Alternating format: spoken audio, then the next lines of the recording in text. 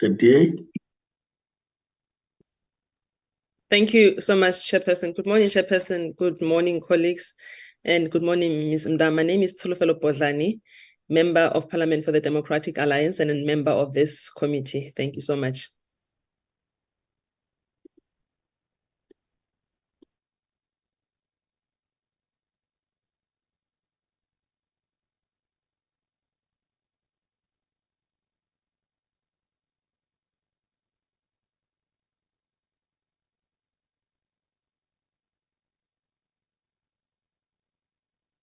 Chairperson, I'm just checking if you are still connected. I think Ms. Bodlani would have been the last member to introduce himself, as Mr. Tambo and Ms. Josie have not joined in yet.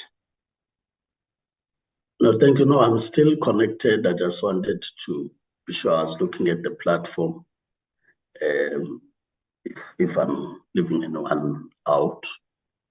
But just to also explain that indeed we would have received an indication from other members that there may be some substitutions that would happen just to ensure the representation. Spotlani being one who was traveling, and at that time, then the Honorable Mazzoni will get in. We have a similar situation with regard to Honorable Dagani, who's also a standing appointment. He needs to attend to. At that point, then Honorable Gumbo will then be brought back only at that time until we assess the situation. So I just thought it's important that we clear the introductions now. With that having been said, we are now coming back to you, Ms. Mda, having heard who we are interacting with, to briefly introduce yourself in the 5 minutes. As I said, reflection on your skills, your experiences, and how that would assist if you were to be considered by the committee. Over to you. Okay, thank you very much, Chairperson and honorable members. My name is Lize Gamda. I was born in the Eastern Cape, from Tata originally, but have lived in Johannesburg shortly after graduating in the 80s. I do still have a home in the Eastern Cape. My father is still around, and siblings who are in the Eastern, so I do go home. I'm not like equal to cheaper as a Joburg. So I've been here for over 30 years. It's many years, and I have done a lot of work that you would connect with journalism. I have worked as a journalist. I have worked as a manager in a journalism space. I have worked as an executive. I've worked as editor and title editor, and I've worked as a publisher. And I've worked as a freelance, and I've worked in the business side of publishing over many years and over many sort of media companies, including Mail and Guardian, Sunday Times, The Star, City Press, and I've worked on the publishing side, also at independent newspapers and also at Mafube. And the last few years, not few years, last 8 years, I've been teaching at Wits as a lecturer in the Department of Journalism and Media Studies. So I would say I've sort of covered what is involved in journalism. And in that time also, I have participated in associations and organizations that seek to build the professionalism and the ethical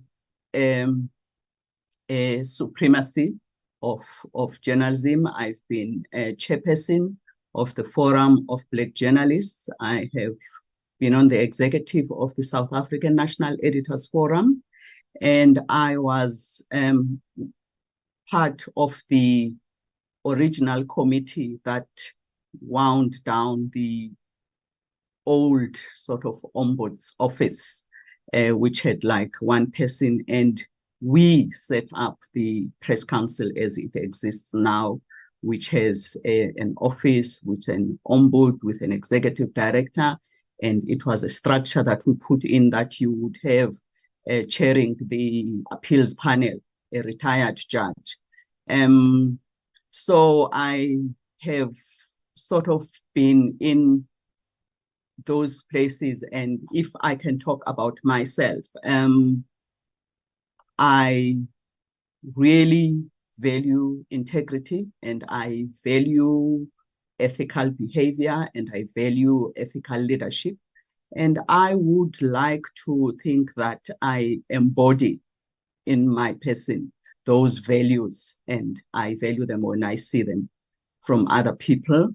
And I teach those values to my students. Now it's the first thing that the students get taught, to learn the principles and ethics of journalism. And I think that extends to all kinds of areas. And I'm currently doing some research around the SABC and governance, and I think governance is important, and I think all of this experience would be part of why my colleague felt that I could add value to the MDDA board. And I looked at it and I thought, you know what? It could be part of my giving back again, because I haven't been in sort of this public space, so to speak, working with a government entity such as the MDDA, and it could be an opportunity for me to bring all this experience that I've had, across journalism, but it could also be an opportunity for me to learn. So I accepted the nomination. Thank you.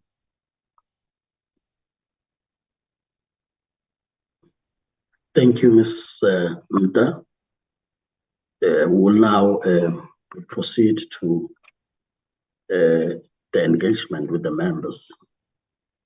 In the order I would be calling them. We'll start with the Honorable Becker, who would then engage with you. Got questions to ask. Who will then be followed by Honorable Botlani, if she would still be in the platform, followed by Honorable Dagani. If we do get the other members on, then that would come, and Honorable Mlala would be the last to engage. The Honorable Kubeka. Morning, Miss Lizeka.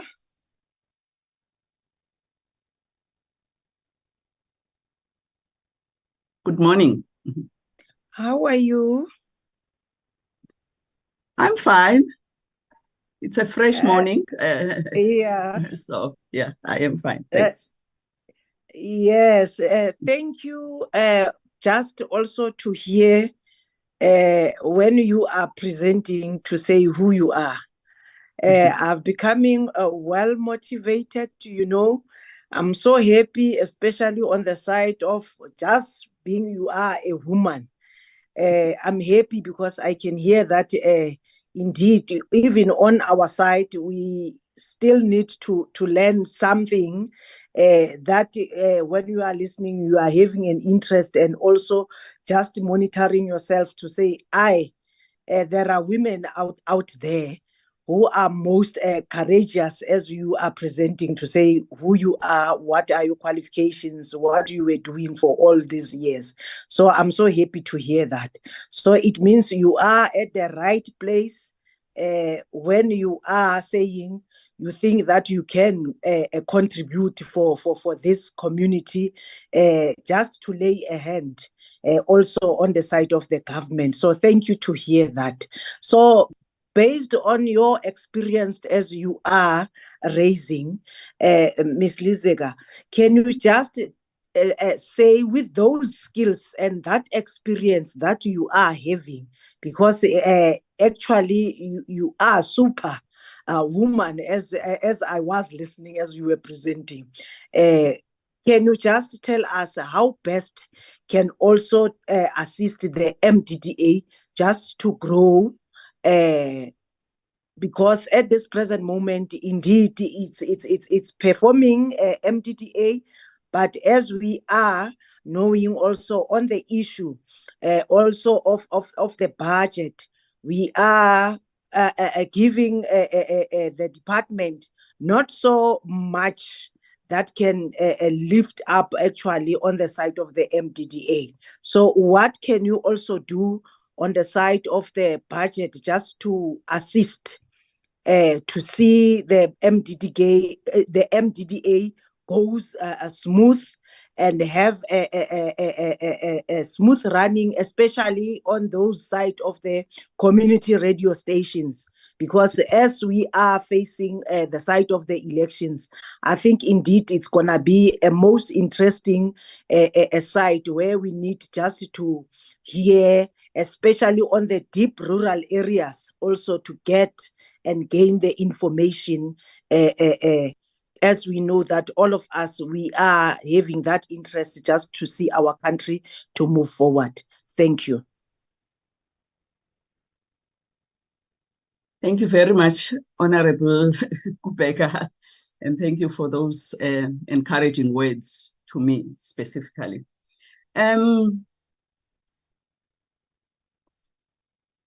Funding is an issue for everyone.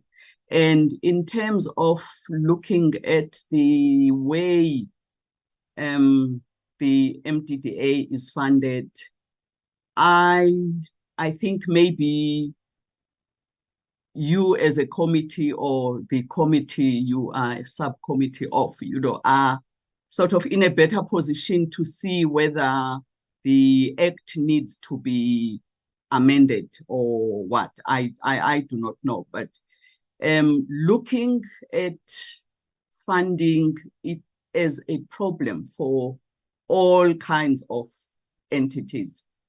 So I don't think it would be different for this. The problem is looking always to the same people, etc. And people will talk about advertising. My belief is that advertisers are not aliens that are out there to be, looked for, etc. And it's difficult to find. As far as I recall, the government is the largest advertiser in the country. And I feel that the government should be putting its money where its mouth is. The government should be advertising in these community media organizations, whether it's radio stations or print, etc. They should be advertising there. It's okay to advertise in the big media spaces of the Sunday Times of this world, and maybe SABC Radio or the other places. But also government entities, parliament advertises, provincial governments, they advertise, local governments, or state-owned enterprises. All of these people need to support these community media organizations, because no one is going to look at them. You are not going to get these commercial advertising agencies moving ahead of government.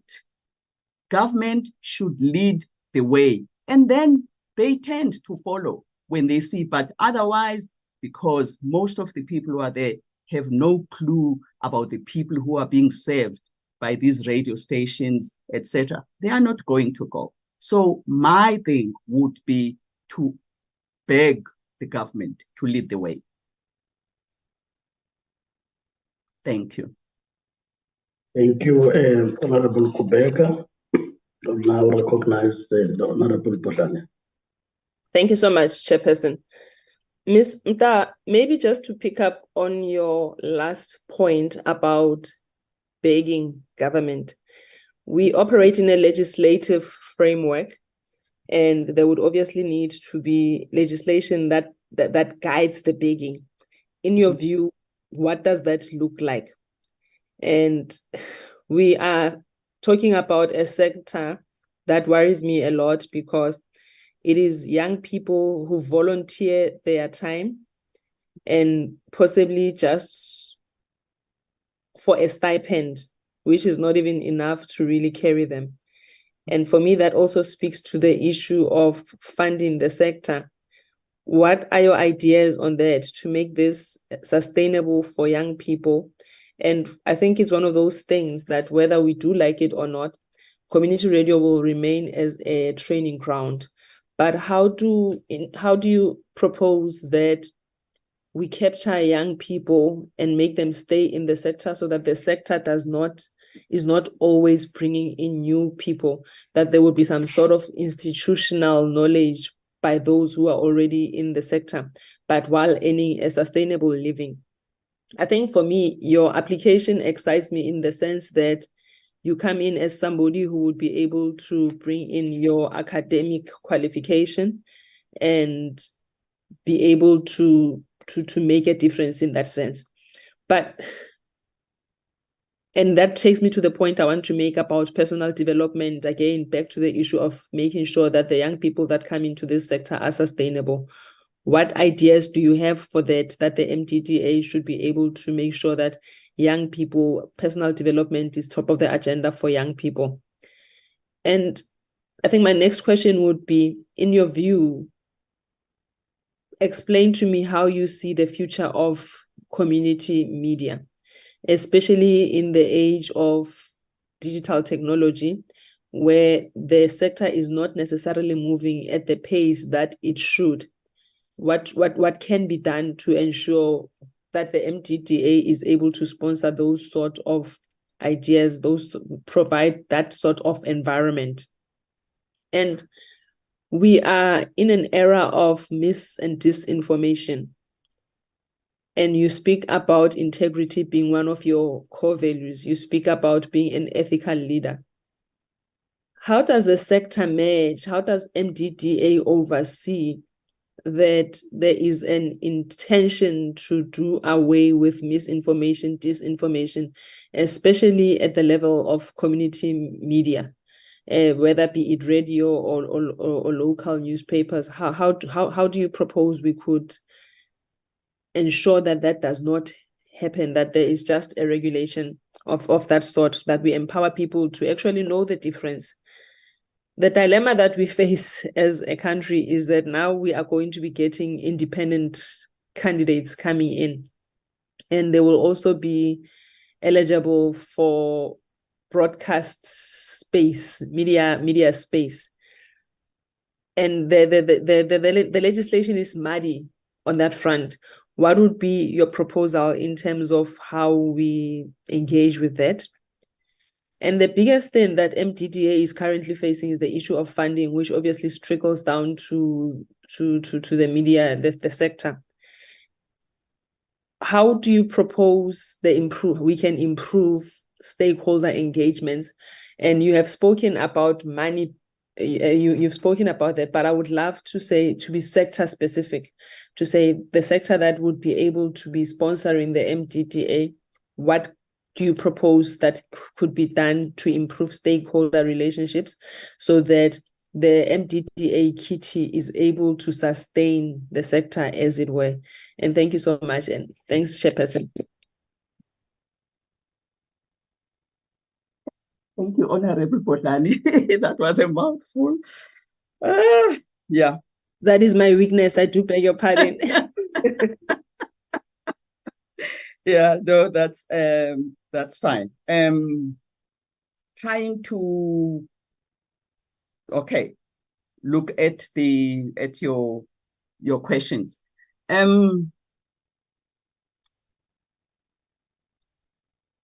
One of the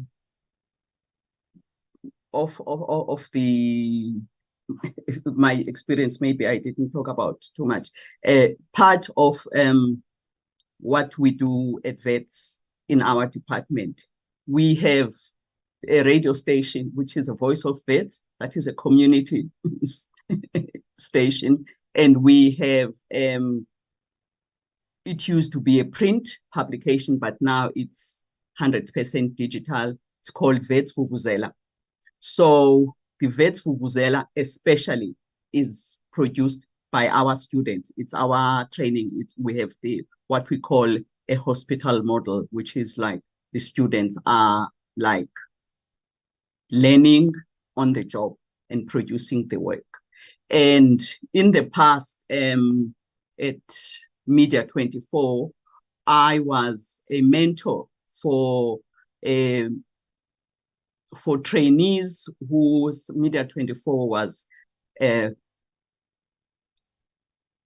partnership. This is where I'm getting at, with an organization called Disability, which publishes, it also used to be print and now it's digital, publishes content that has to do with disability issues, basically. So the thing that I have learned from that kind of experience is the importance of partnerships.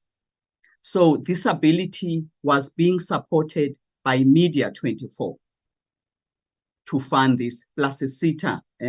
I forget the name of that sitter. So partnerships work. We are at VETS Vuvuzela, and when we were producing the paper as a print, we worked very closely. We were printed by Kexton. So you find, because some of these organizations are willing to support, but you need to reach out. People do not know you need help if you do not ask. So I am experienced in asking for help where it can be found. Partnerships are very important. And when I was at Sawubona, you had to deal with all kinds of partnerships and stakeholder relations there, to do with tourism, to do with, the economy of the country. You need to identify those partners that can help, and you need to reach out.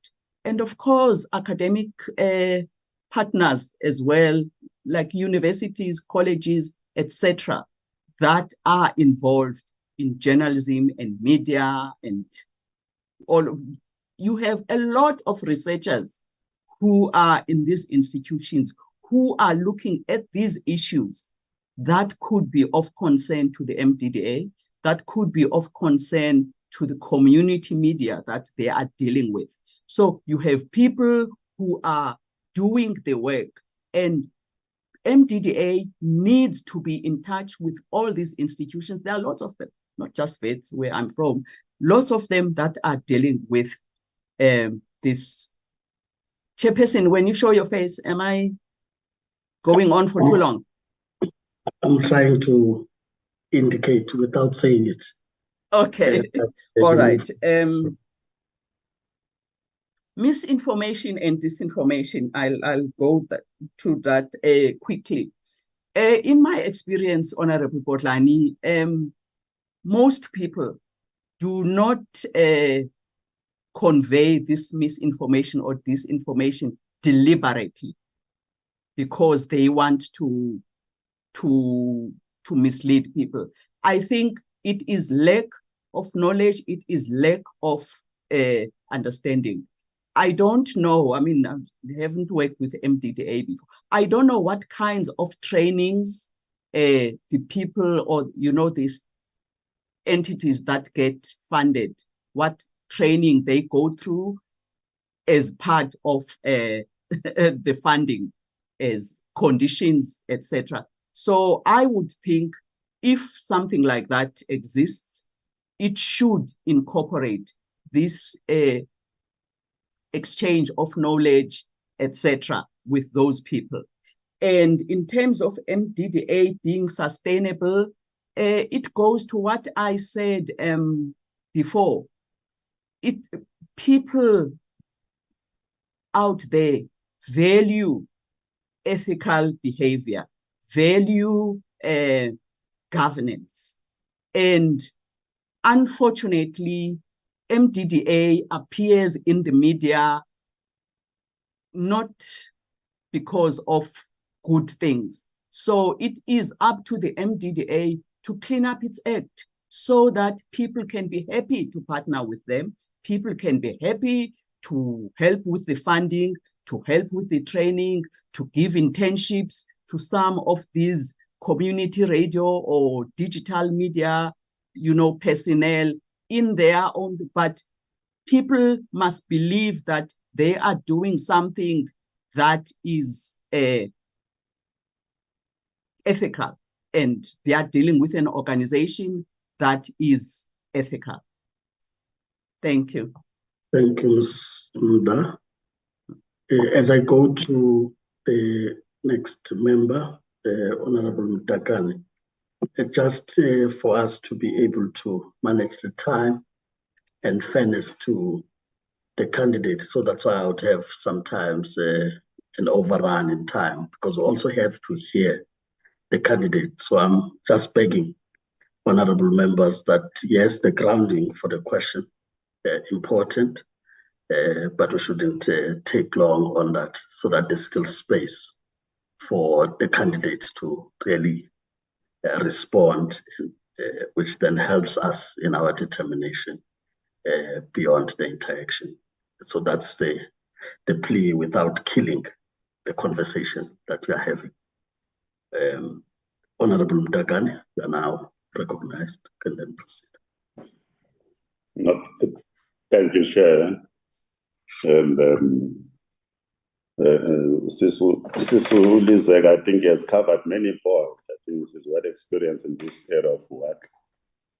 And then I accept also your request, Chair. And I think I've got two areas that I want just to raise. And then what is her experience in dealing with community radios, directly and indirectly? And what are the new prospects for the community radios in our country? Villages, many villages in our country, and many small railway towns. And then because she has been dealing with this media communication for many years, surely she would also be very relevant to assist me if she could be able also to just to outline briefly what would be her vision if she is privileged to sit in the board of the MDDA, precisely because we are dealing with the ever-changing situation in our country, ever-changing technological development. In an age like this, there's no guarantee on what is the future all about. To me, it would be important also to hear, because she's very experienced in this area. She can assist us also. What is her vision if she is privileged to serve in our board? And I would be appreciating that, because she will know better than myself that the new eras always call for new ideas, because development is so fast, it's ever-changing situation. Society is ever-changing itself. And then given the fact that communication is a central pillar for any development in the country, she will assist us to identify some of the areas. Thank you, Chair. I wouldn't take long. Yeah. Thank you very much. Honorable Dagane. I do not have any direct experience with community radio stations, except for the one that we run in the department, the Voice of Vets, and which only speaks to the vets community, which is very urban, which is Johannesburg. So even though it may have challenges, its challenges are minuscule when you would compare them to the challenges of a radio station, let's say, in rural Eastern Cape, for instance. But I do not know if I can have a vision when I am an outsider at the moment, because I haven't looked at the MDDA's work so closely to identify like different problems for each radio station. But I think when I am presented with an issue from a particular radio station, I would be able to see that perhaps the problem is an HR problem, perhaps the problem is a marketing problem, perhaps the problem is funding problem. I would work with problems as I see them, but I think because of my experience, I would be very keen to get closer to those community radio stations if I were to be, fortunate enough to be chosen to be part of the board. I would be able to look at that because I've worked in circulation and marketing, and I worked, talk about retaining customers, attracting other customers. So all of those things of listenership. But until you are in the space and you see who this community that is being catered for is and what their needs are, etc., I don't think I can sort of sit in Johannesburg and say, oh, I know how to solve your problem, your problem, your problem. I don't think so. Thank you, the Honorable Mdakane. I will now invite the Honorable Mlala.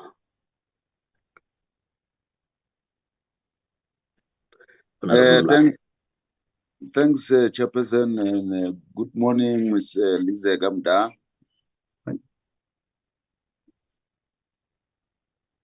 Good morning, ma'am. I said morning, sorry, I said it quietly. Sorry about that. Your speaker maybe was not audible, thanks. Madam, I think from your background, I could hear that you have not been quite close to MDDA and the community media, but broadly speaking, you are well experienced in your field in terms of the university and the role that you are playing. I just wanted two issues. What would you think is the impact of the mobile broadband and the role and impact of this over-the-top players, particularly on community media? That would be my first question. And the second one is that our media space largely is influenced by a number of factors, profit-making companies, political interest, business interest, and we are expecting in this regard the poor community radio stations to survive. What would be the areas where you think communities, our rural communities are strong, particularly rural communities, because in the main, they are the ones that suffer the most. how can we help them rise not to the level of big business, but at least the level of sustainability? Thanks. Those are my two questions. Thank you, Honorable Molala. I am very sorry. I do not understand your first question. I'm sorry about that. You say impact of mobile broadband over the top. I don't know, what is that? Sorry. Yes, I'm saying the impact of mobile broadband on community radios. And the second question was the role and impact of over-the-top players, these OTTs that are dominating our media space, on the community media. All these two questions are related to the community media. I hope now you understand. I don't know if I do, but you will say if I'm not answering your question. Mobile broadband, I would think you're talking about cell phones. Yes. Okay. Yes. I'm not sure that it would be what kind of problem it would be, because I don't necessarily listen to community radio stations, but using my phone, I am able to listen to Umhlobo Wenene, for instance. So I would see it as an opportunity, with their access situation for their people who they are directing, that the people can listen to them over their phones. I don't know why I would assume that it makes access easier. And as I said, I could be completely not understanding your question. And the thing about media space, how to build up community radio stations to compete with others. I think an attitude out there is that community media are inferior, and some of them are, but by the fact of being a community media entity doesn't mean you have to be inferior. So my attitude is have a good product. Have a product that you are treating, you yourself as the people of that station, treat your product with respect and put it out there to people as something to be taken seriously. And then you can compete better than you are at the moment. Not a case of, no, people should understand we're only a community radio station, so we will say whatever on air, so we will do whatever, so we will make all kinds of things that get associated with us. No, take yourself seriously. And then other people will take you seriously. And when you are looking for support, then you are presenting in front of people something that is valuable. There are a lot of community radio stations that are working exactly that way. So if you are not in that space, be open to learning. No one is born knowing what to do. Everyone needs to be open to learning, and you must be ready to put that in practice. And you must learn, and you must get, because the truth is all media, even the ones that you are saying are profit-driven, every media entity is struggling. This is something we talk about as trainers of journalists. What are we training these children for? Because the industry is in crisis. So we need to all be part of the efforts to keep this industry going, because if it is struggling for the commercials, it's going to be worse for the community ones. So it is important that we do the things that make people take us seriously. Thank you, Honorable. Thank you, Honorable Mlala. Thank you, Honorable Mlala. I see that we not have any other member who would want to pose the question to the candidate. Of course, the point I wanted to highlight has now been clarified at the end. So with regard to the OTTs as raised by Honorable Mlala, and how the survival of the community media would interact with that. So that having been said, I'm now going to come back to you with the 2 minutes to make your concluding remarks or any matter you want the committee to clarify. Over to you, Ms. Mda. Thank you for this opportunity, for these closing remarks. And thank you for the opportunity to come in front of you anyway and present my case as a person that you could consider for that. And I would like to ask you the same way that I've been saying, people should be open. I would like you to be open to a person like me who doesn't have that experience of working for a government entity. As I just said, none of us are born MDDA board members. None of us are born board members. None of us are born committee members or subcommittee members. Someone gives someone a chance to prove themselves that they can do it.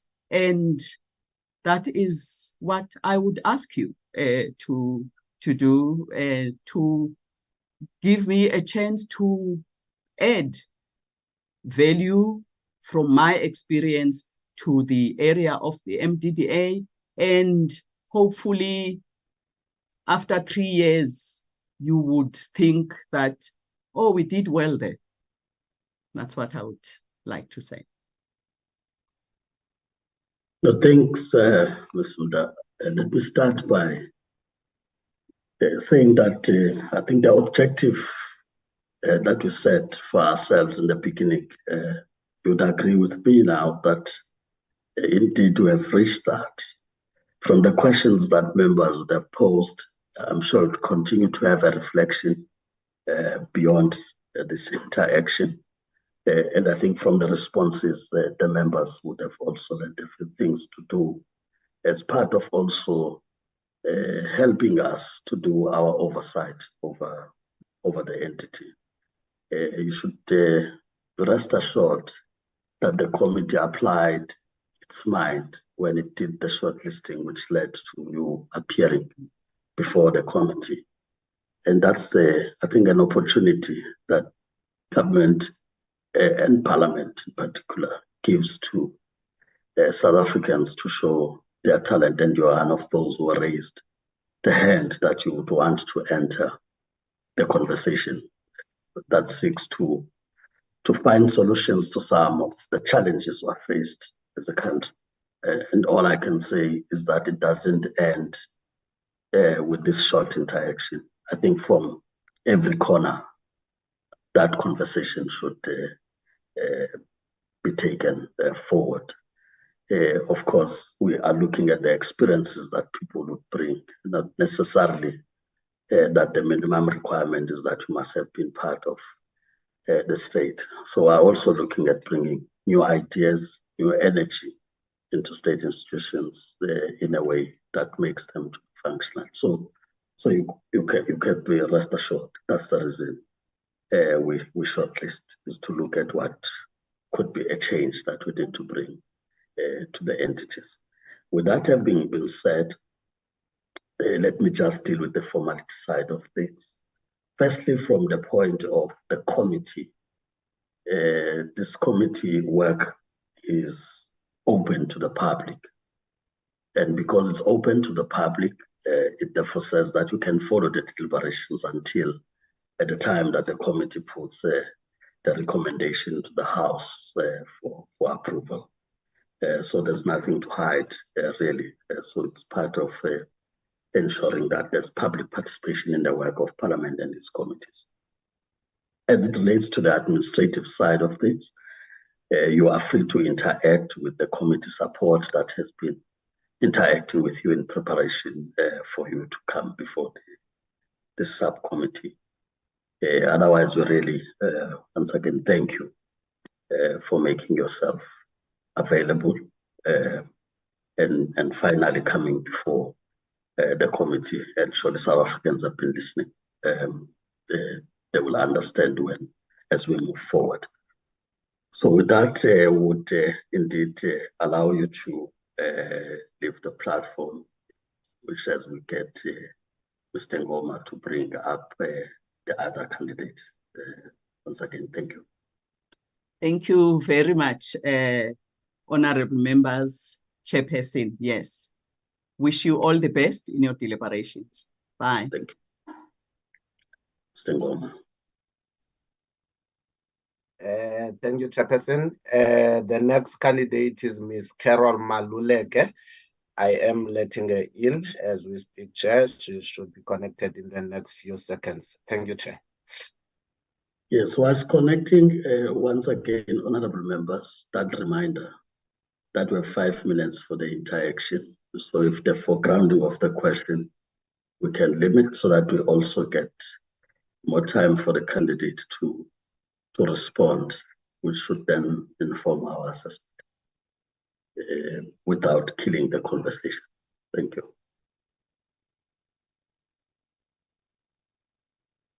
Somehow she got disconnected, Chair. I'm just trying to get her back.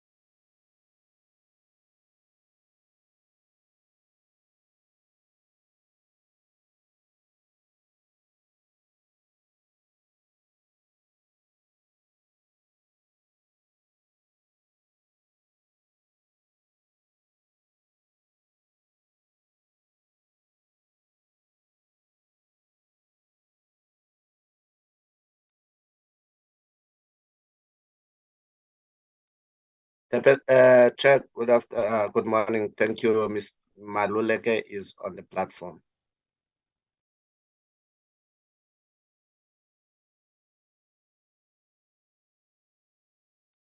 Thank you, Mr. Ngoma. Good day, Ms. Maluleke. Can I just check if you are able to hear? Good morning. Yes, I'm here, Chair. Yes, the only problem is that we can't see you. Okay. I wasn't sure about that. I was going to check if I should open my video. Can you see me now? Yes, we have to interact with Ms. Okay. Not All some AI of some sort. So we're happy to see you and we hear you quite clearly. Let me then welcome you. You are now appearing before a subcommittee of the Committee on Communications and Digital Technologies in the National Assembly. So we are set up in terms of the rules of the National Assembly, where committees are allowed to put a subcommittee that focuses on a particular matter. So our focus is on the MDDA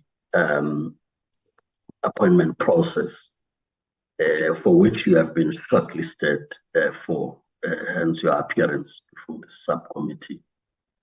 Of course, I would, in a way, as we get to the conversation with you, so we just put the word interview on the side a bit so that you can relax and engage with us, honestly. So, and in that conversation, we believe that we would be able to learn from you as you respond to questions, but also that yourself you'd learn from members in the questions that they would pose to you. I will quickly then go through just the outline so that we are able to proceed without problems. We'll, of course, have an introduction of committee members. So this committee is on the basis of the multi-party system. Therefore, you've got representation of parties proportional to the size of the electoral support of 2019.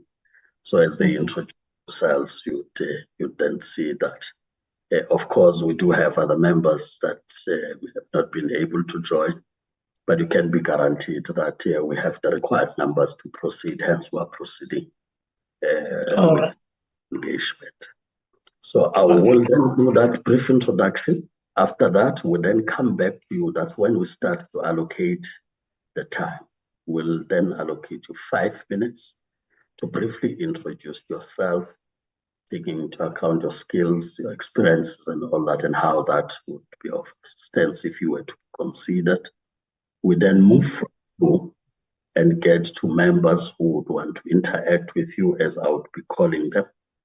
It will be 5 minutes per member. That 5 minutes, it's the questions as well as your response in the 5 minutes.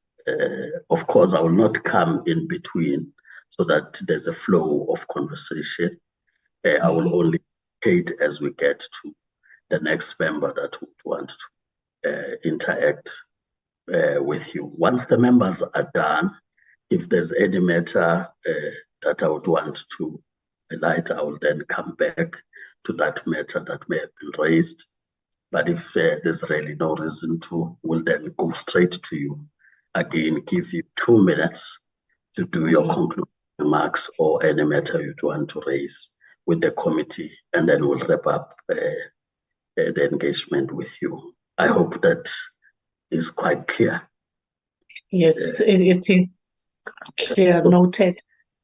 So therefore, I will start, of course, the African National Congress, starting with myself, Boyce Maneli, the chairperson of the committee and also chairing the subcommittee.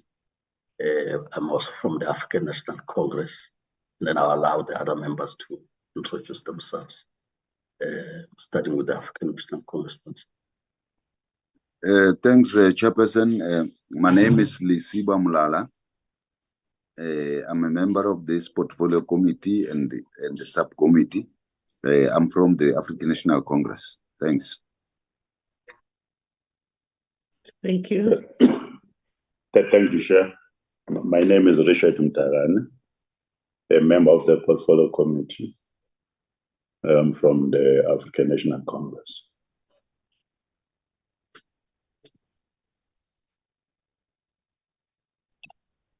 Thank you, Chair.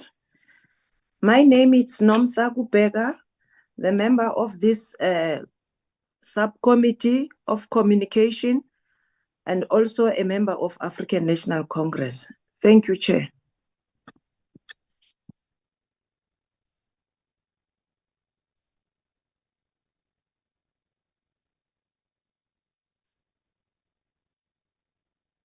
Bolani is muted. I do beg your pardon, Honorable Chairperson. Good morning, Ms. Maluleke. My name is Tsolofelo Bodlani, member of the Democratic Alliance and member of this subcommittee. Thank you so much. Thank you, honorable members. Ms. Maluleke, I'm now coming back to you. As I said, it will be 5 minutes for your brief introduction before we get members to interact with you. Over to you. Thank you. All right. Thank you very much, members. Thank you, Chair. Just one thing I wanted to bring to your attention. It's I had a bit of a technical problem with the laptop that I'm supposed to use to connect when I switch from Teams to Zoom. So now I'm using my cell phone. Just want to apologize in case there might be distractions. I tried to bar all incoming calls, but just to let you know. But then so far it's looking fine. So I'll start with the introduction. My name is Carol Maluleke. I was born and bred in Limpopo, where I also schooled. After matric, I headed to Gauteng, in where I enrolled at the then Vet Technikon, now called University of Johannesburg, where I enrolled for public relations course and finished that in 3 years, in where I went to do my internship at the PR and Communications Agency. Following that, I went to work for various sectors. My first one was UNISA, which was an educational institution. And as it's also listed on my CV, I went for mining. I went to work in a publishing sector. I also worked at local government, and then I also worked for arts and culture sector. And after that, I went on my own, in where I'm managing director for C-Brand, which is a communications and PR agency, coupled with being a founder and director of an NPC, a nonprofit organization, which focuses on youth and communities back home, which now came as in plowing back to my community, or I'll say communities, because I'm not working with one village. I work with about 5 villages now, where I try to bring exposure to the youth. Well, of course, I also grew up there. So what came to mind was to say, if I had this exposure, why not take it back home, in where I can expose other children that are underprivileged? So that's how it came about. But all, in general, I'm passionate about public relations professionally and also in general, because I always take public relations to say it still works at the families, at one's own family. It works in the community. It works also on a professional basis. So that's where I'm coming from. I'm a team player, and I adapt easily to any given environment that I find myself in. So in a nutshell, I hope it fitted the 5 minutes. I can still add, I have more information, but in a nutshell, that's who Carol is. Thank you, Chair. Thank you, Ms. Maluleke. I will now get to the honorable members in terms of interaction time. We're starting with the Honorable Kubeka, followed by Honorable Bodlani, Honorable Mtakane, and lastly we have Honorable Mlala. The Honorable Kubeka, you are now recognized. Can proceed. Good morning, Miss Carol. Good morning. How are you? I'm fine, thanks. And how are you? I'm fine. Thank you to hear and also to see such a young face, you know, as you are presenting yourself. I'm happy to hear that, and especially as you are telling us on the side of your role that you are playing, especially for the youth. So indeed, you are representing them. Firstly, I will just, with that expertise and the skills that you are briefing us about it, can you just tell me how best can you also try to bring those skills on the side of MDDA in order that MDDA can grow more than as it is at this present moment? And also, can you just tell me on the side of funding, how best also can you just assist? Because as you know, MDDA, it needs to be stretched in all these provinces, and also on the side of saying we know that we are having those deep rural areas, and I'm happy because you are on that side and you are having an experience. How best also can you try just to assist on the issue of funding in order that it can accommodate all these provinces, especially in these deep rural areas? Because we are saying, based on the issue of community radio stations, I think that's where at least those areas can have at least information, because we know also on the side of the print media is a little bit difficult. What can you do in order to assist, in order that information can be also go so in those vast areas that we are mentioning? Thank you. All right. Thank you so much. And thank you for the compliment. I'm approaching 50. I didn't think I'm that young, but thank you for that. Firstly, on the first question, I will think campaigns can work in involvement for the youth, in where we need to have them involved. It's also working with schools as well, because sometimes what I usually say, it doesn't have to be students maybe that wants to follow media. In terms of say media development, you could still be in engineering, you could still be a doctor wanting to pursue such studies. So I had believed that it's more on presenting it to them, involving them, working with the schools.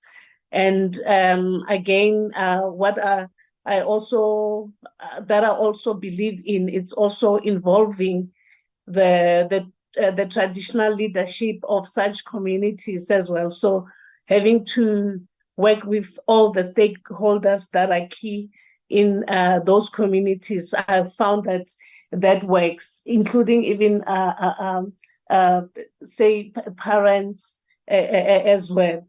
So in terms of the youth, I'll say it's more involvement. It's putting this in front of them, giving them the exposure.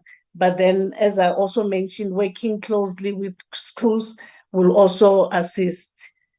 On the first question, I hope Honorable, I answered it well. If you still want me to clarify, if I missed something, you can let me know before I tackle the second one.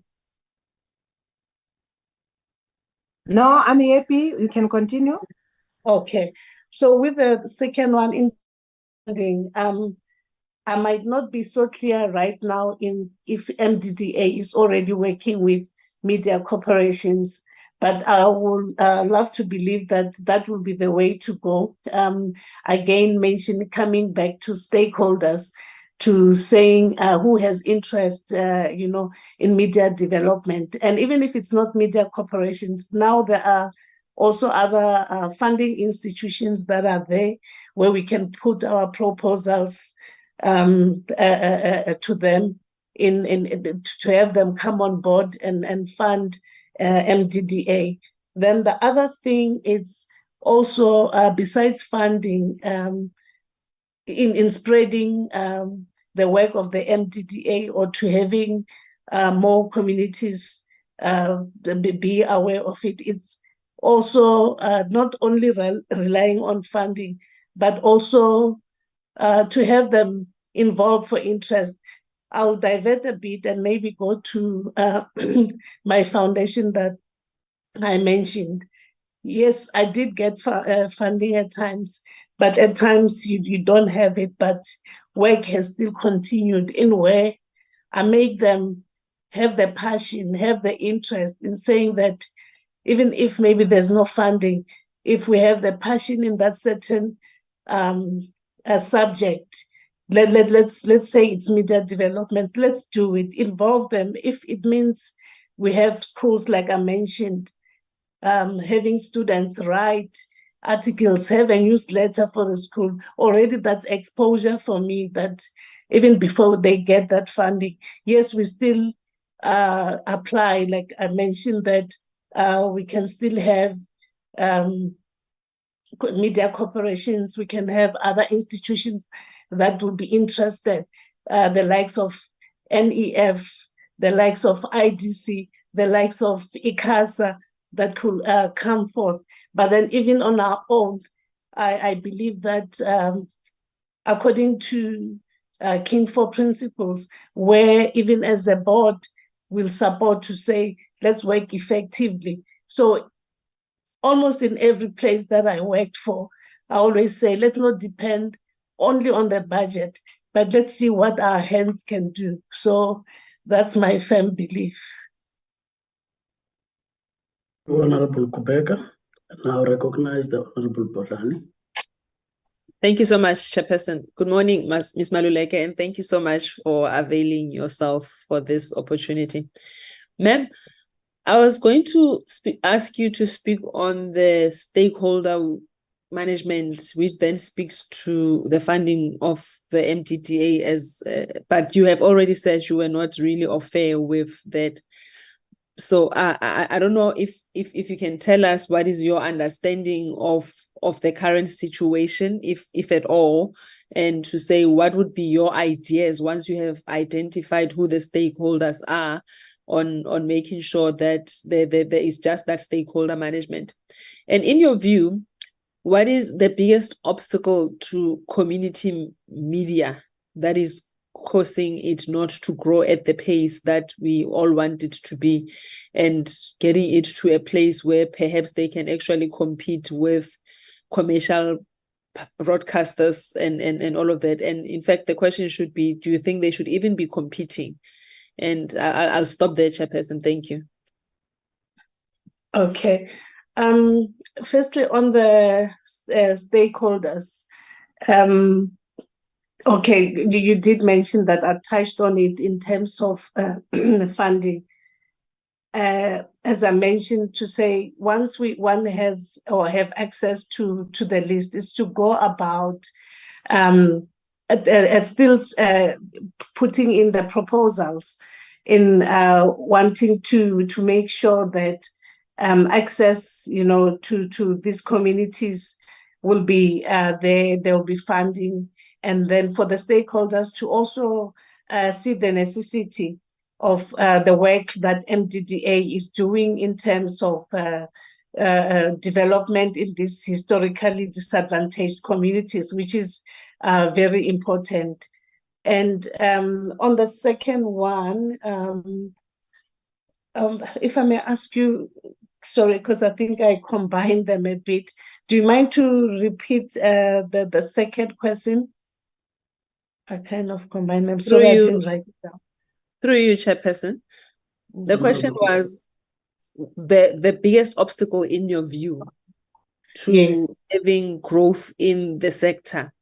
And I then tied it to the issue of that being the need, if you believe there should be a competition of some sort between community broadcasters and commercial entities, and how do you match the two to make sure that there is equal footing, as it were? Okay. The biggest obstacle for me, observing from what I know, I'll say it's more people are not informed. But I have seen, let's say, particularly looking at my community, where when I'm there, I also will still listen to the local radio stations that, for example, MDDA is also funding. I have seen that growth, and I feel it's improving. That there could be obstacles in terms of people not being aware, but then again, others, as you mentioned, listening to the other radio stations. And when it comes to the competition, I feel from my side there shouldn't be competition, because it's streaming to different target audiences, if I can put it in that way. Or again, in terms of loyalty, even if, let's say, we can say between myself and you or other members, we will, in terms of listenership, we can listen to a particular radio station, but at times we also we will not get loyal to listening to one particular one, but then you will know that maybe at a certain time there's a certain program that you want to listen to. So it wouldn't be mainly competing per se. It will be our radio stations also maybe pulling up their socks in coming with content that will be maybe, let me say, keep up with the trends and have content that is relevant, not necessarily competing. From my side, I would also love to see the collaboration instead of the competition. Thank you. Thank you, Honorable Bodlani. And I recognize the Honorable Mtagan. Thank you, Chair.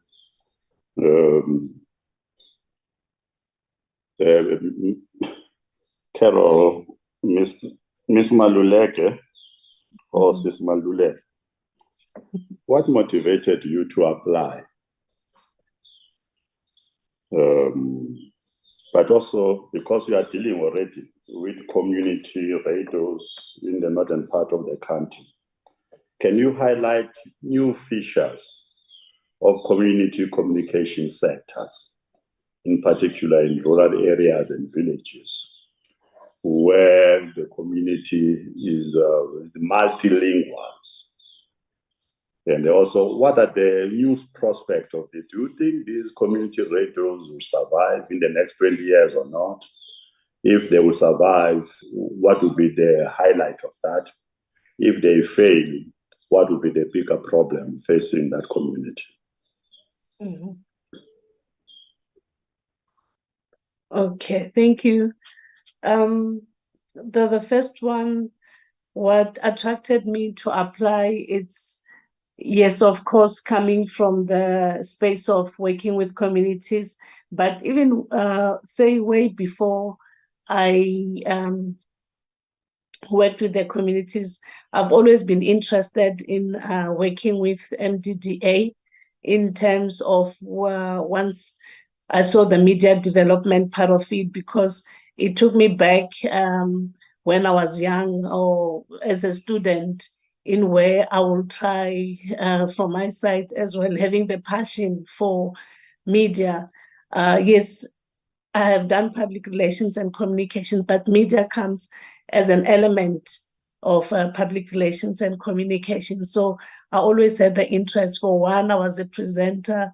Being a student at University of Johannesburg, I was a presenter at another local community station when they started around Johannesburg. And in terms of writing, because publications as well. So I saw myself in that space, or also being relevant.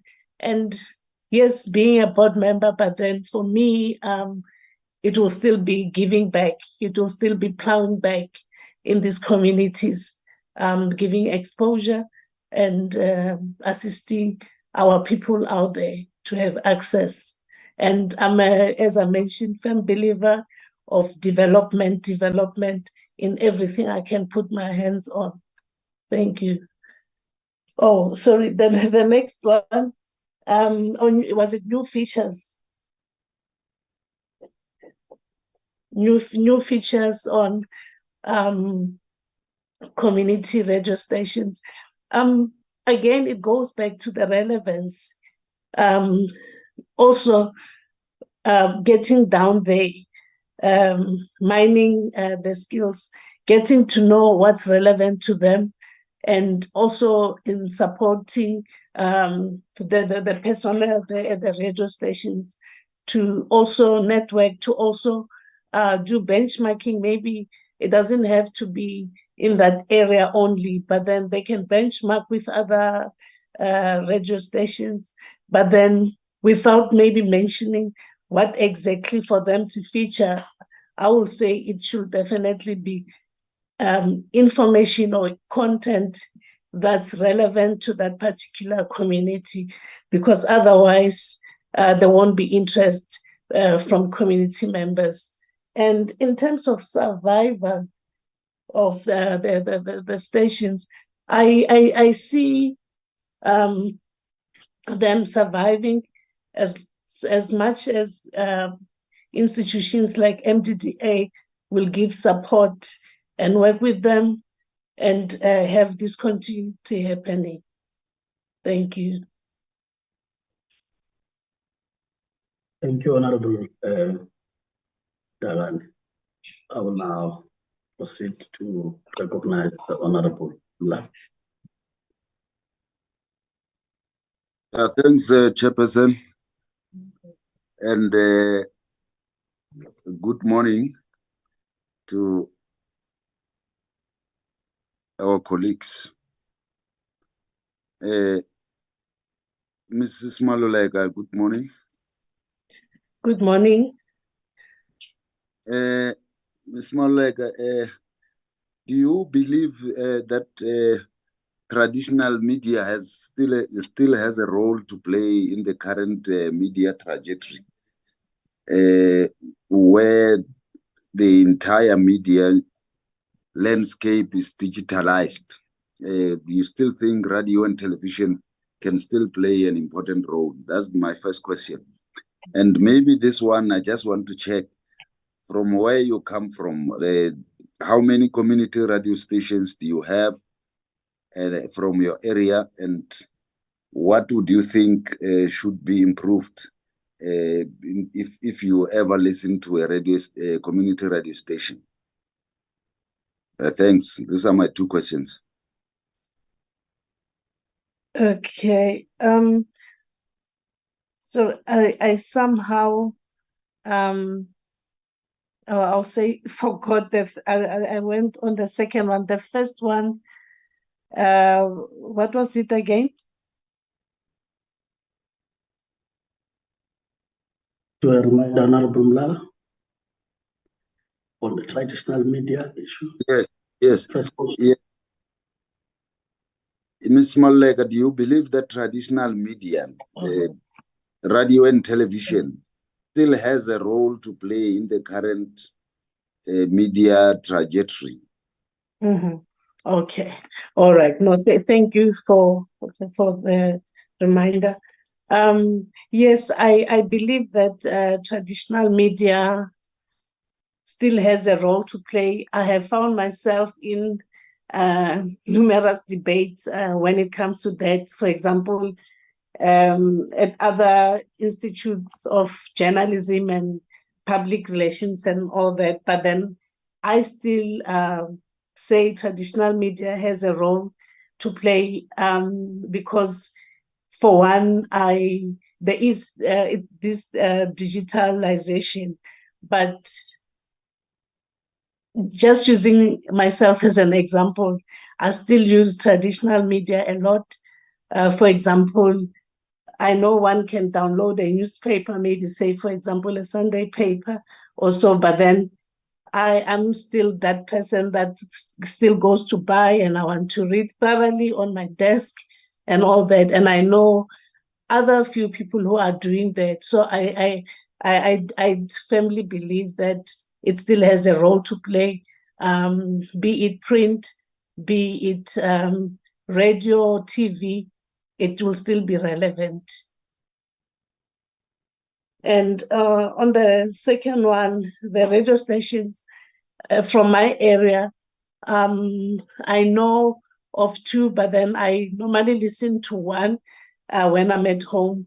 One is in Malamlele, and the other one is Giani radio stations. Actually, I'm even wrong to say when I'm home, because I also stream and listen to it, whether I'm in Gauteng or so. So those are the two. I know there are others, but then with all honesty, I listen to the Giani radio, community radio station. And in terms of improvement, I'll go back to say the relevance. But so far, with the Giani one, I'm quite satisfied. Hence, I can still go to it and listen to certain programs that I follow.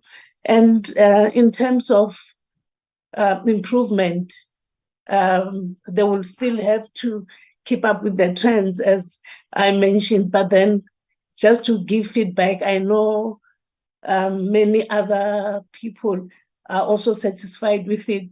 That's how I got to follow them and stream wherever I can be, because it's got a good listenership, and the programs as well are relevant to our community as well. Thank you. Thank you, Honorable Mlala. I take it that we do not have the members who may want to pose questions. I think on my side, you've clarified the first question asked by Honorable Dakane in the question that has been asked now by Honorable Mlala on traditional media. I think Honorable Dakane raised it from a point of the new features in the communication, in the community media space. So with that, then I will come back to you again for the 2 minutes for you to make concluding remarks, including any matter you want to raise with the committee for wherever. Over to you, Ms. Maluleka. All right. Thank you again for this opportunity. I feel privileged to have been shortlisted. As I mentioned that my reason for having applied, it's more on that it's been a space that I have operated on from when I was a student, and again professionally, so which made me realize that I have passion for this field. And as I mentioned, that it's not directly on what I do, but then being an element of having work with media, and also having been involved in other media related matters, even from the PR perspective, I find myself grateful to have made it to this shortlist, and looking forward to say I would love to work ethically and also effectively, because it's something that I believe in. I like the questions that were coming in to say it didn't come that you'll just be a board member who receives a pack and reads it and get to a meeting, sometimes some not even being read, but then already I can tell that you need to be involved. Of course, not getting involved in operational matters, but giving the oversight. So that's what makes me excited. I wasn't sure what kind of questions will come, but then as I mentioned, that it excites me to say that I feel that what's coming, it's you get involved, you support the management or the organization to reach their objectives. And that's what I'm looking forward to. Thank you.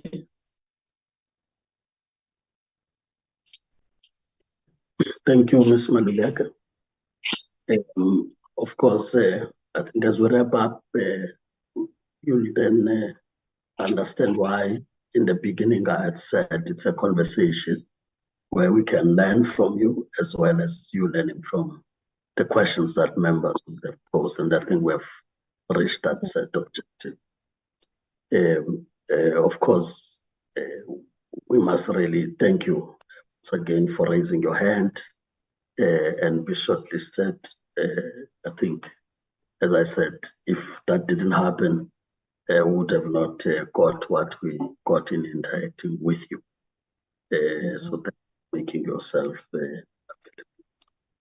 I will just deal with the formality side of things from a point of the committee work as it relates to this appointment process. All our meetings are open to the public, like all Parliament and its subcommittee work. The public needs to be involved, so that's part of ensuring that there's that public involvement. So for that reason, you'll be able to follow the deliberations of the committee up until we also present a recommendation to the House from which the committee work will end. Of course, as it relates to the administrative matters, you are free to interact with the committee support or that was interacting with you in preparation for you to appear before this committee. So feel free to do that. Once again, thank you for being available Friday. Thank you. We'll then allow you to give the platform as we get Mr. Ngoma to get us the next candidate for interaction. Oh, okay. Thank you so much. Thank you. Mr. Ngoma.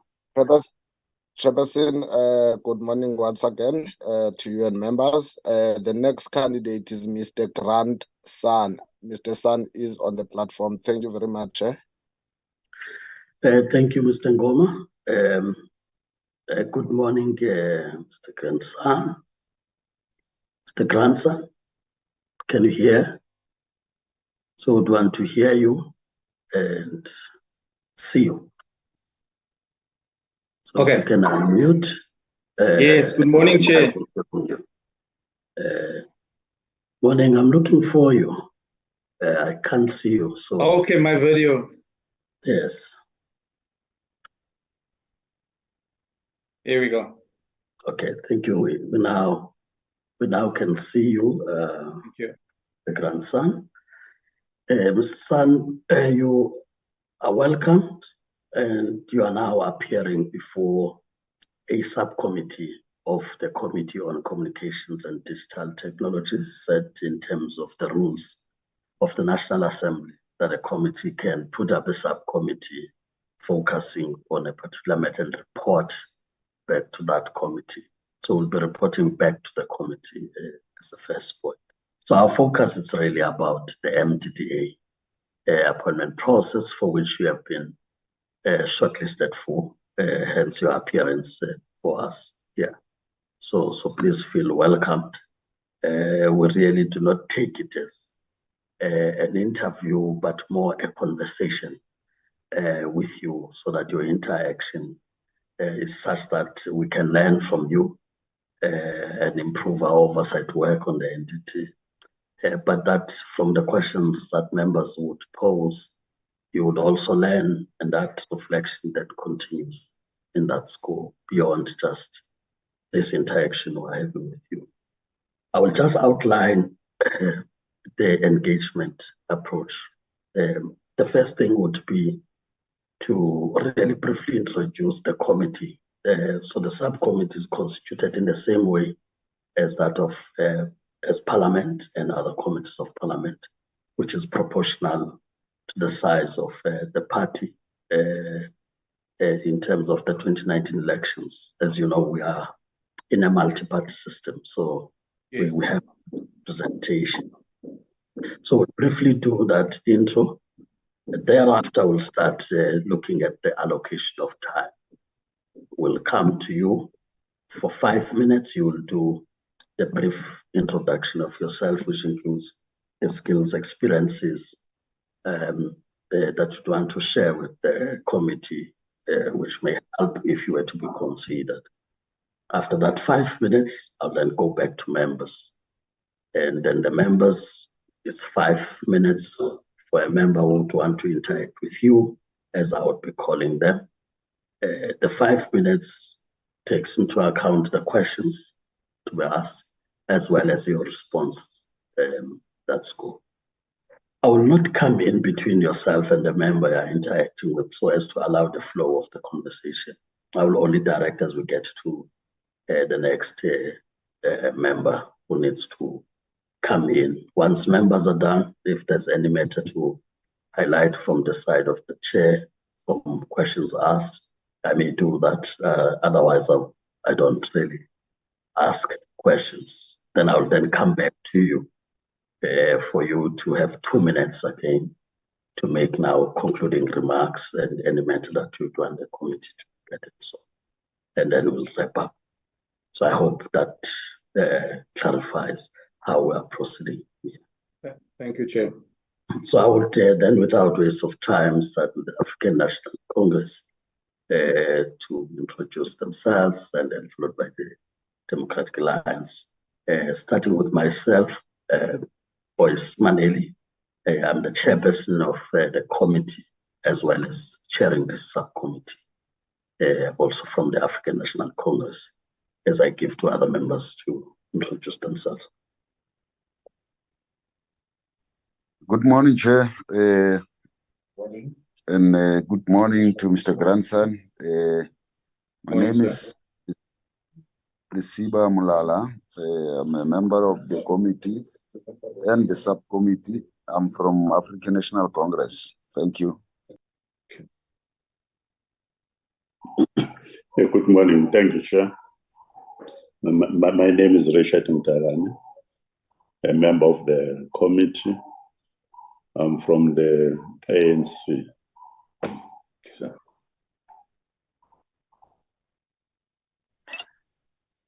Good morning, Chair, again. My name is Nomsa Kubega, the member of this communication subcommittee, and also the member of African National Congress. Thank you. Good morning, Mr. San. My name is Tsulufelo Podlani, member of the Democratic Alliance, member of this subcommittee, and also a member on the Communications Portfolio Committee. Thank you.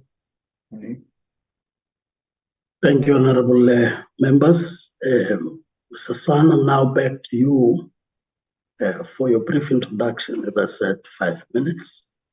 Thereafter, we get to the interaction. Members, over to you.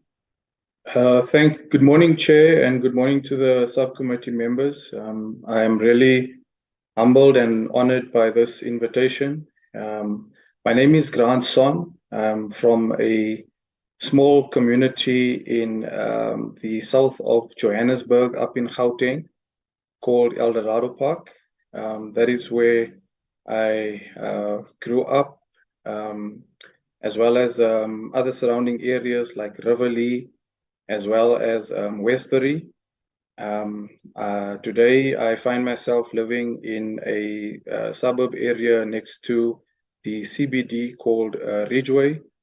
I'm 47 years old.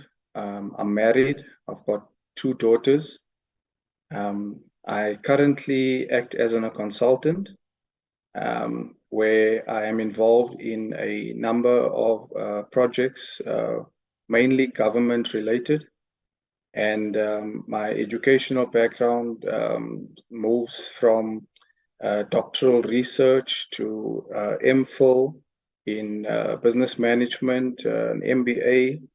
I've also done studies in environmental management, in mining engineering, project management, as well as paralegal studies. My work experience is as diversified as my academic portfolio looks like. So it moves from mining to environmental management to fast-moving consumer goods that moves from Coke to MTN to Botswana Telecommunications Corporation, which is based in Botswana and would be the equivalent of what Telkom means to South Africa. I also serve on a number of government boards where I try and execute my fiduciary duties to the best of my abilities, using both my experience, my academic knowledge, and my lived experiences in terms of ensuring that governments is always adhere to, and that we are acting in the best interest of the organization, and having a look at what it is that MDDA seeks to achieve as far as its mandate is concerned, and also governed by the Act as a institution that is owned and managed by government.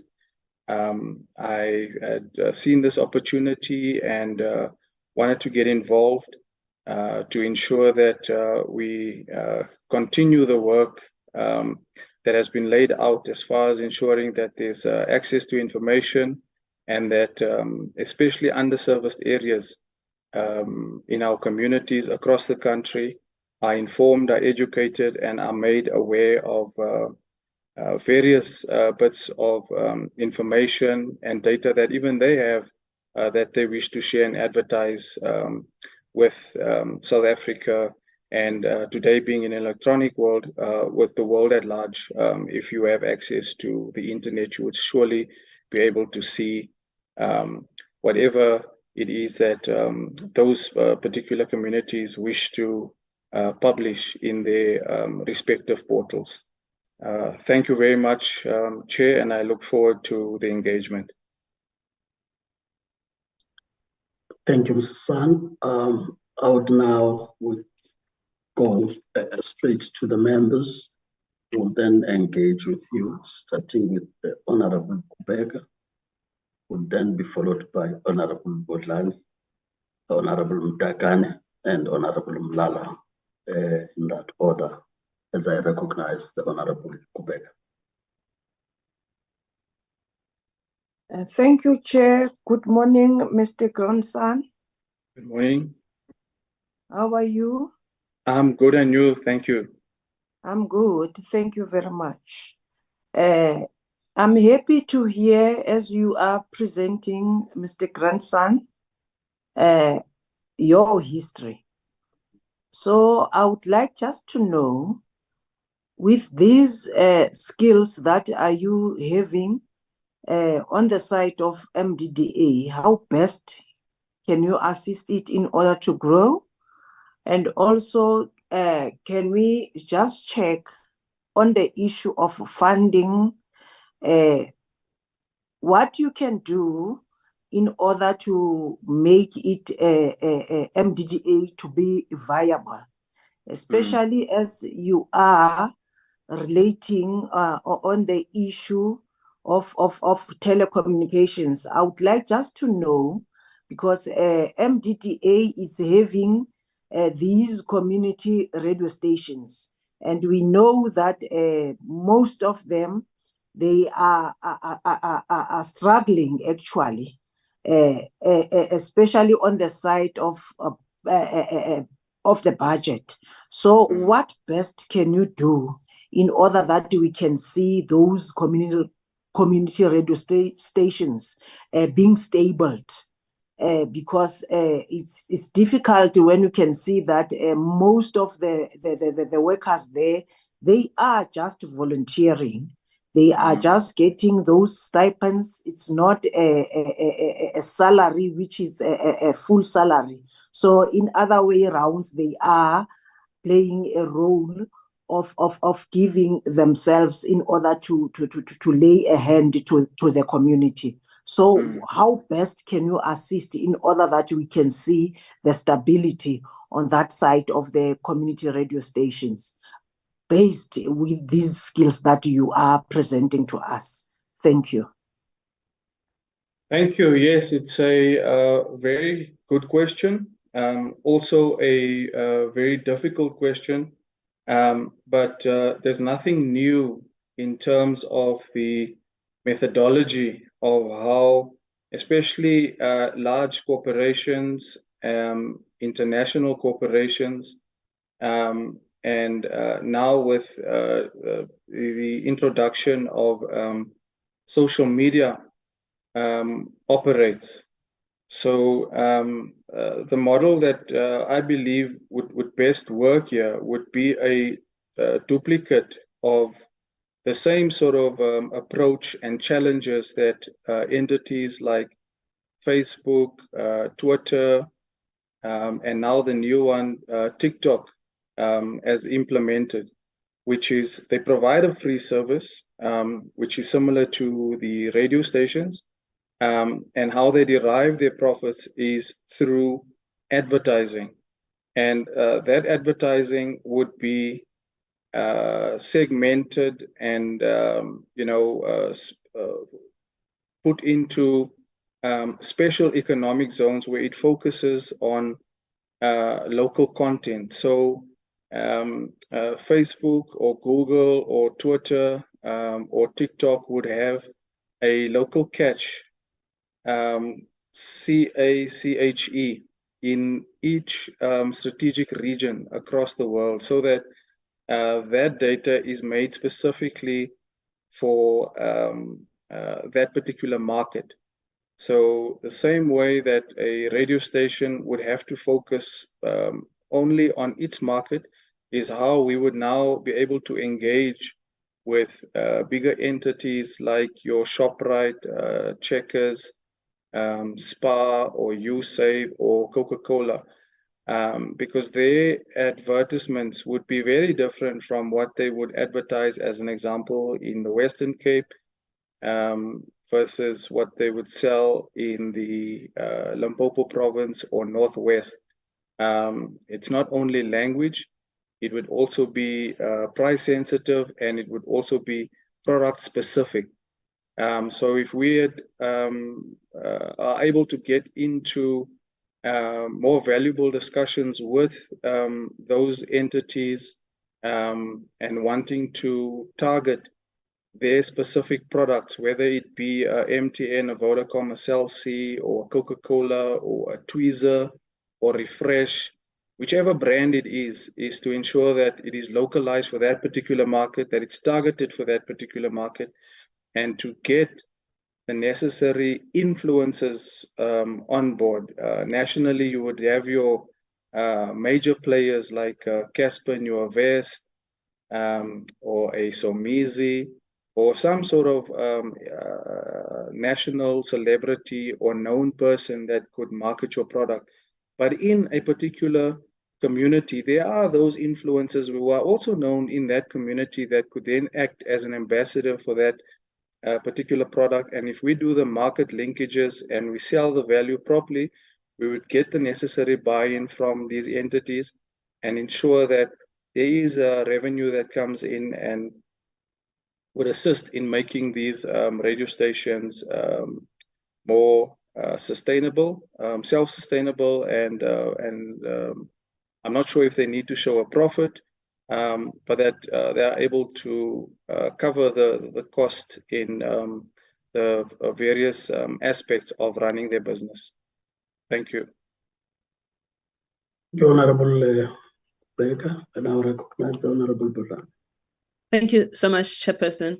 Mr. Son, in your words, what is the biggest motivation for you applying for a position on the board, and what do you hope to achieve if and when you are appointed in terms of your time in office?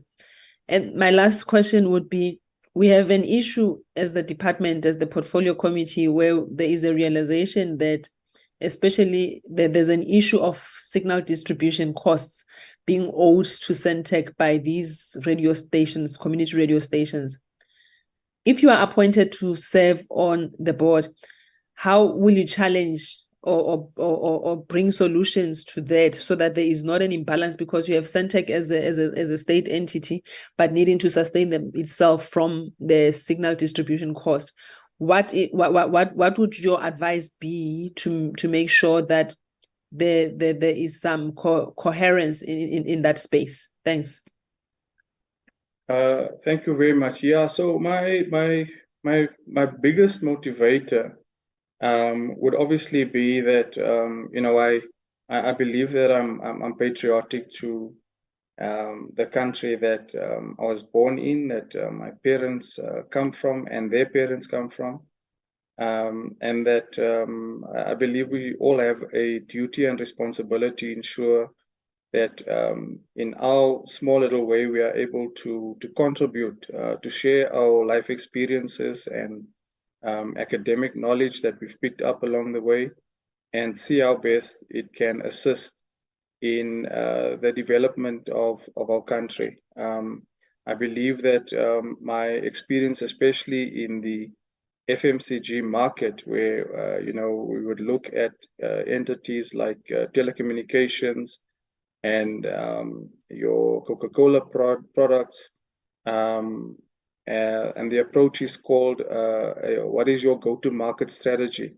And there's been a lot of learnings from that I believe I could impart and assist and share, and also learn from other members as well as the executive if I am appointed, to see what new knowledge we could come up with to help contribute and move us forward, as far as trying to look for ways of empowering these particular entities as far as the radio stations are concerned, including the TV stations that would also require these kind of revenue models. And then coming back to your question with regards to Centec and the huge incurrences of costs that the radio stations and TV stations are unable to afford at this point, is to really engage with Centec, with Treasury, with the local municipalities, with the provinces where they operate in, and whoever else is around as far as stakeholders are concerned, to ensure how we can move funds around while we are looking at ways of making these guys more sustainable, and coming up with new strategies of how we can attract the markets that, especially private sector that operates in these communities, that have shown huge profits from 1994 to date. You're welcome to go and have a look at the JSE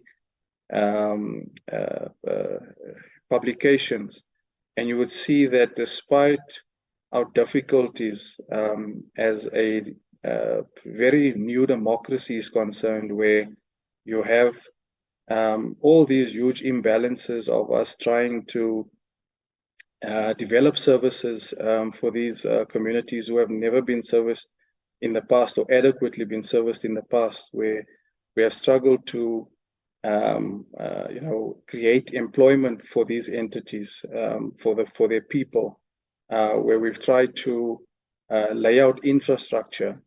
These private companies have come in, they set up shop with their huge balance sheets, they have international funding models, they have local, very, very deep pockets that have benefited greatly from the apartheid system, and they have commercialized their entities and made more money than what they have done in apartheid. And year on year, they have shown profits and have been able to declare dividends to all their shareholders, despite a recession or water shortages or electricity cuts, COVID. Even during COVID, they've managed to show these huge profits that they've made.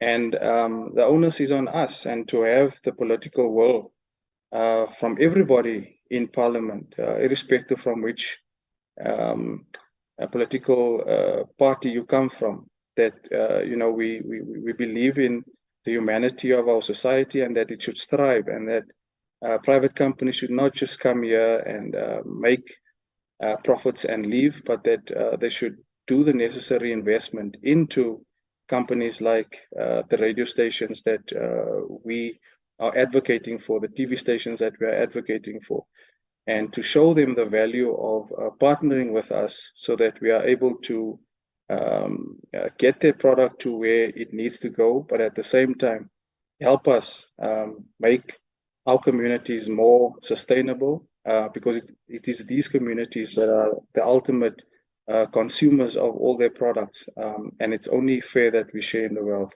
Thank you. Thank you, Honorable Polani. And I recognize the Honorable Kakan. Thank you, Chair.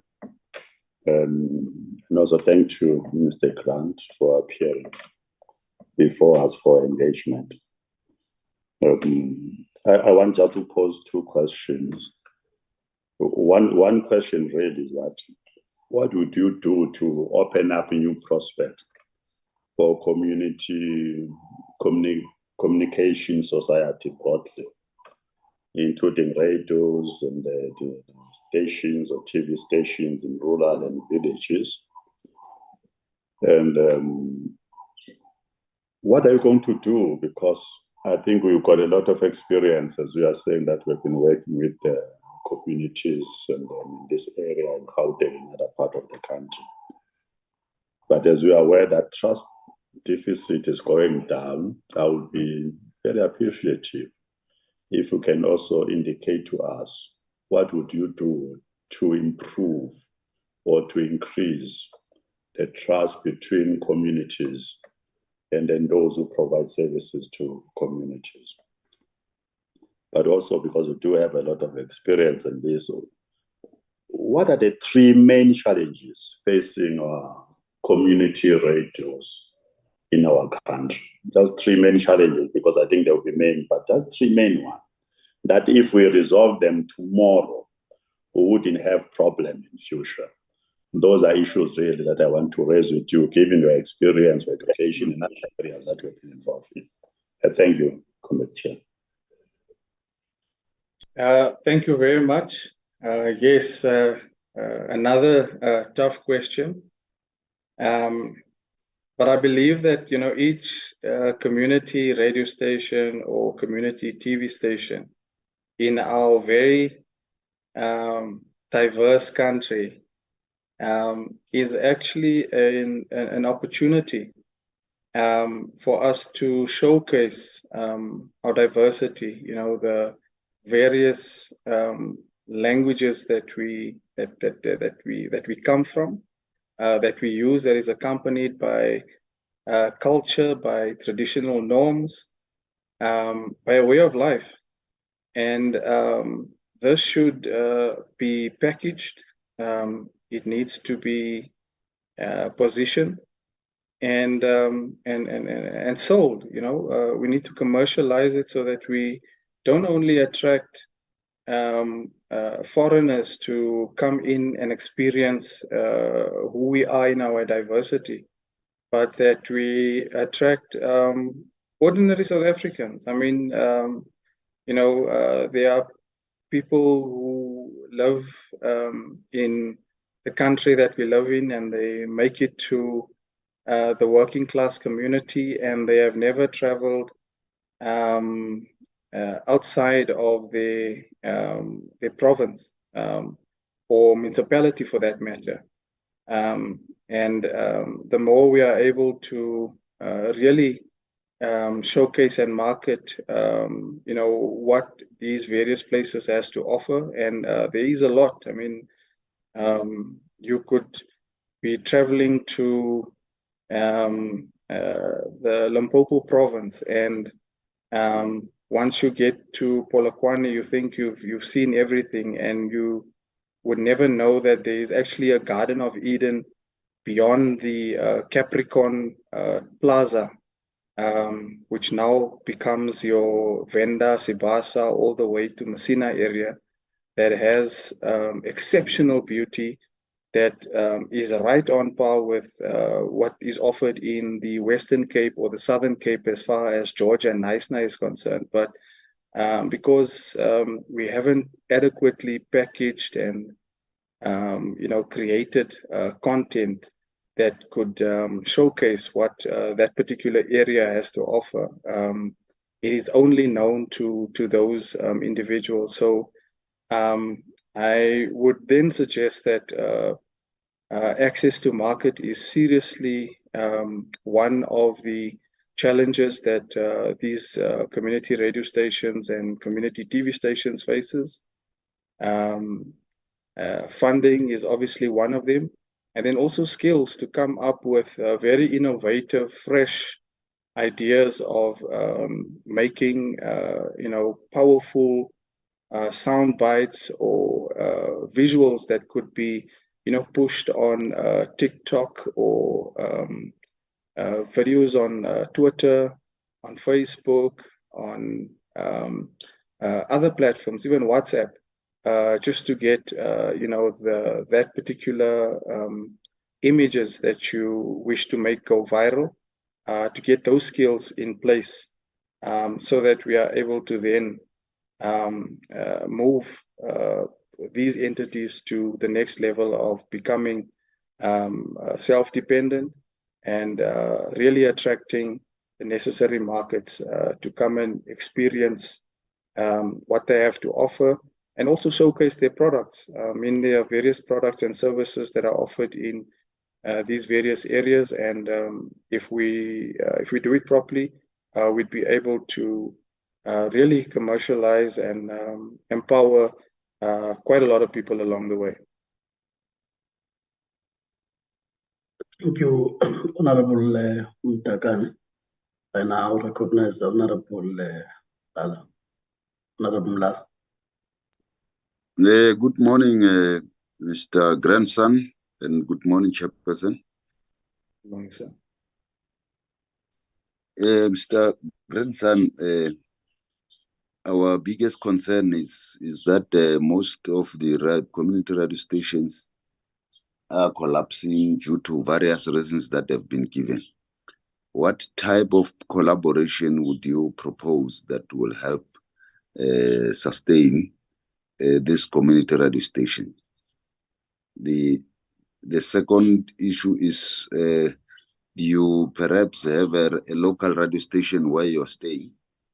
And what type of support are you giving, and what are the challenges? What do you think should be the possible solutions? Thanks. Thank you very much for the question. The local radio stations in my area are Kofifi, which is mainly targeted at communities in the West Rand, and the other one being Eldos FM, which is also targeted at communities in the south of Johannesburg. Coming to your question in terms of understanding why there is a collapse in some of these radio stations, I would not know at this point, because I haven't interrogated or interviewed or had a look at some of the documentation. But just at a high level is to first of all ensure that the radio station has attracted the right skills as far as management is concerned, leadership is concerned, not only from a skills point of view, but also from an ethics point of view, to ensure that they are there for the best interest of that particular radio station, and that they are able to deliver a business plan that is realistic, that has the necessary resources and ambition and people to move it forward, and that it is supported by the right management systems that have been put in place to safeguard and promote where this entity needs to go to, whether it's being guided by the set of principles, policies, and standards, and that it is connected to other legislation that ensures that it not only complies, but that it has a proven record as far as ensuring that it's able to deliver and wait and have the necessary intervals to reflect on what has worked and what hasn't worked, and to be brutally honest with each other in terms of are we moving in the right direction? Do we have the right people? Is our strategy realistic? If it needs to change, let's change it. But that we are all guided by the management system and the policies that that helps keep this entity moving together. I am not actively involved in the radio stations that I've mentioned, but I do have engagements with some of its leaders, and where I'm able to offer advice, I do, and where I've been asked to assist with the development or critiquing of a business case or a business plan, that is what I offer. Thank you, Honorable Mlala. I think your questions would have been covered, honorable members, on the responses. I'll now get back to Sason for your 2 minutes concluding remarks, and any matter you want to raise with the committee before we wrap up. No, thank you very much, Chairperson, and to the subcommittee members. Once again, I am very humbled to have been invited to this meeting, to this interview, and to have made it so far into the process.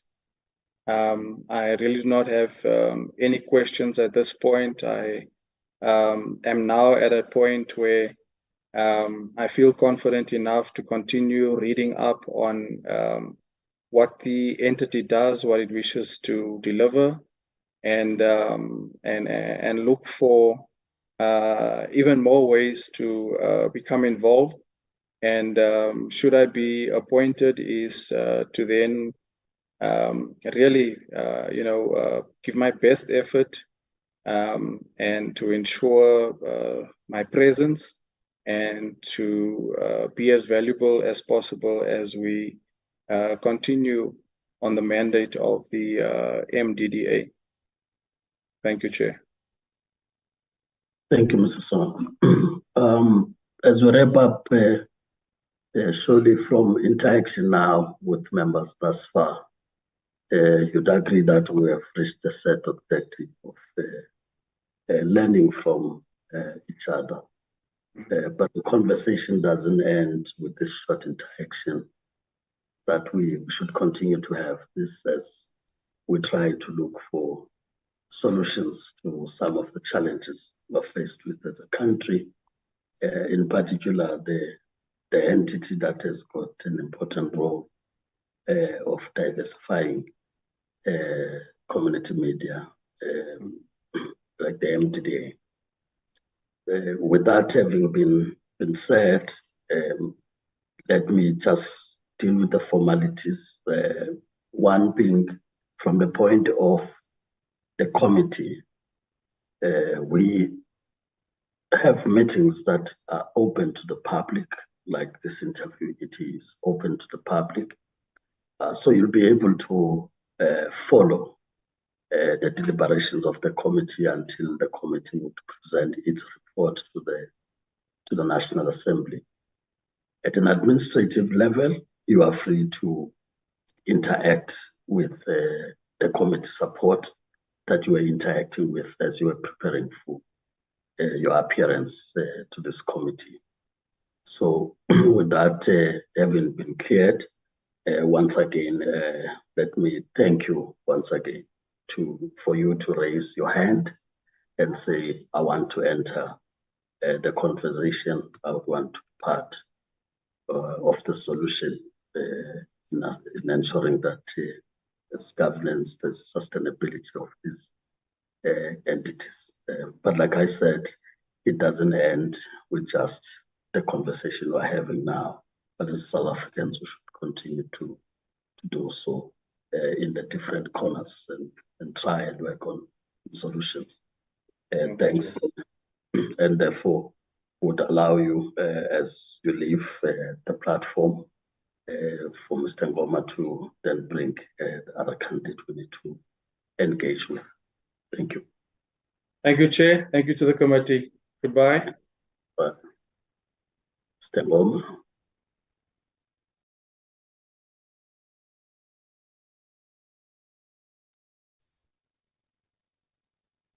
Mr. Ngoma, you are muted.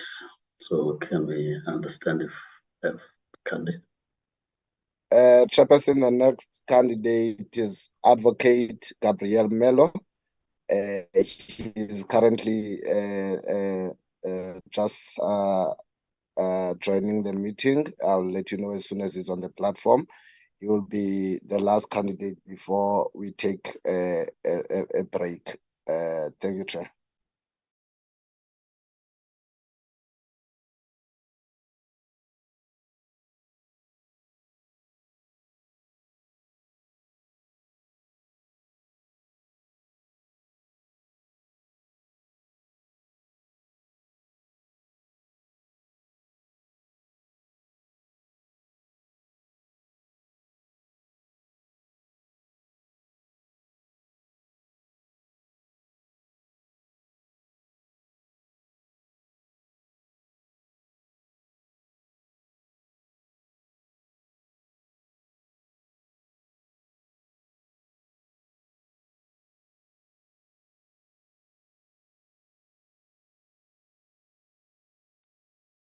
Chairperson, Advocate Melo is on the platform. Thank you very much.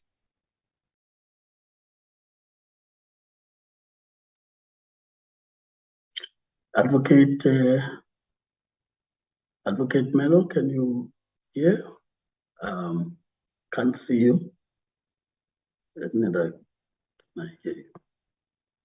Advocate Melo?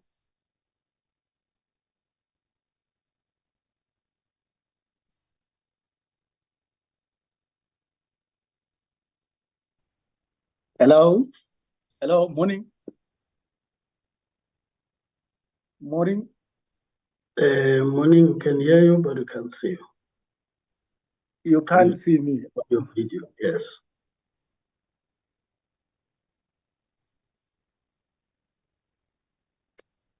Hello. Sure. Can you hear me? Can you hear me? I'm using. I'm sorry, my chairperson. I'm using the device, actually the iPhone. So I don't know. Can you hear me? I'm trying to operate it. I'm not familiar with the technology. I'm sorry for that. Is that Advocate Melo or Melo? Just for Melo. us Melo. Melo. Yes. Yeah. Advocate Melo, we are not able to see you, but we can hear you. Yeah. Sorry, my chairperson. I'm trying. Just to be sure that in the AI times we are not having problems that we think we're talking to you. I don't know. I'm trying to switch my camera on. What is happening on my side, chairperson? Okay. Honorable members.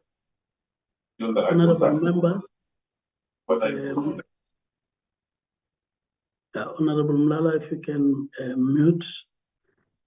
Honorable members, I think for purposes of time, because I don't want to just make a ruling here, we can hear Advocate Melo, but he's struggling with his own gadget. So we have an option of taking him later, or we proceed because we are able to hear him whilst he's sorting out the video camera issue. So I want to check with yourselves first. Chair, I propose that we proceed. Advocate Melo, I just want to be sure also that he's not out of the platform now. Chair, he seems to have been disconnected. He had indicated that he's using a gadget. He was unable to connect from his laptop, so he's using a cell phone, and I think he's experiencing challenges. But I have him. I'm just letting him in again, and with the hope that this time things will be better. Thank you, Chair. Thank you. So the understanding is that we'll proceed if we're able to hear you.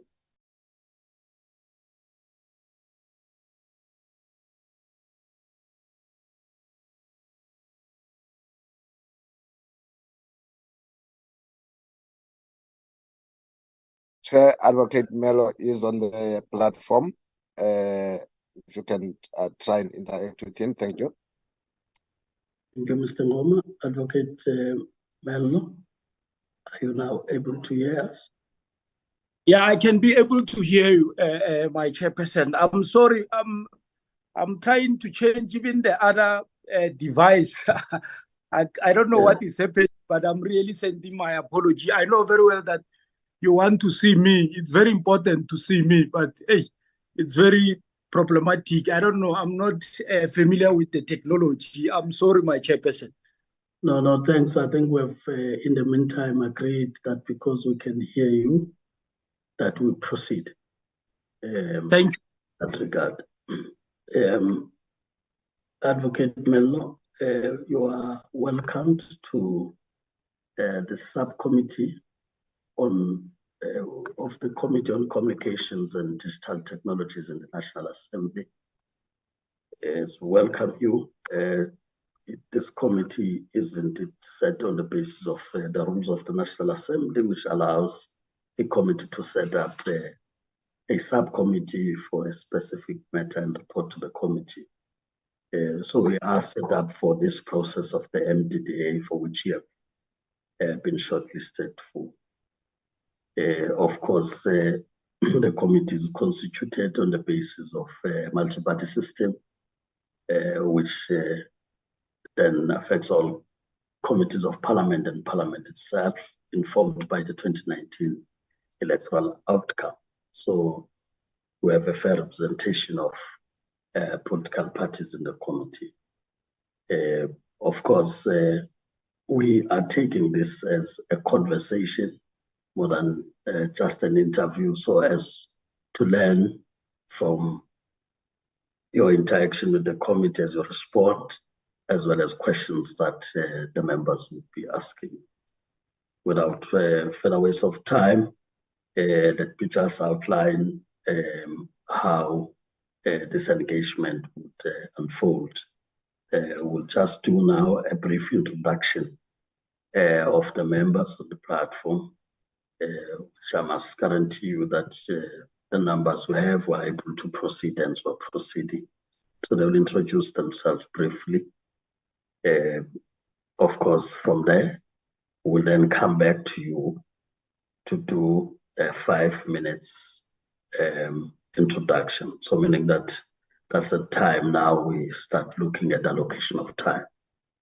The 5 minutes introduction, which will take into account your skills, your experiences, and how that would assist if you were to be considered by the committee for a recommendation to the board.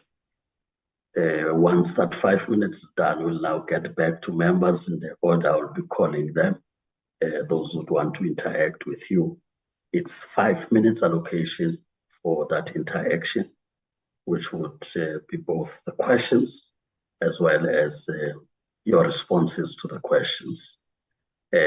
For us to have a flow in the conversation, as a chair, I would not get in between you and the member you are interacting with. I will only come in as I get to the next member who would be engaging with you. So once the members are done, if there's any question that may have been asked and I need to get some clarities or emphasize the point, I will do so. Otherwise, I really do not ask questions, but facilitate as the chair. We'll then come back to you and give you 2 minutes to do your concluding remarks, where you would probably raise, even if you have clarities that you need from the committee, you'd use that 2 minutes. After the 2 minutes, we'll then wrap up the interaction with you. So I just hope you are hearing properly the outline in terms of this engagement. Thank you very much, my chairperson. Thank you. Thank you. So with that having been said, let me then start with myself as we get the African National Congress first and then the Democratic Alliance would follow. Myself, Boyce Maneli, I'm the chairperson of the committee and chairperson of the subcommittee from the African National Congress. As I allow the other members, please proceed to introduce themselves. Good morning, Chairperson, and good morning, Mr. Mello. My name is Lisiwa Mulala. I'm a member of this committee. I'm also from the African National Congress. Thank you. Thank you very much. Thank you, Chair. My name is Richard Mtarana, a member of the committee and a member of the African National Congress. Thanks. Thank you. Thank you, Chair. My name is Nomsa Gubega, the member of the Communication Subcommittee and also the member of African National Congress. Thank you. Thank you. Good morning, Mr. Mello. My name is Tsholofelo Podlani, member of the Democratic Alliance, member of Parliament, and member of the subcommittee. Thank you so much. Thank you, madam.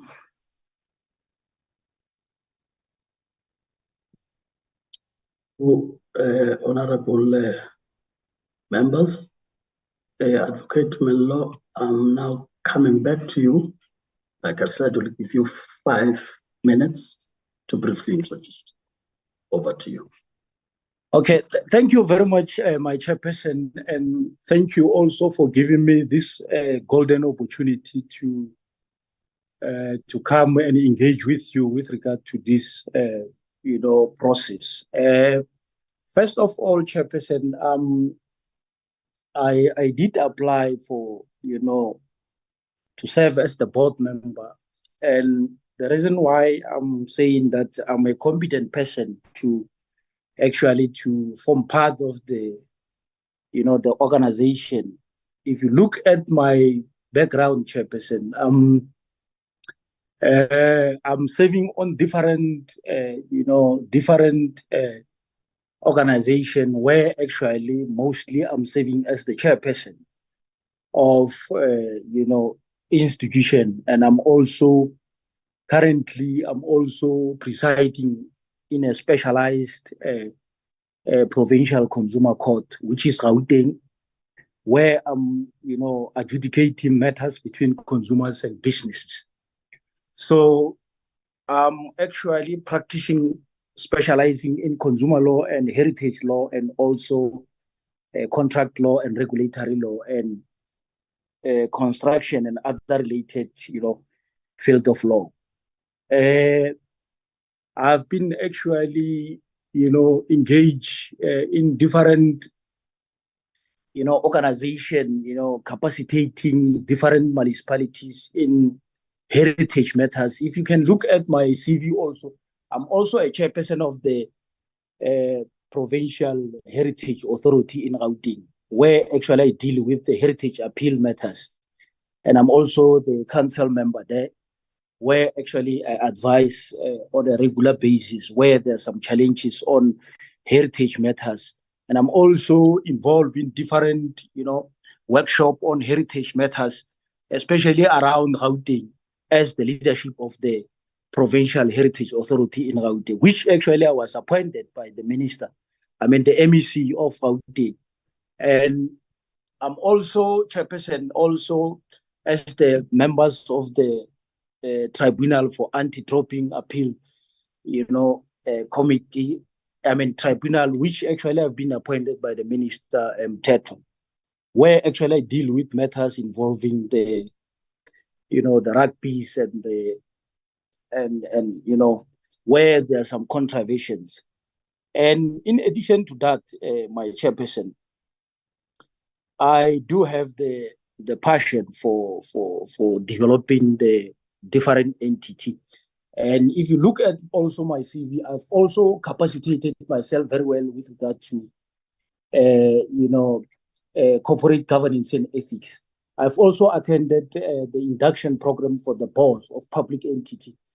The topic there, it was changing the narrative of the government, of the governance in public sector by the National School of Government of South Africa. And Chairperson, I don't want to, say much, but due to time, sometimes I will just add some few, submission. Currently, I'm also serving as the chairperson of the Council for Built Environment, where I'm the chairperson of the, appeal tribunal, the whole South Africa. So I'm dealing with adjudicating of matters involving construction, chairperson. And I'm also, at the same time, I'm a legal practitioner who actually, I have number of cases that have been, decided where I was part of the, that proceedings. I've got my own cases that were decided where I was representing some of our departments in South Africa. And I'm also, a person who actually I'm passionate about developing, our municipalities. If you can see that most of the entities in South Africa, they lack governance. There is no governance. I also serve in one of the municipality where I've realized that there is a need for corporate governance and ethics in those municipalities and municipal entities. So in that particular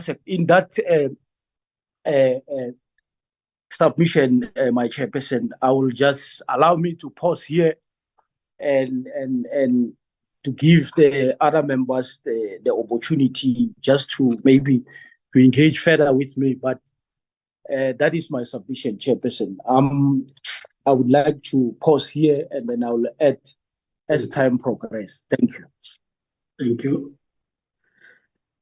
Honorable members, allow get back now to you as we start with Honorable Kubeka, who will be followed by Honorable Bodlani, Honorable Dakane, and then Honorable Mlala. Honorable Kubeka, are now recognized. Thank you, Chair. Morning, Advocate. Thank you, ma'am. I'm happy to meet you today. Thank you very much. Also, I can say I'm happy to hear your background history as you are presenting to us, to say actually who you are and also what role did you play for the benefit of this country. So I appreciate that. Based on those issues, or can I say based on this information that you are giving to us, Advocate, can you just brief us to say with this huge background that you are giving to us, what best can you give MDDA in order that MDDA can be sustainable, and also especially on the issue of the funding side. Can we just check how best can you assist the model that they are having at this present moment in order that the MDDA can be sustainable? And consider the issue of the rural areas, because those are the most marginalized part that we can say on the issue of having benefits. They are not at easy to get all the things that most of us, as we are in the urban areas, we are managing. So how best can you assist in order that MDDA as a body, because I can hear that most of the positions that you are having is the side of the chairmanship side. So also on the side of the board, what role can you just play if we are giving you an opportunity just to balance the working relations with the other members of the board? Can you just give me briefly? Thank you very much, Advocate. Thank you very much, the honorable member. Your question is very much important, and I really appreciate it. Look, in terms of my capacity in order to make sure that the organization is moving forward, because it's a very good organization in terms of the legislation, really indeed, the organization need to actually execute their mandate properly. Well, I agree with you 100% that we still have a challenge at the rural area. First of all, the issue, the first thing that I'll be targeting is to make sure that there is what you call the workshop. Remember, the awareness is very much important, meaning that consumer education is very much important, that you need to have a partnership with other organizations such as the municipalities.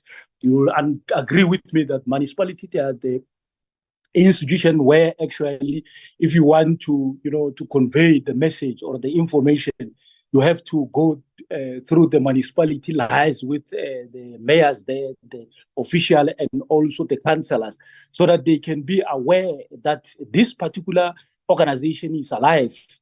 And also to make sure that at least to the issue of marketing, so that at least the organization can actually get, funding, with other organizations, even if it's non-financial support. It's very much important that the organization actually go outside there and make sure that it's known to the people.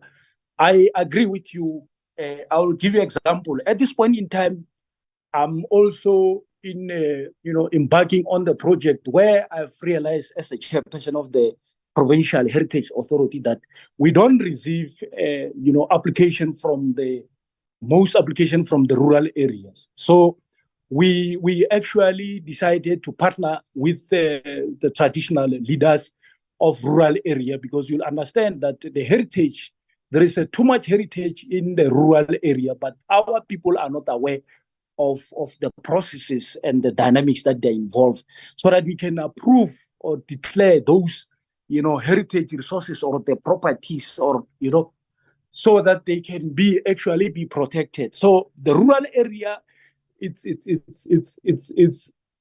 places where actually most of our brothers and sisters, even our parents, they are not familiar with, most of our issues. So the issues there is to do partnership with those entities that I've mentioned and other organizations. Remember, we cannot be able to execute the mandate as an organization alone. We need to have a strong partnership and also even do some exhibition.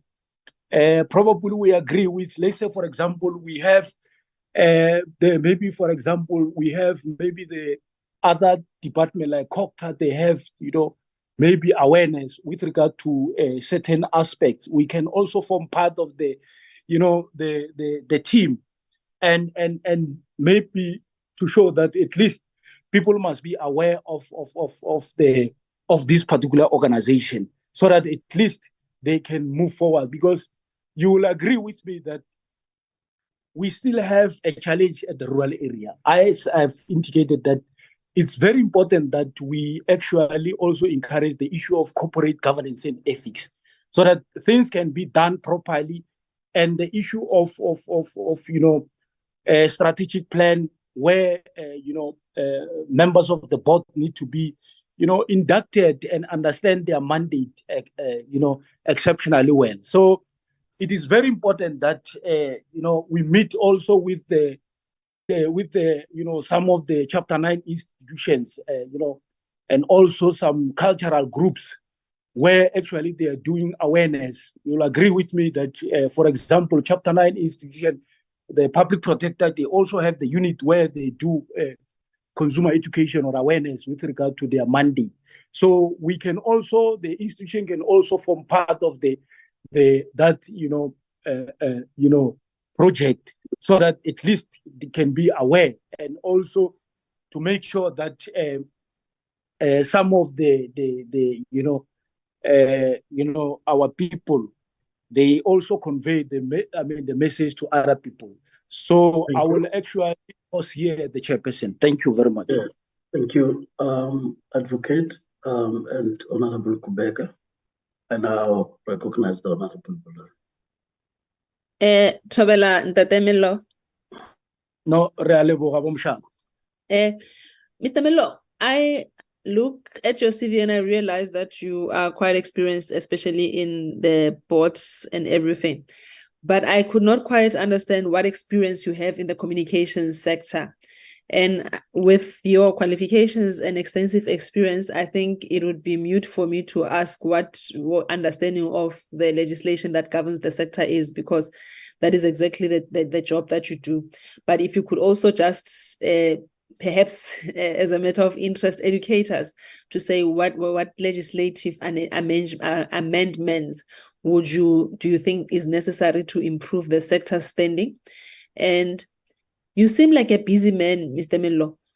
Where will you find the time for MDDA matters, especially because there's governance issues in the entity, where we would require board members that would be able to stabilize the MDDA, as it were.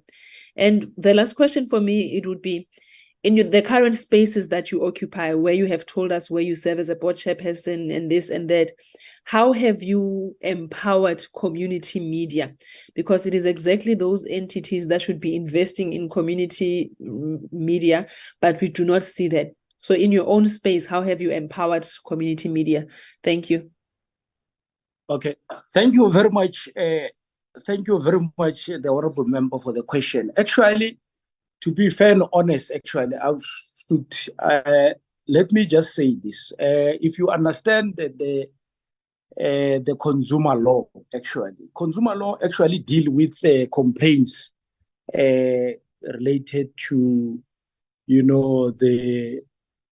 a particular radio station or a particular, organization with regard to the services or goods and services. So you'll understand that the ICASA, within the ICASA, there is what you call the consumer complaints, section, which actually I'm actually familiar where I normally bring matters where you'll find that we take some of the media's, on, where you'll find that there were some of the comments that were made in a particular radio, and then we will actually, file the complaint against that particular station. And, probably if the matter is not resolved during the mediation process, we will actually escalate the matter to the tribunal, where there will be a hearing. And then mostly I'm also involved in representing those consumers on those matters. As I've already stated, that I'm an expert in consumer law, also in regulatory matters. So you'll understand that the regulatory, everything, let me just say, any organization and any professional in South Africa is under a particular legislation, is regulated. So even those radios, they are regulated. They need to actually comply with regulatory legislation. Like, for example, the advertising. I also, represent, consumers in an advertising, tribunal, the appeal tribunal, where actually you'll find the media is involved. They've made some comments, litigation that also involves the medias, and also the how things, probably were not done properly. And then we try to do some analysis and try to show them that the process that they were following were not proper. And you'll agree with me that any decision that is taken by any organization, such as this one, media development and diversity agents, is they are under the obligation to comply with PAJA. PAJA meaning that it's an administrative action, Promotion of Administrative Justice Act, which any decision that is done by this particular organization must actually comply with that particular legislation. You'll agree that any decision that we do, especially because this one is a Schedule 3 public entity, they need to actually comply with PAJA. The decision need to be lawful, need to be reasonable, need to be procedurally fair. So you will agree with me that fairness need to prevail. Not to say that the organization must actually fear because there is this legislation that is in place. The legislation is there to check actually if the board they took the decision or they have exercised their discretion within the ambit of the law. So what I'm saying that with regard to the communication sector, I also, involved in handling of matters that involving, consumers outside there. Like, for example, the complaints, which actually regard to the broadcasting. I'm also, a part of that process where the matters actually there is some contravention of code of conduct.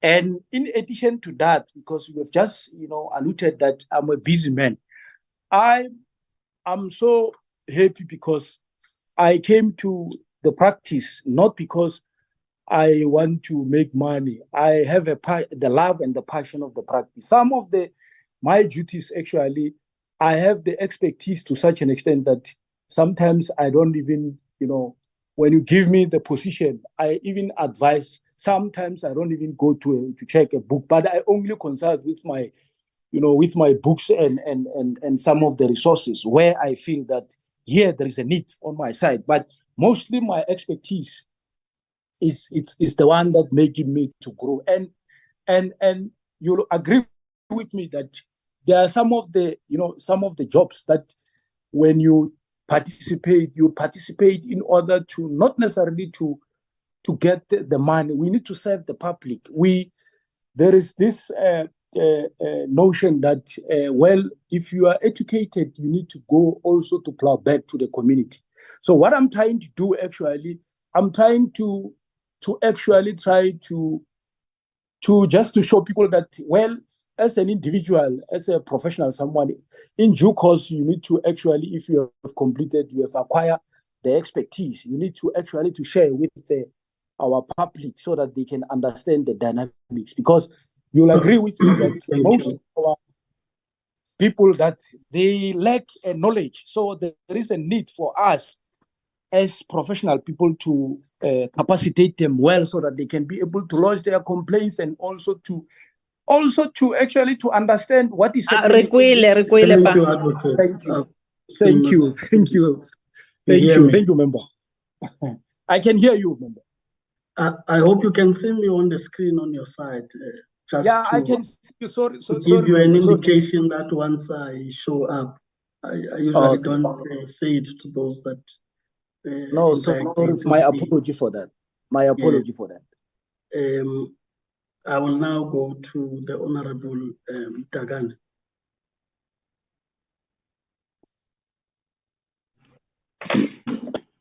Thank you, Chair. I wanted just to put a question to the advocate. The question is really a very short one, advocate. Are you working with any community radio or TV stations? If yes, No. Okay. where? And then, do you understand the environment in which they are operating? And then that would assist us also to understand. I know, of course, we are doing many things. There are very critical areas that we are doing. But because we are dealing with the whole issue of transformation of the media, of inclusiveness, of ensuring that those who were previously disadvantaged, they are able also to grow and develop their understanding in terms of the communication and other areas of that. And what are the two main challenges facing community radios and TVs, as far as you see it? Because you have applied, you are very motivated, you wanted to apply because you got real interest of how you can assist to ensure that we deal with the question that we are facing now in terms of the media, the communication sector, broadly speaking. Those are areas that I wanted you just to elaborate further, possible. If possible, of course, the issues that we have to raise also. Thanks. Thank you, members. At this point in time, I will just try to be honest to you that I'm not involved in a particular radio station.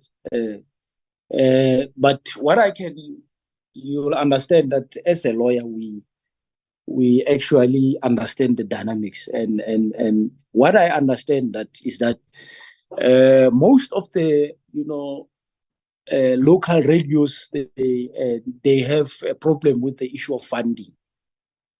And if they don't have funding, they will end up being captured, and which is not something that we actually appreciate, because you'll understand that the media need to be independent. They must execute their mandate independently without fear and favor. So the issue is the issue of funding. The second one is the issue of capacity building. They seems that there is lack of actually,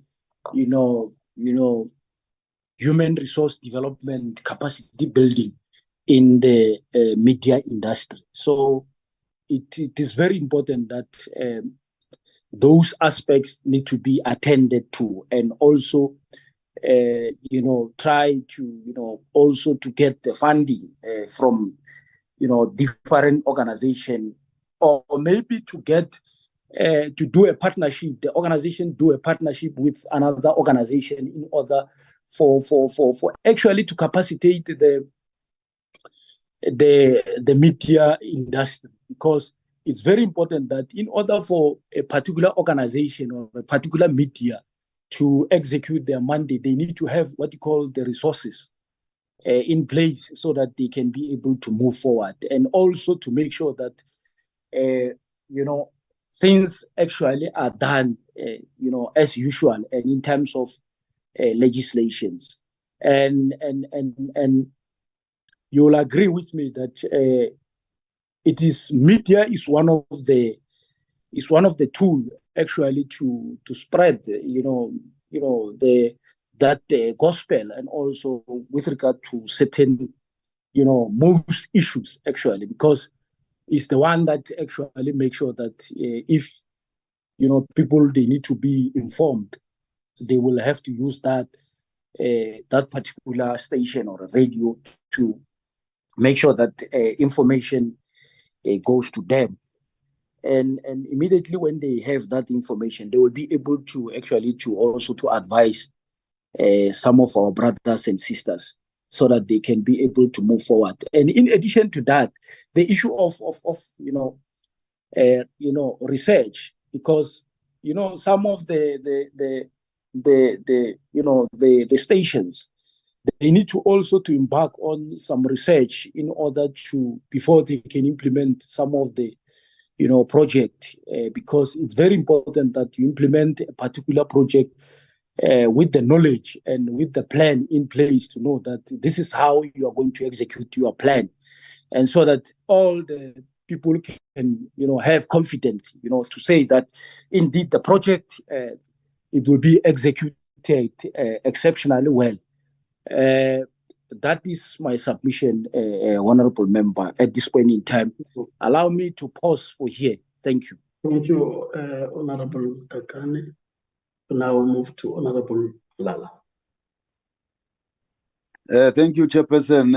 Sibatakhomo, Morena Mello. Vamshade, vauja mahlakuri vanloshi.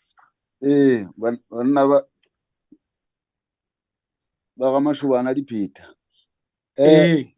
Morena Mello. I wanted you to help these community radio stations, man. I don't know what type of collaborations can you propose, because most of them are collapsing and they are the ones that are holding the flag for our community languages, culture, traditions, because they are supposed to speak on behalf of those rural people. Now I want you to make some proposals so that if you are appointed, at least you can demonstrate to us that you can assist these community radio stations. The second question would be, whether do you still believe that traditional media has a role to play in the current media environment? Thanks. Thank you very much, honorable member. Look, the plan, it's very important to be there. For example, if you fund a particular, a station, remember there should be a plan where actually we put in place, and we say that maybe for quarterly, or maybe let's say, in 3 months or in 4 months, maybe we can say in 4 quarters a year, we actually normally visit them and they provide us with the reports, because you can't fund a particular organization or a railway station without monitoring whether they are actually doing what is expected in terms of the agreement, or in terms of the contract, because there will be a contract that will be signed between the organization and also the particular station. So that will be a sort of reporting to the organization to say, well, in these 3 months, this is what we have done. And also on that particular report, they must also mention the challenges. Remember, if actually you are executing your mandate, well, there should be a target. And then in that particular process, that particular 3 months, you must actually identify the challenges that you have when you were busy trying to execute the project. Like 3 months, in 3 months plan, you say, okay, can you please provide us with even the monthly plan? You can also come up with a plan to say that, can you kindly report in 2 months, each and after 2 months you report to us, or 3 months, so that at least you monitor them, and also you give them the support to say the issue. It will be as I've indicated initially, that the issue of human resource development and capacity building. It's very much important, because some of them, there might be a professional people there, but they lack also the corporate governance and ethics. So that is one of the aspects that one, if appointed, will have to deal with it, because we need to monitor them. Because if you leave them for a long time, and then you don't monitor them, you can't be able to actually, at the end of the day, because they will tell you at the end of the year to say, no, we had all the challenges. But at least you just arrest. If they give you the report, maybe monthly or in 2 months, or then you can be able to arrest those obstacles, and then be able to, if there is a need, actually to give them the capacity, to capacitate them with regard to a particular aspect. Then we'll have to bring the particular organization that will actually capacitate them, so that they can be able to deal. Even the issue of finance, managing of finance is of paramount importance, because there is no organization that can run properly if the finance is not there. The issue of auditing, they need to also be actually utilize the money. I have also indicated on my CV that I'm also have experience in auditing and risking and compliance, where actually I will also come and try to actually to assist them with the issue of compliance, because the issue will find that people, the organization, they are being given the funding, but at the same time, they don't know how to actually to utilize that funding. It's very much important that they use they use the fund properly, they also use the resource properly, and they also comply with the code of conduct in terms of the regulatory, requirements. Because as a radio station, you need to also to, confine to or comply with the regulatory, laws that are in place. Otherwise, there will be a lot of litigation against that particular radio station if you can't be able to handle. Thank you, Advocate. Thank you, Chairperson. Thank you, Honorable Mlala. I think you've responded to questions that members would have asked, and I have nothing to emphasize except to come back to you and give you 2 minutes to do your concluding remarks, and then we'll wrap up. Over to you.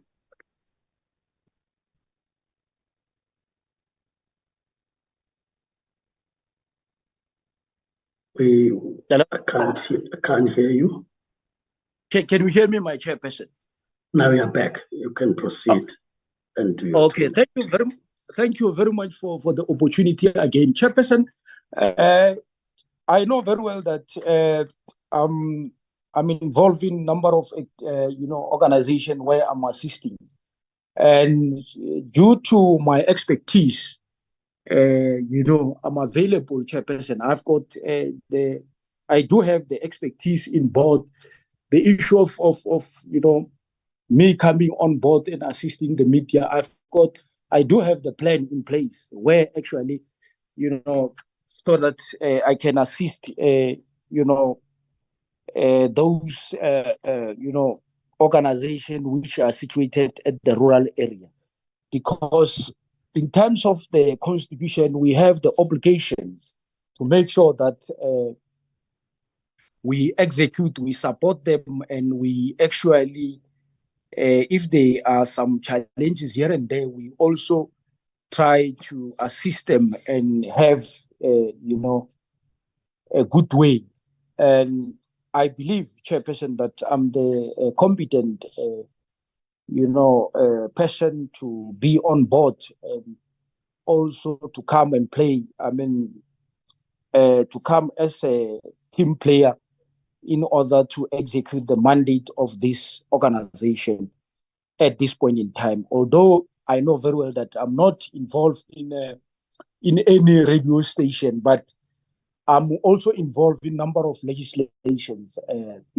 As I've indicated, that ICASA is one of the organizations that I'm also involved in different tribunals. I'm also actually presiding on those matters that are involving some of the radio stations and with regard to their services. Chairperson, I will just pause here. Thank you very much. Thank you. Well, thank you, Advocate Mlalo. As we get to the end, I'm sure you did see that the set objectives have been achieved, which is that of you learning from questions as they're asked by members, but for members to also learn from the responses you've given, as we would be making determination later on. However, the conversation doesn't end with just a few minutes interaction we've had with you. I think as South Africans, we should continue to have these conversations that seeks to find solutions in a number of challenges that the country faces, including entities like the MDDA, on how to make them more sustainable. Thanks for raising your hand to be part of the conversation with Parliament as you appeared before this committee today. Of course, I'll just deal with the formal matters before we finally close. One, as it relates to the committee and how you would hear how we are proceeding It's important to point out that we have our meetings open to the public, including these interviews we're having open to the public in different platforms as a way of Parliament ensuring that in its work and its committees, the public participates. So you'll be able to follow the deliberations until the committee puts its recommendation to the House, where its work would end from that point. At an administrative level, you are free to interact with the committee support that has been interacting with you in preparation for your appearance before this committee. And they will be able to attend to queries that you may have administratively. Otherwise, once again, would really thank you for raising your hand that you would want to contribute. We thank you for coming through as we allow you to leave the platform for the committee to wrap up this first session. Thank you. Thank you very much for this golden opportunity, Chairperson. Thank you very much. Keep well. Thank you. Bye-bye. Thank you. Bye. Honorable members, as already indicated, we'll take a 15-minute break. I stay on the other hand, Mr. Ngoma will then check readiness of the candidates so that when we convene, we proceed as such. As I indicated at the time when our members would leave, would have the alternates coming through. Thank you. With that, we are now adjourned and coming back. Thank you.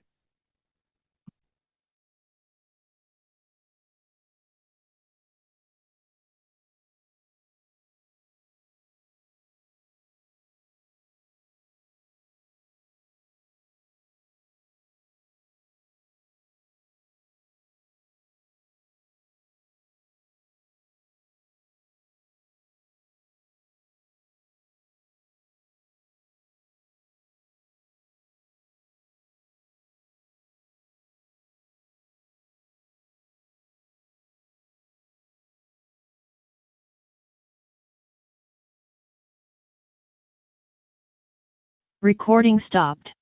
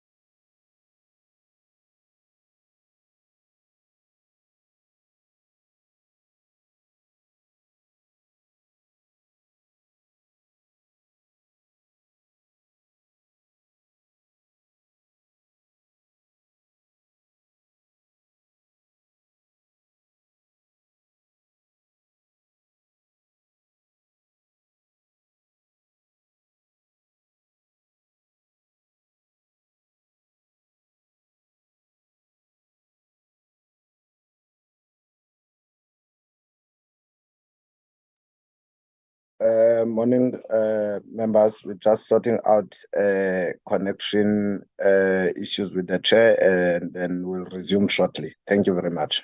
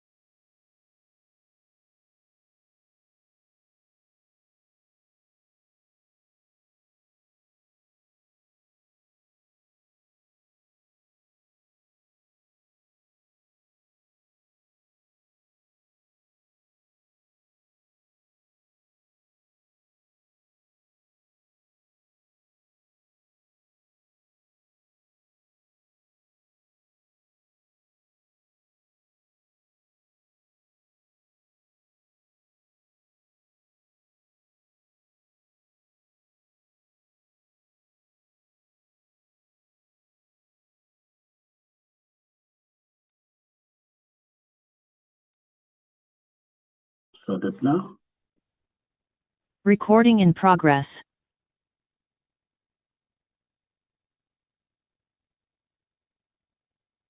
Welcome back, all members and those South Africans who are following this interview process. May I just check Mr. Ngoma? I see that the candidate is on the platform. Let's welcome you, Ms. Clark, to this subcommittee of the Portfolio Committee on Communications and Digital Technologies. So we are a subcommittee of that committee in the National Assembly, created in terms of the rules of the National Assembly, with a particular focus on the MDDA appointment process. So please feel welcomed. We are, of course, taking this as a conversation more than an interview, so that you are also relaxed and be able to share your experiences with the committee to a point where, as members, we are able to learn from the interaction with you in your responses, as well as you learning from what would be questions from the members. With that having been said, I'll just outline how we're going to proceed from here in terms of this engagement. The first thing will be to really introduce the committee. As you know, with South Africa, we are on a multi-party system. So both Parliament and its committees are constituted proportional to the size of the party as per 2019 election results. So as members would introduce themselves, you'll then realize that indeed there's representation of parties in the subcommittee. After the brief introduction then of members, we'll then come to the point of allocation of time. We'll then allocate 5 minutes to you to briefly introduce yourself, talking to also skills and experiences that could then be used by the committee in its determination for consideration of name for recommendation to the board. After that 5 minutes, we will then get to the members in the order I'm going to be calling them who would want to interact with you.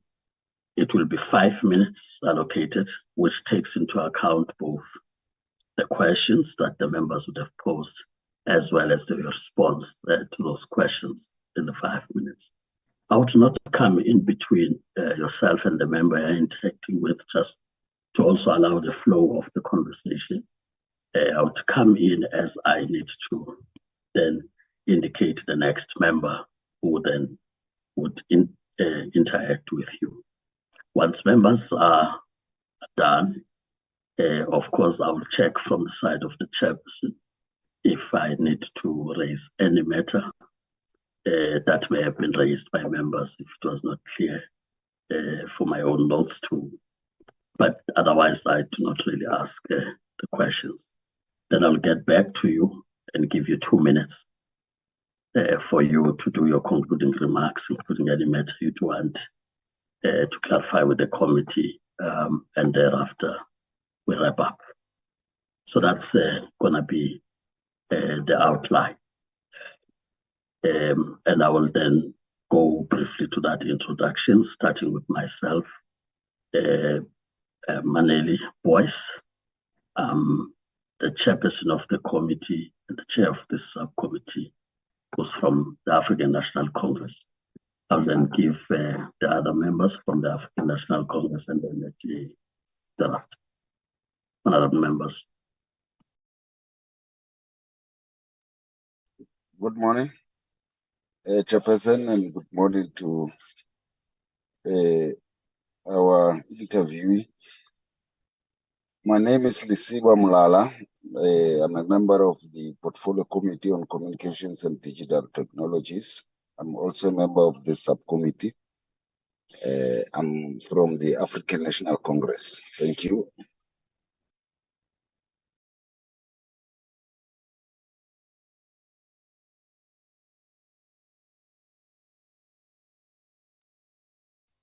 Chairperson, am I audible? Yes, I can hear you from my side, Honorable Mulala, and I think the candidate too would have heard introduction. We're just waiting for the other members to come in. Okay, thank you.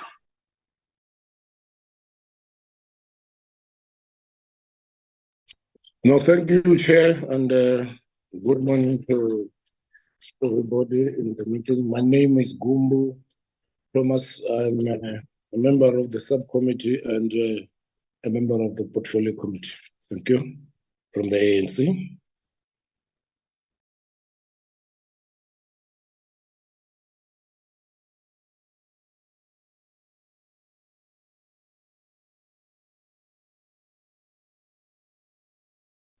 Can I proceed, Chair, or is there another ANC member?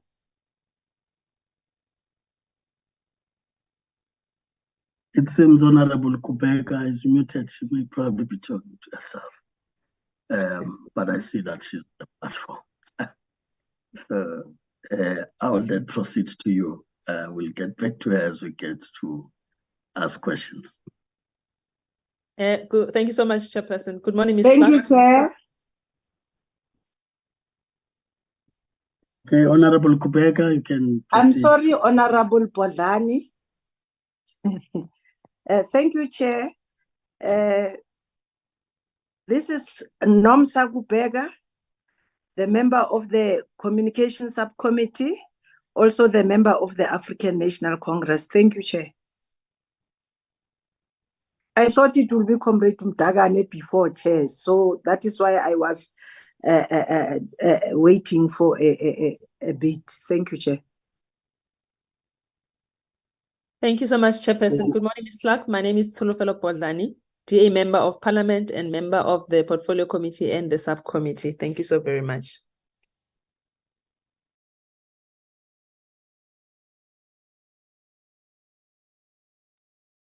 Bojani and other honorable members.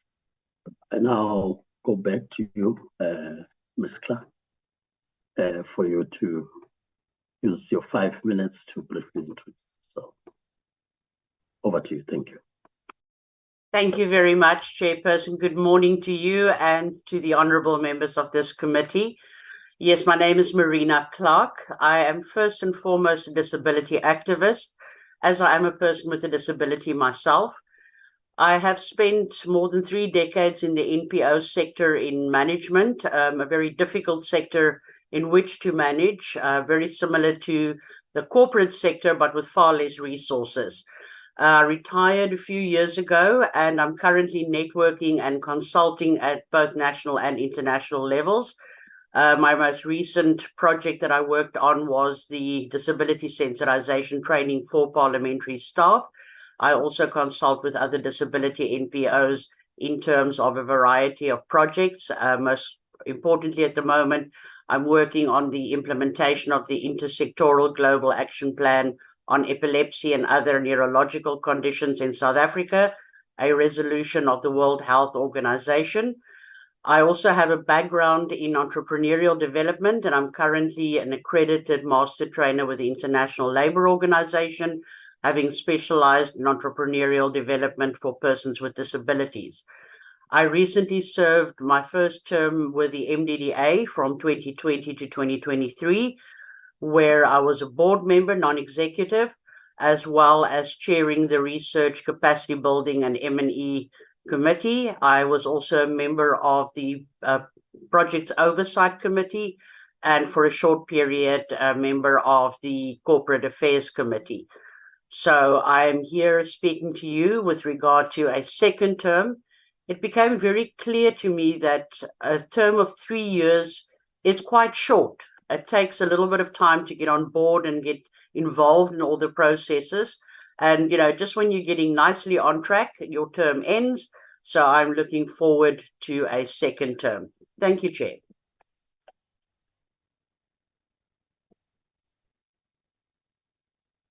Thank you, Ms. Clark. As I said, we would now get to the interaction with the members of the committee, as I would call them. We would have the Honorable Kubeka, who will then be followed by Honorable Bodlani. Honorable Bodlani will now be followed by Honorable Gumbu, who is standing in for Honorable Dagani, like I indicated on the start. We'll then after that have the Honorable Mlala, the last. In that order, I now recognize Honorable Kubeka.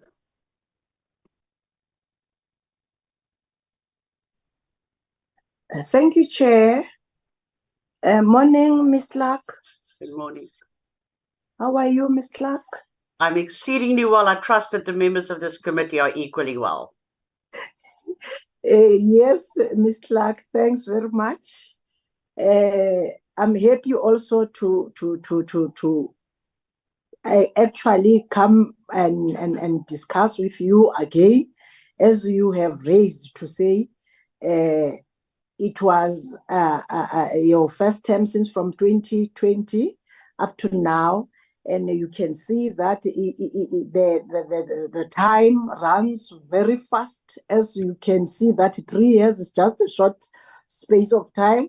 So at least you are having an experience in this entity of MDDA. So I would like just to hear from you, based on the experience that you have worked in the MDDA, just to brief us at what you have delivered, maybe here in the MDDA as a board member, and how do you feel, and also what do you think what are the things that are also behind that needs maybe to be attended to, especially as you are raising to say you are actually there standing for the people of I don't want to make a mistake, people who living with disability. We are appreciating, because most of the time we will not consider that side, but at least at this present moment here in this committee and also in that entity, we've managed to identify and realize that that is a need that we need to work with people which are living with disability. How can also improve, or what do you think there are things that we still need to improve there on the side of the budget as a funding model? It have been made not earlier. What do you think you can contribute on that side of the funding model, Ms. Clark? Thanks very much. Thank you so much, Honourable Kubeka. That's quite a range of questions. Let me start off by saying that I think it's important that we recognize, firstly, that people with disabilities is one of the most marginalized communities. And for many people with disabilities, their only contact with the outside world, their source of information, of entertainment, is in things like community media, particularly community radio and community television.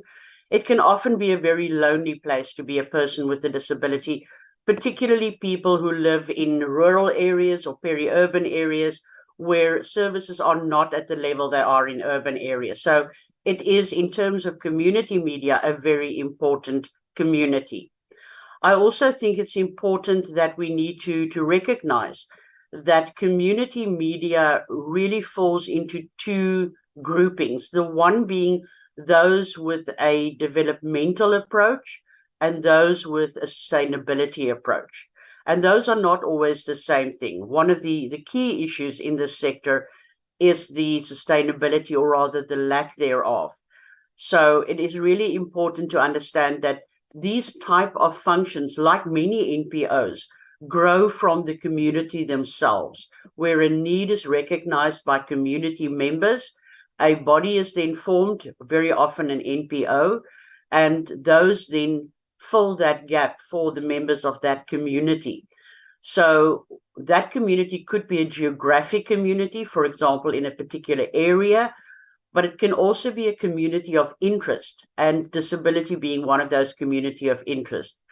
So the interaction between community media and the disability sector really is an important one. And unfortunately, it has not been the most effective one for very different reasons.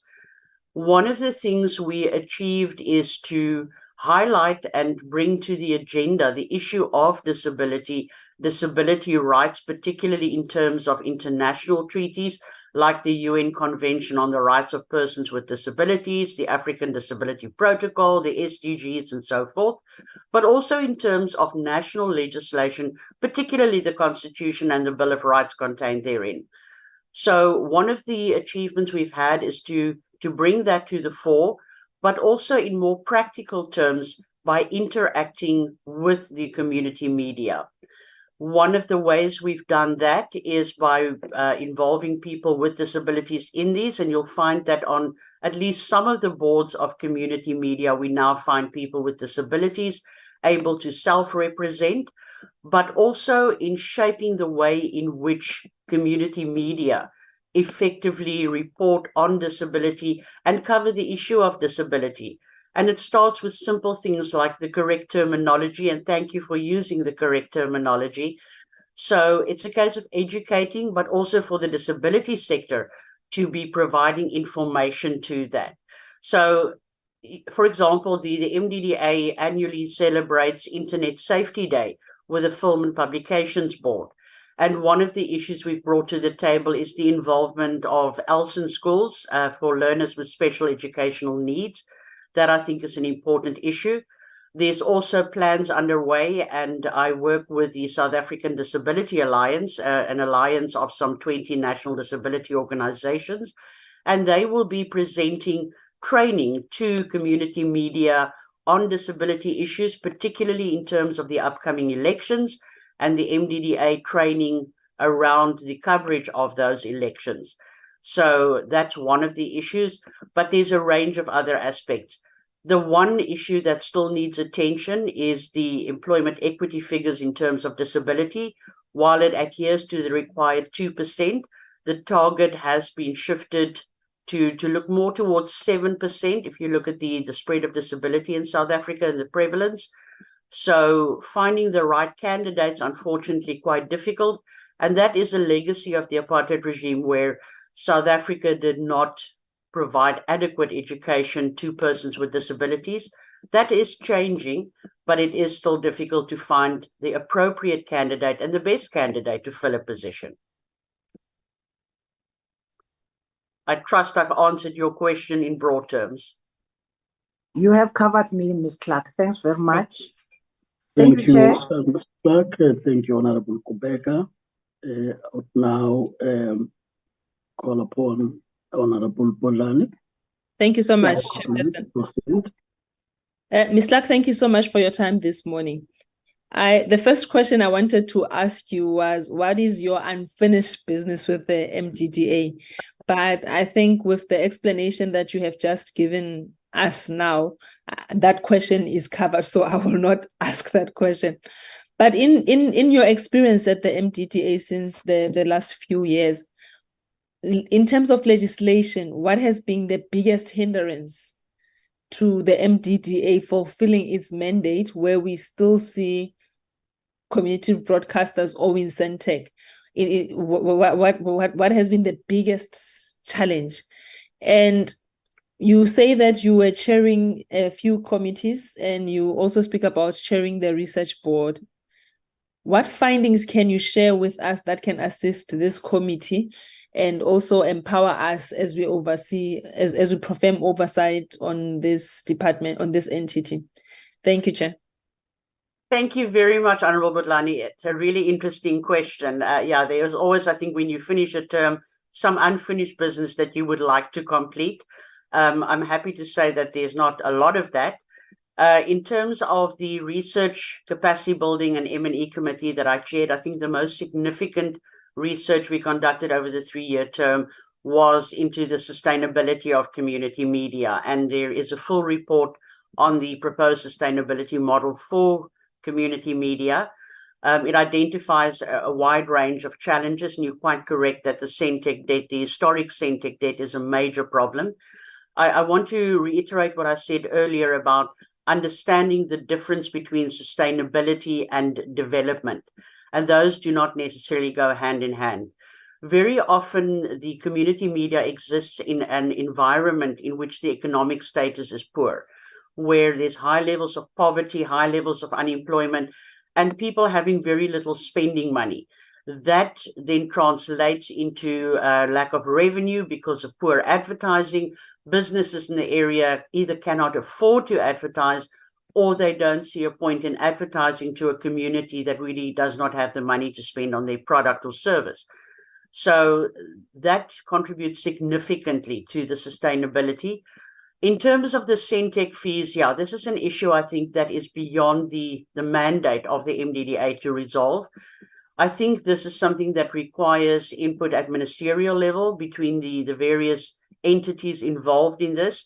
And that would include obviously Centec, but also ICASA, GCIS has a role to play. And I think it's important that at very high level, this matter is addressed. I think there needs to be changes in the way Centec structures its fees, particularly to accommodate those emerging or developmental community media that are unable to carry the high cost. One must also not forget about the high printing cost. So it's not only Centec, but community newspapers, for example, really struggle with high printing costs, very often having to outsource that printing cost. In both the print and the community radio stations and TV stations, I think it's important that we recognize that there is a lack of effective marketing.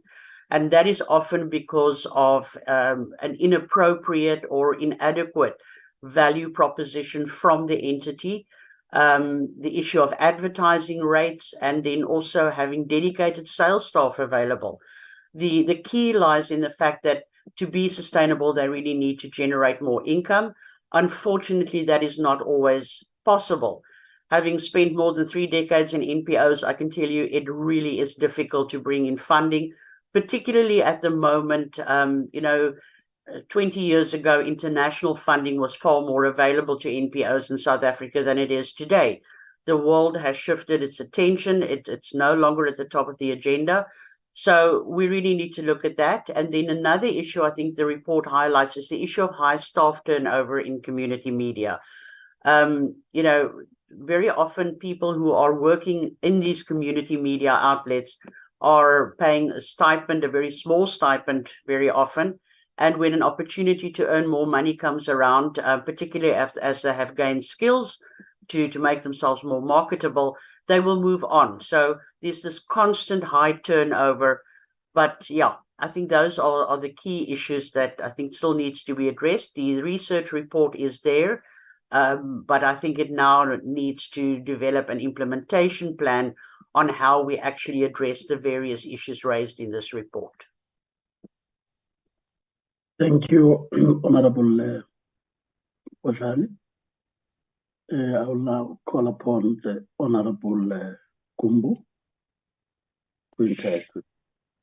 Thank you, Chair. And good morning, Mr. Clark. Good morning. I'm happy to see you again. Ms. Clark, you had been with the agency or MDDA for some time. Now, if you can just point out to me 2 or 3 areas which can be changed by your experience with the agency. And if you can also further clarify me on why those changes are necessary, then I'll be satisfied, Ms. Clark. Thank you. Thank you, Honorable Gumbo. Yes, I think the main thing to recognize is that the MDDA in the last 3 years have been through a very difficult period. A lot of instability, a lot of issues that had to be addressed, a lot of negative press. So changing the image about the organization is really important. And I think that requires 2 key things, well, 3 really.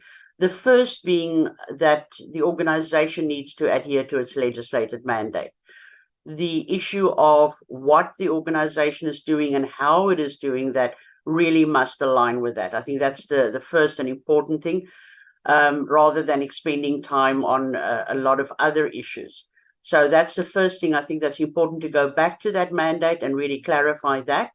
And then to potentially restructure the organization so that it is fit for purpose. An organization grows and develops as the environment in which it operates does. And very often there is a separation between the original mandate as well as where it finds itself now. I do know that there's a process underway to also review the MDDA Act, and I think that will provide a lot of clarity. An issue that I think was problematic in my previous term was the definition of roles between the board as a non-executive board and the executive management that is responsible for the management of the organization. So I think it's important that there's a clear recognition of the roles of the board versus the executive management. But I think those are the key issues that I think will address some of the other underlying issues, for example, the staff turnover.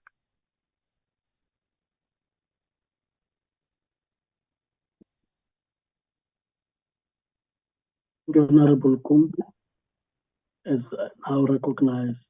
Honorable Mla. Thanks, Chair. And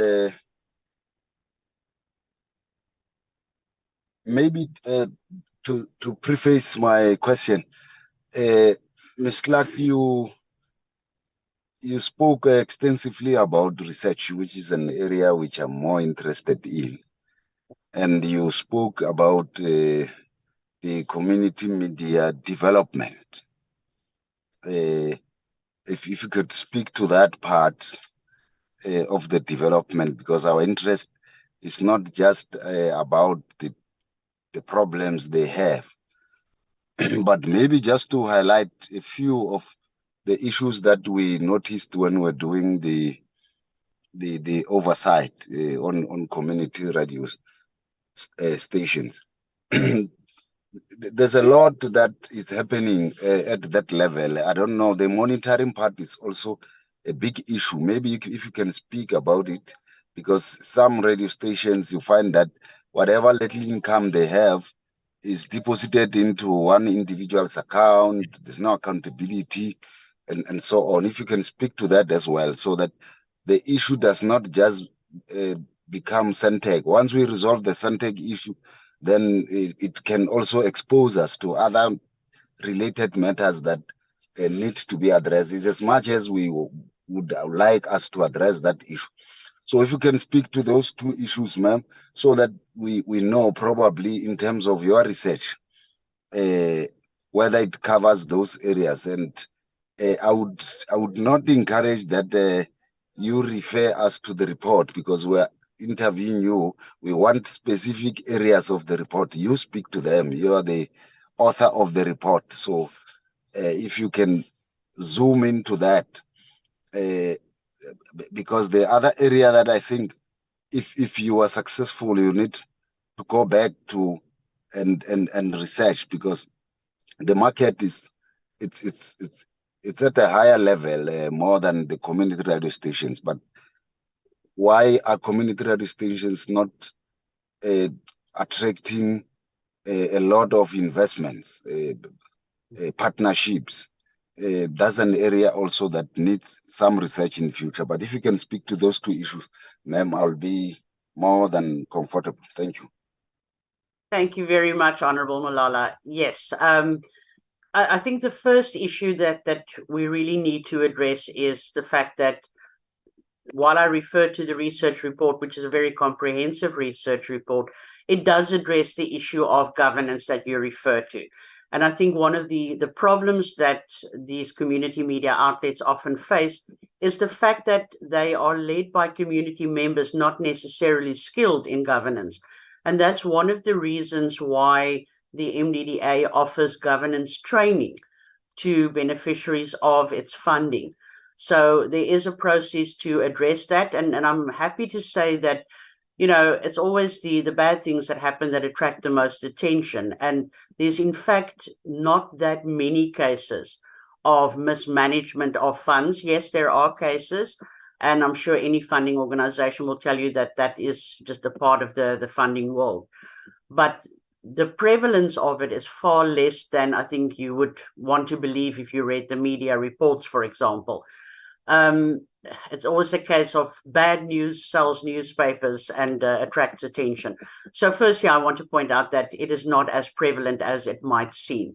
There are some cases, and those are dealt with in terms of the processes. And there has been cases where funding has been withdrawn from organizations, and even when there's been prosecution in terms of that. So making sure that the board of government, or governance rather, of the community media outlet is familiar with what is required of them, what their roles are, and how funding can be spent is really important. The MDDA also runs what's called a grantee orientation workshop, which is to all beneficiaries, where they are informed of the details of the funding agreement, how that is to be executed, when reporting is happening, and so forth. The issue of monitoring that you highlight, yes, I think it's a case of monitoring really needs to be understood better within the organization. There are different types of monitoring, and I think the focus has very much been in crossing the T's and dotting the I's, rather than looking for the impact of funding in a community. You are absolutely correct when you say that there's a strong developmental approach to this. You know, media not only reflects a community, but it also educates a community. And for that very reason, it's often the starting point for further developments within a community. And I think community media has the advantage that it is speaking in a language of the community in which it operates. And that's a really important factor. Some of the community media stations even broadcast in languages that are not official languages, but is widely spoken in the area where they are. So improving the issue of governance, I think, is really important. And the matter of high staff turnover, I think, also referred to the board, where board members are not necessarily there for as long a term as necessary so they can get the skills. So there's also that turnover. And then, of course, there's a simple criminal element where people will try to lay their hands on money that really do not belong to them. And often these are people with a strong profile in communities, which makes it quite difficult for the community to speak out. And one of the things the MDDA has done to address that is by actually speaking to community members. So not an easy task, but I think something that the MDDA is on the right track to address. Thank you, Honorable Mlala. Ms. Clark, because you are a former board member, so that's the reason I would ask this question, just to lift up the things you've raised, staff turnover, and the roles and responsibilities between the board and the executive, which should be clearly defined, adherence to legislation, as opposed to other matters. With the Auditor General's report, regression from where entered exit point, what would you say now on hindsight as you make the reflection that probably this could have been handled better, which then helps for that will be coming in thereafter as a way of bringing back to where it's supposed to be. Just that point for the committee to. Thank you very much, Chair. Yes, I must make it clear that whatever the views are, they are my personal views and not representative of the MDDA or its board. I'm not in a position to represent that. I think the issues with regard to the report of the Auditor General for the last financial year, a lot of it stems from the fact that there was a lot of vacancies at senior level, particularly the CEO, and I think you're all familiar with the process that surrounded that, but also in terms of a high staff turnover in the finance unit, where I think it was literally a case of things falling through the cracks because there were so many vacancies. So I think that issue, the high level of vacancies in the organization, the instability in the organization, and as I referred to earlier, dealing with extensive negative press really influenced issues.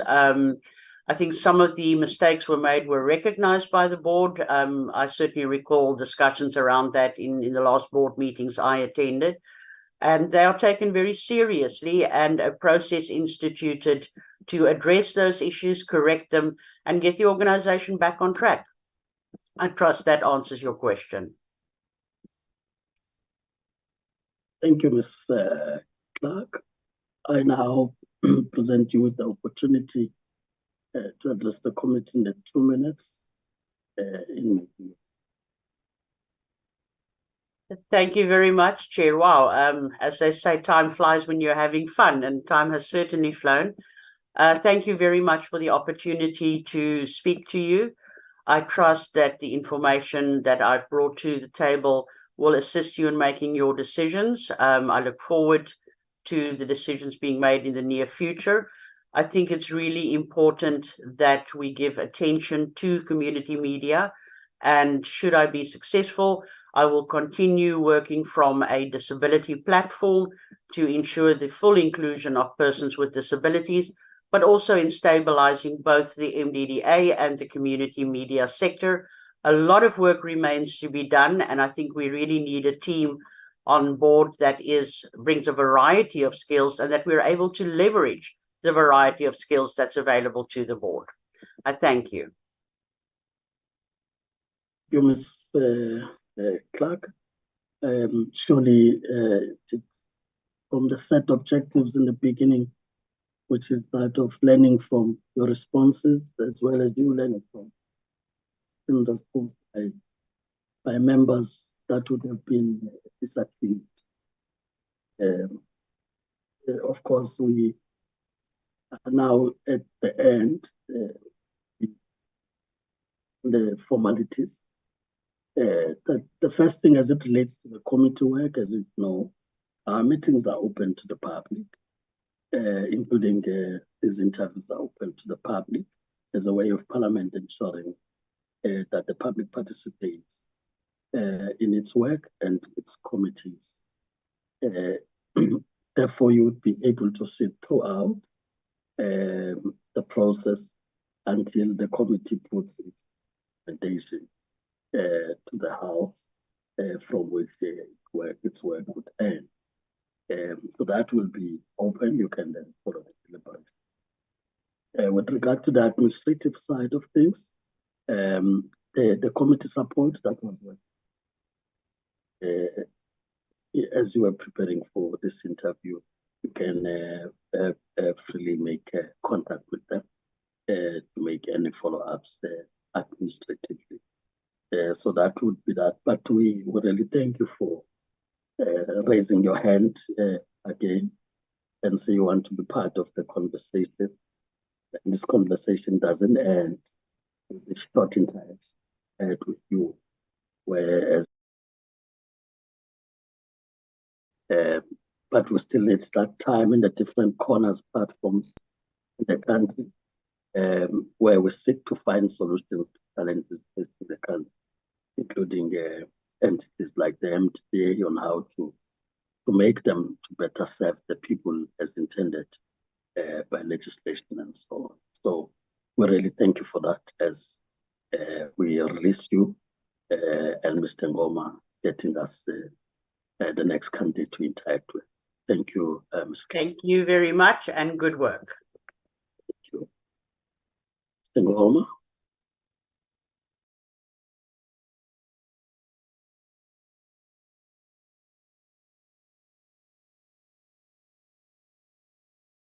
Mr. Ngoma.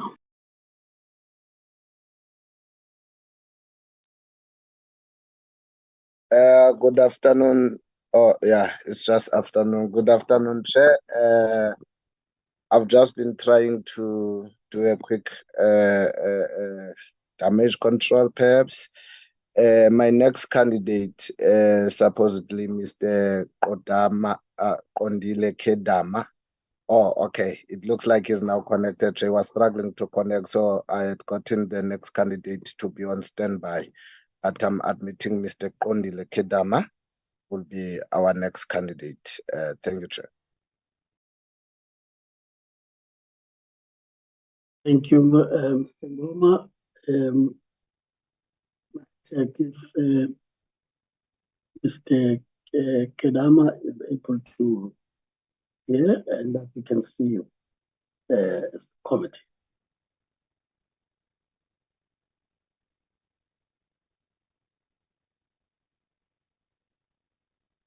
It's still indicating that he's joining on my side, Chair.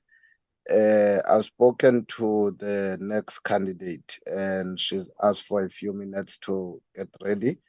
That's just in an event that Mr. Kedama is unable to connect. He's just indicated that where he is now experiencing network challenges. So we'll give those few minutes to see if he is able to connect whilst I'm trying to get the next candidate on the platform. Thank you, Chair. Okay, thank you.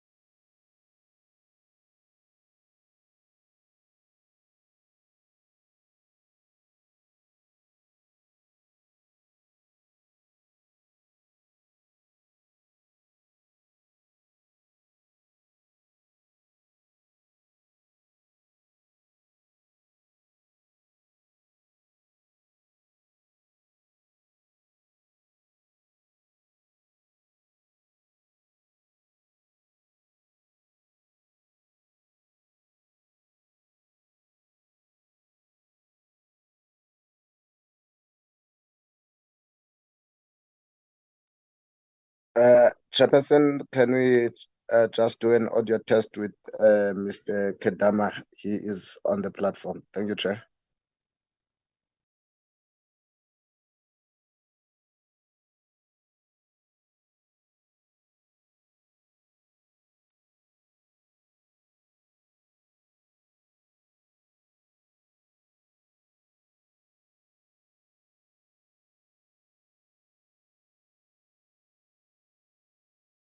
I see he's on the platform. Mr. Kedama, can you hear and also see us?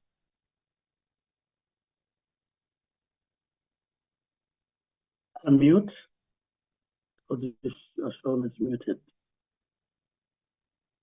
Mr. Kedama?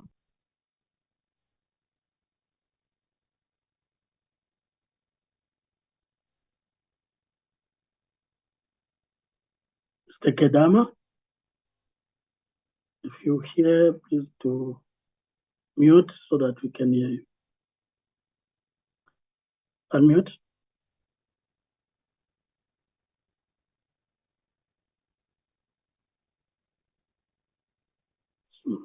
Okay, he got disconnected with that one, Chair.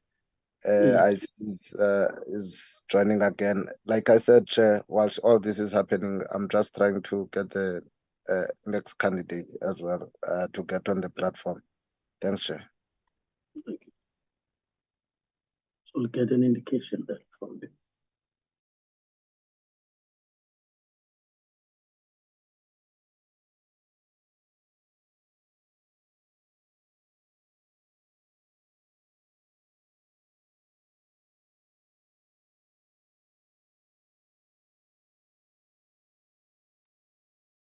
Mr. Kedam, I'm just doing an audio test. Are you able to hear me?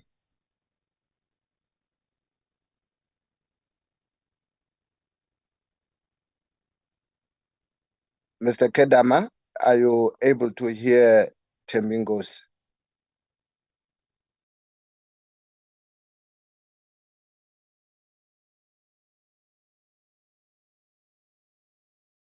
But it's muted. Must unmute the mic.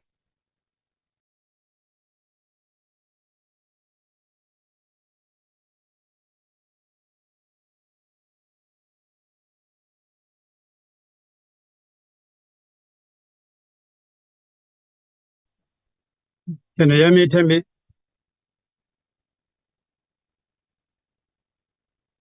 Tembi, can you hear me now? Yes, I can hear you, Mr. Kedama. The Chair, I hope you could hear him as well. Yeah, I can hear you well.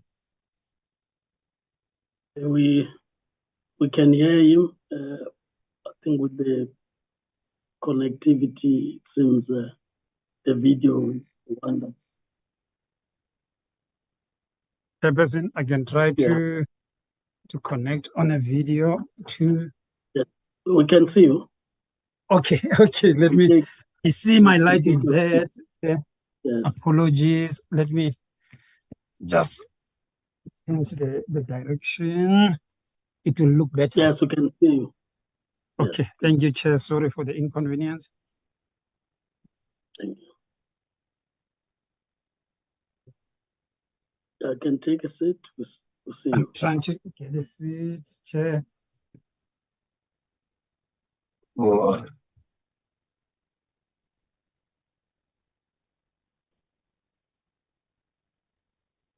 We can see you and the background. Okay, Chairman. Okay. We can now proceed. We appreciate that finally you're connected. Okay, Chair. Sorry for the inconvenience. Thank you. Mr. Kedama, you are now welcomed and you are appearing before the subcommittee of the Committee on Communication and Digital Technologies as provided for in the rules of the National Assembly. The committee can put together a subcommittee that reports to the committee. So our focus as the subcommittee is the MDDA appointment process for which you been nominated as well as shortlisted by the committee as you appear before us. So that's the subcommittee. Of course, without taking more time, I'll just outline the engagement we're going to have with you, or the conversation or the interview with at least on the side, so that you are able to share with us, and that sharing, both yourself and the members, they can learn from it. Of course, we will then start with the introduction of the members. As you would know, in South Africa, we have a multi-party system. So the parliament and its committee at that, as per the outcomes of the 2019 elections. So as we introduce ourselves, you then find that reflection.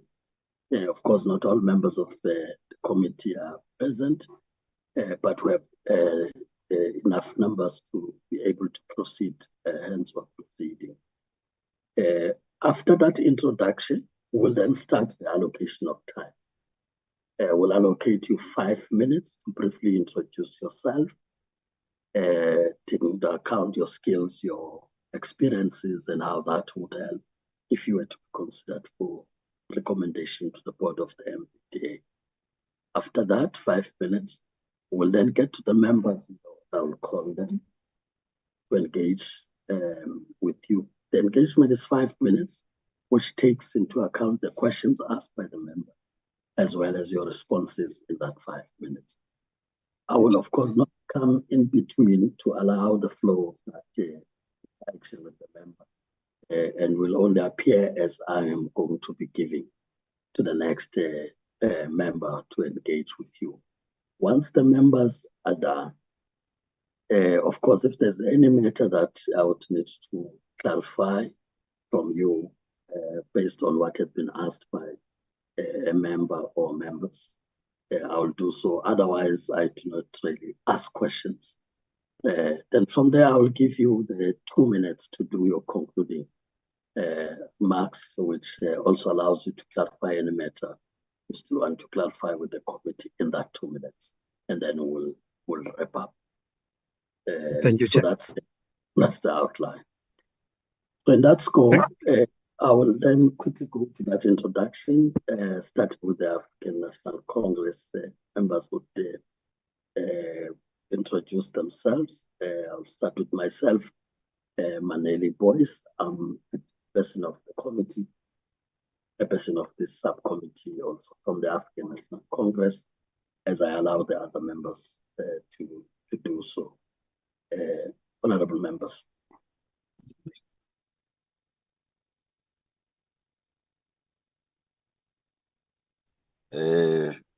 My name is Lisiba Mulala. I'm a member of this committee. I'm also a member of the subcommittee that is responsible for these interviews.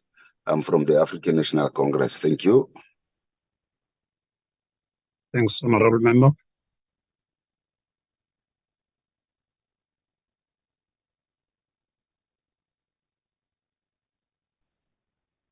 Thank you, Chair. My name is Gumbu Thomas, a member of the subcommittee and the Portfolio Committee. I am a member of Parliament from the African National Congress. Thank you. Thanks, Honorable Member.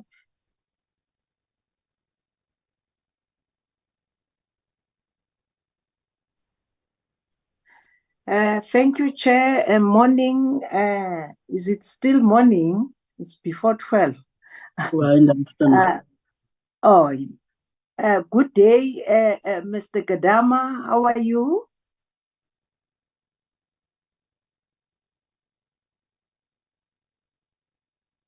Chair, am I audible? You are, Honorable Kubeka. Okay, thank you, Chair. I hope that Mr. Kedama is able to hear you. Okay. My name is Nomsa Kubeka, the member of the Portfolio Committee of Communication, Digital and Technology, and also a member of this subcommittee of MDDA, also the member of African National Congress. Thank you, Chair. Thank you so much, Chairperson Molota-Tuketama. My name is Tsolofelo Podlani, DA Member of Parliament, member of the Portfolio Committee, as well as the subcommittee. Thank you. Trying to check on my side, I do not see him to be on the platform.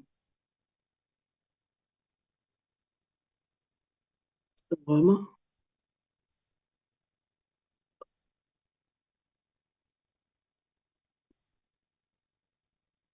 Mr. Ngoma? Or is it me who's out? No, we also No, can Chair, hear we you. can hear you. You're not, Chair. I'm just trying to get Mr. Kondile back. Yes, because like I'm saying on my side, it's like he's not on the platform now.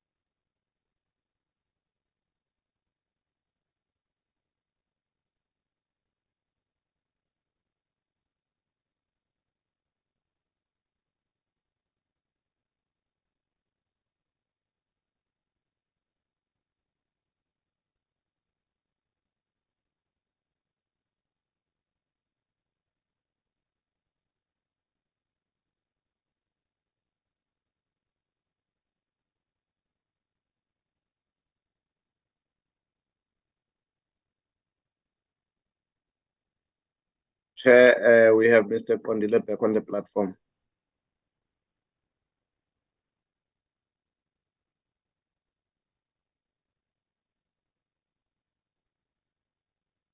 I just hope he's able to hear us and can see that we're experiencing network challenges there.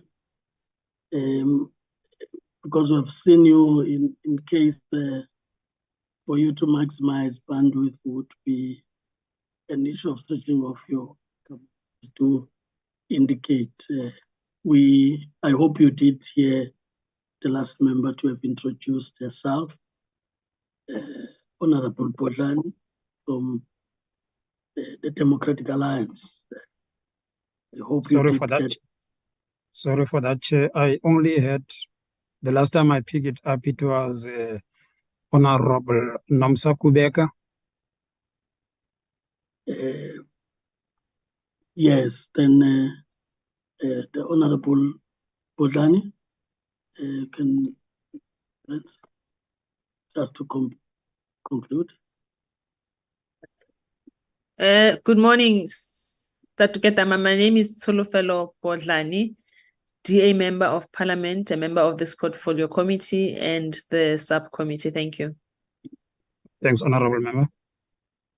Thank you, Honorable Podlani. We are now getting back to you. As I said, it's 5 minutes to briefly introduce yourself.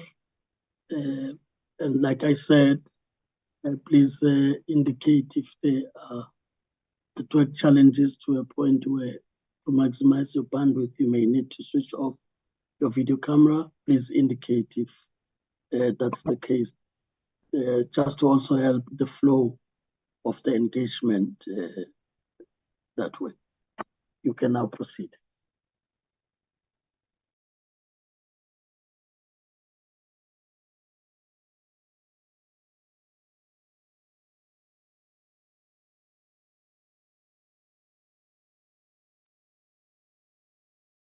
Yeah, you seem frozen on my side. That's why I'm saying probably it would help. Try if you can switch off the video camera. I think members would have seen the candidate. Try and switch off your video camera and see if there's improvement on the audio side.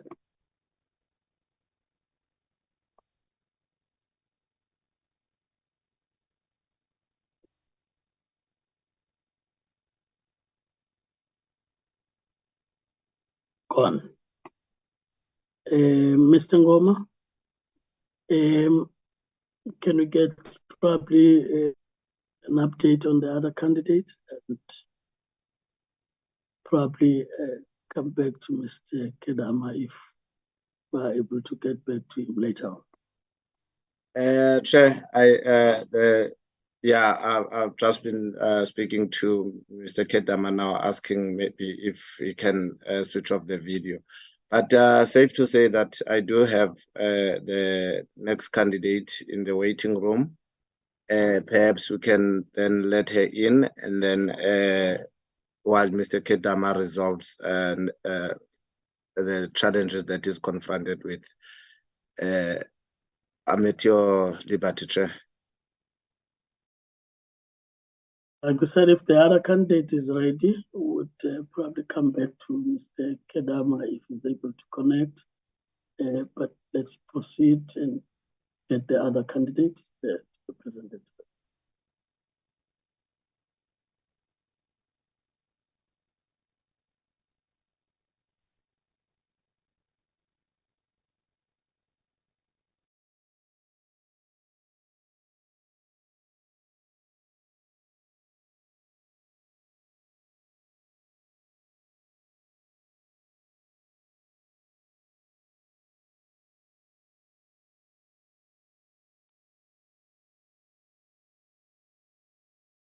Perhaps, Chairperson, we can try Mr. Kedama one last time.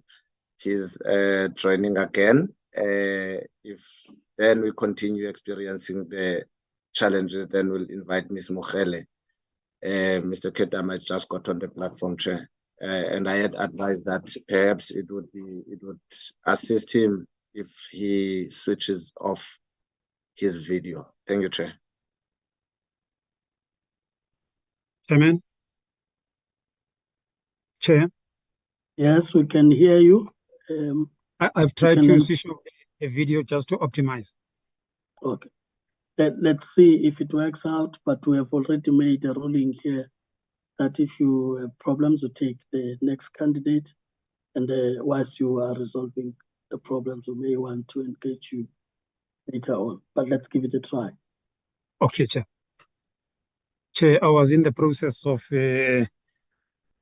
introducing myself in the space of communications and media, that I had an opportunity of working for the ruling party earlier in my career for a couple of years. I think it was more than 5 to 10 years. I moved to the Free State Legislature as the head of communications, and the field of chair of community media. I've been part of the core that was actually looking at the introduction of the community media. I had the chance of having a stint in Sweden just to look at how the community media works. Then the ruling party in Sweden, Stockholm, was the Socialist Party. I have since Chairperson heard that things have long changed. But the model that was advocated in South Africa has the elements of Swedish government. Then, Chair, we had a structure that earlier, just after the dawn of democracy, that was looking at how do we bring the already established community media entities in a form of community radio stations. And it is during that time when I became the member of Lentswe Community Radio into Maulepares. We tried to grow the station. It is still existing, though I have many years not interacting with them. But the space in which I am as a communicator, especially for the city, gave me an ample opportunity to know the space and improve and contribute in the advancements of the space of community media. One of the things that we had recently done, in fact, it was during the COVID, Chairperson, when we made a request from the MDDA that they get the new equipment for the Motheo community radio station that is based in Bloemfontein. The then Deputy Minister was able to assist, and as I'm talking to you, the station is one of the thriving stations in Mangaung and maybe in the province generally, Chairperson. Chairperson, one of the things that I also participated in, it is the structure that we have established in the Free State, based or located in the office of the Premier. There, as the Communications Forum, we look at best ways of engaging with community media. One of the things that we had looked into, it is the training. We have been able to create a platform where we are training some of them, especially those who are based in the Free State. And how do we best make them survive, either through advertising or through fundraising? Yes, we've not been that good in fundraising because there are elements of governance in it. But I think, Chair, there is some kind of a lending hand that is happening by the provincial government in the Free State in a form of making sure that when we buy media, we also buy with the community media. The role that I've played, Chair, is advocating for the survival of community media. As a communication specialist myself, I have been in a number of platforms where we are actually advocating for two things: the use of community media, but also the survival of these establishments. Chair, with regards to my career personally, I've been a communicator through and through for more than 2 decades. I am currently serving in a number of structures that relates to communications itself. Obviously, there's a thin line between the media and communications. So, Chair, some I am actually co-chairing, like the Provincial Communications Forum. I'm also participating in other committees that relates to communications, and that gives me an upper hand, Chair, to really have a serious interaction with the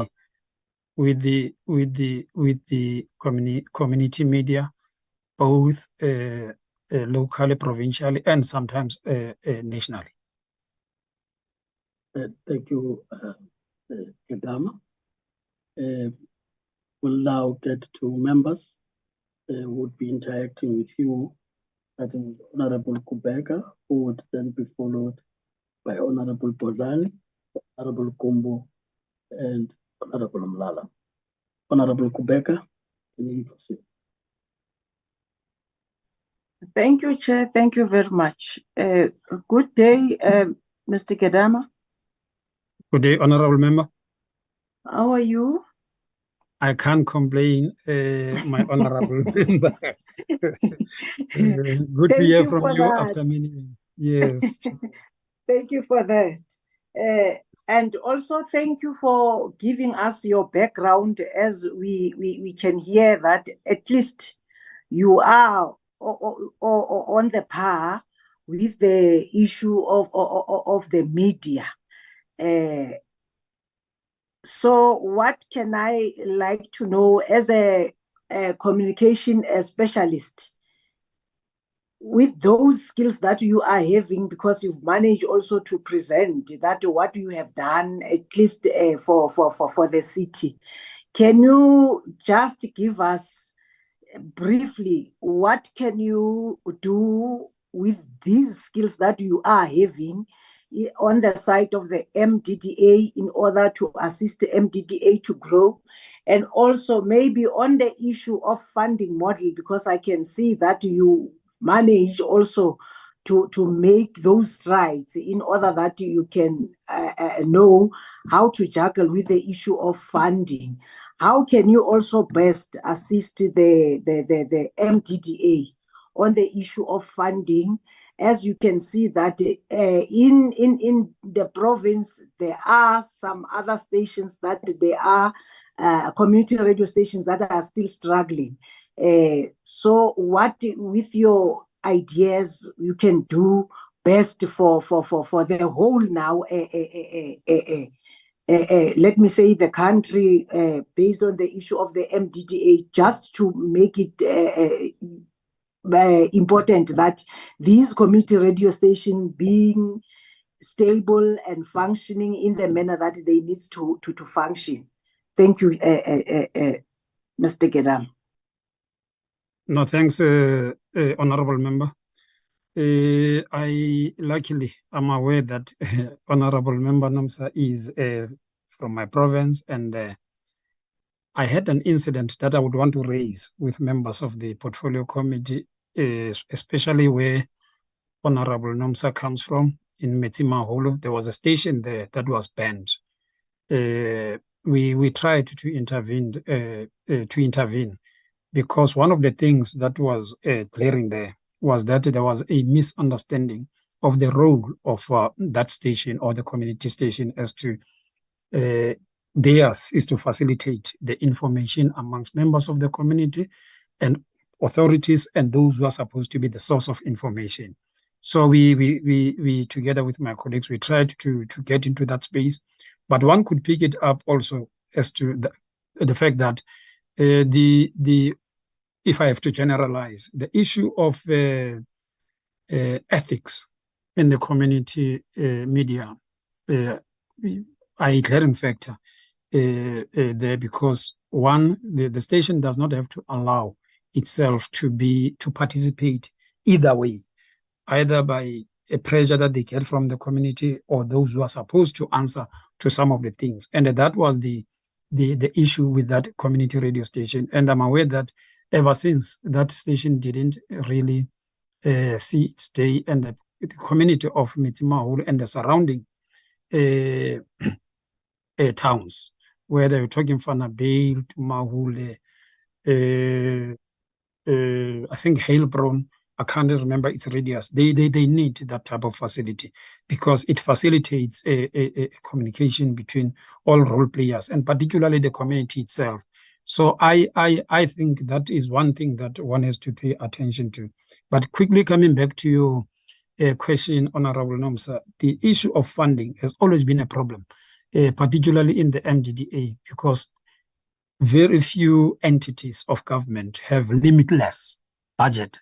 And one of the things that we have to look into, should one be part of the board, it is to look at the governing a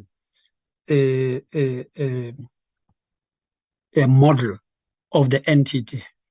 All I know is that the entity is Section A3 establishment, and it's allowed to fundraise.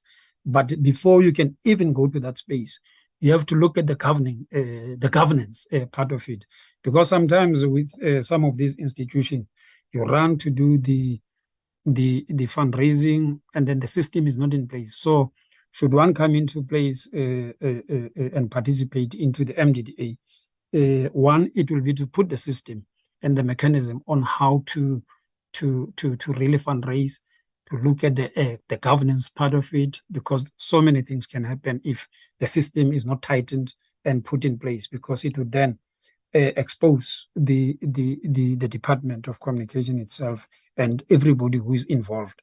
So those are some of the things that one would have to look into.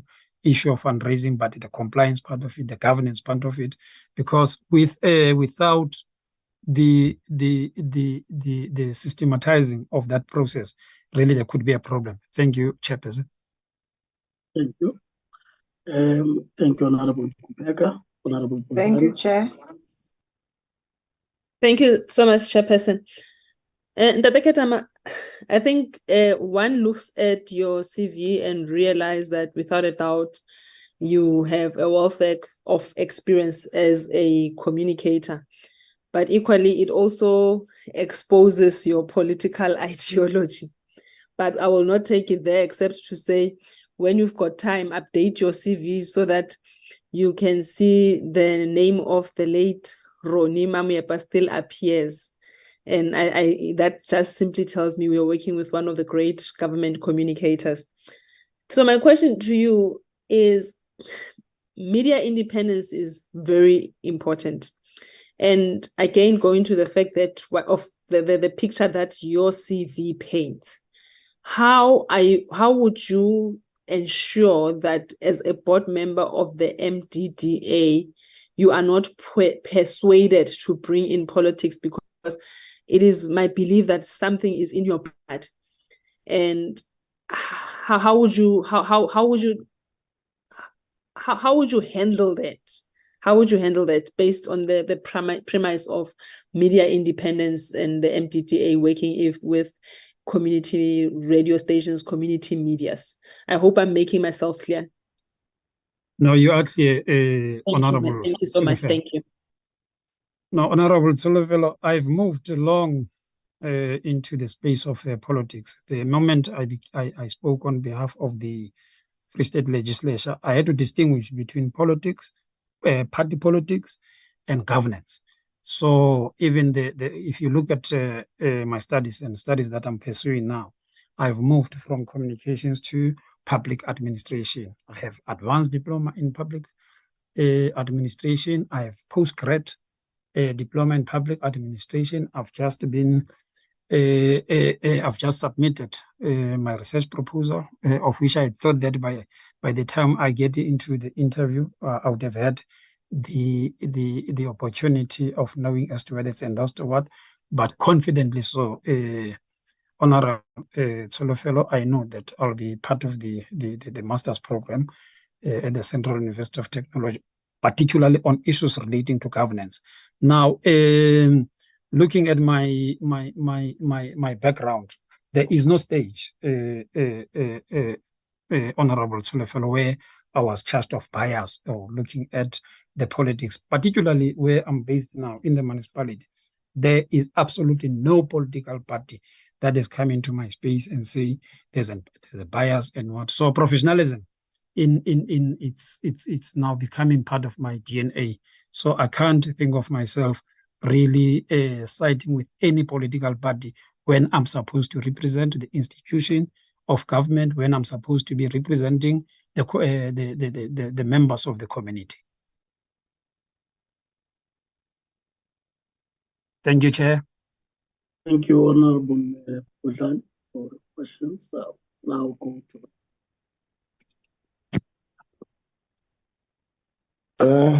Thank you, Chair. And good afternoon, Mr. Kedani. Afternoon, Honorable Thomas Iskondile Kedama.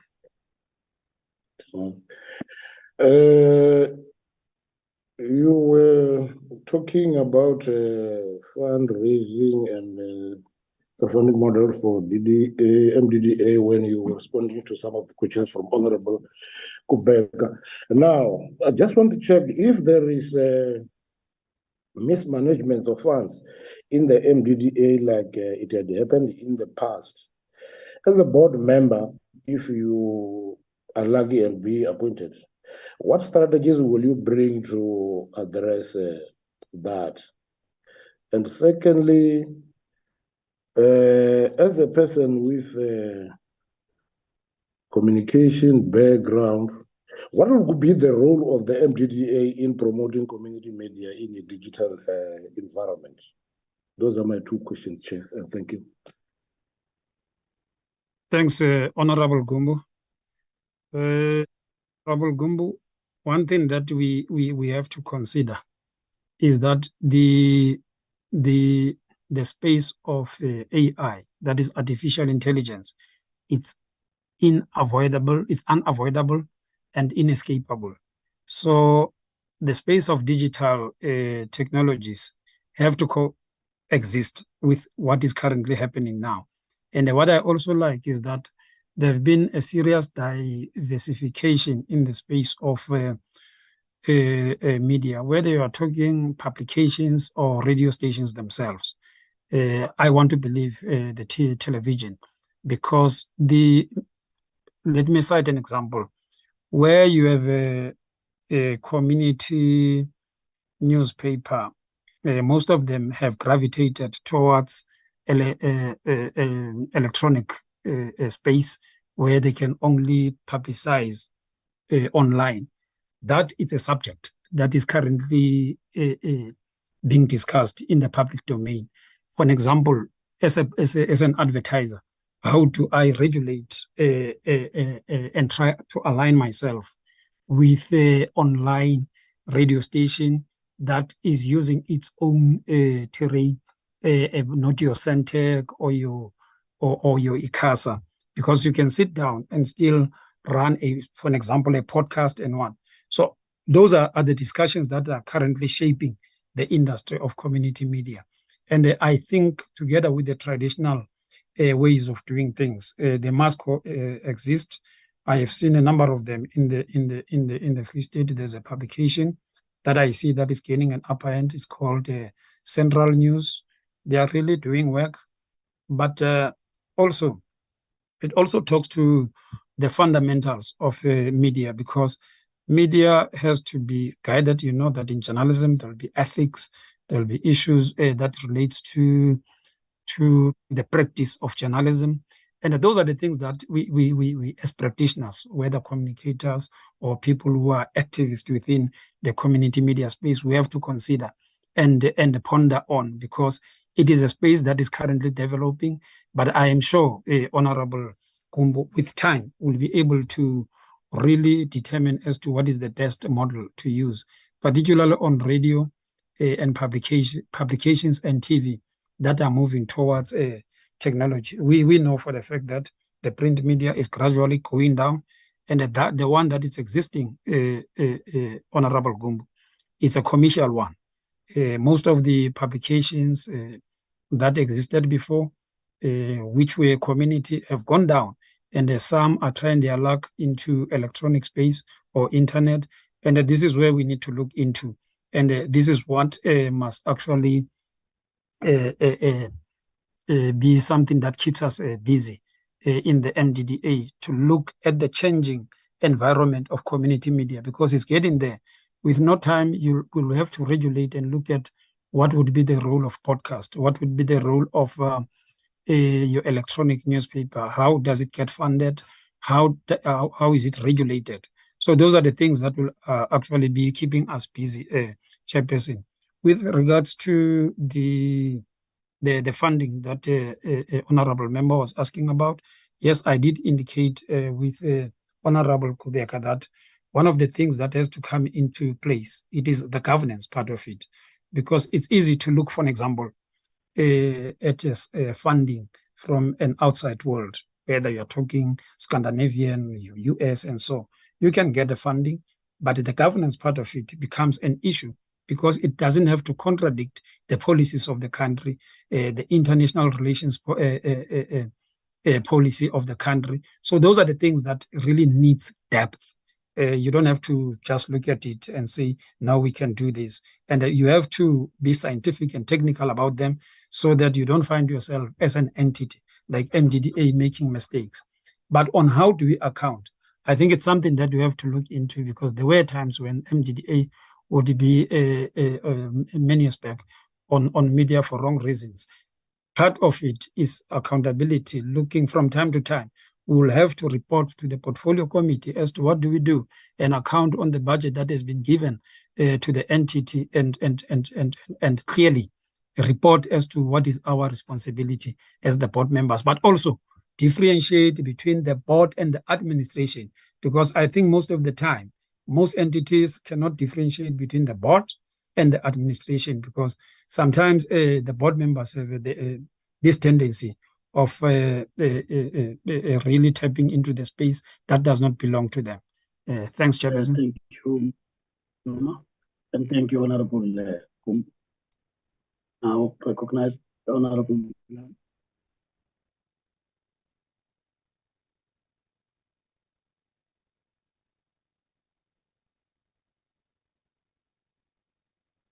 The Chairperson is muted. Honorable Mlala is still muted. Honorable Mlala.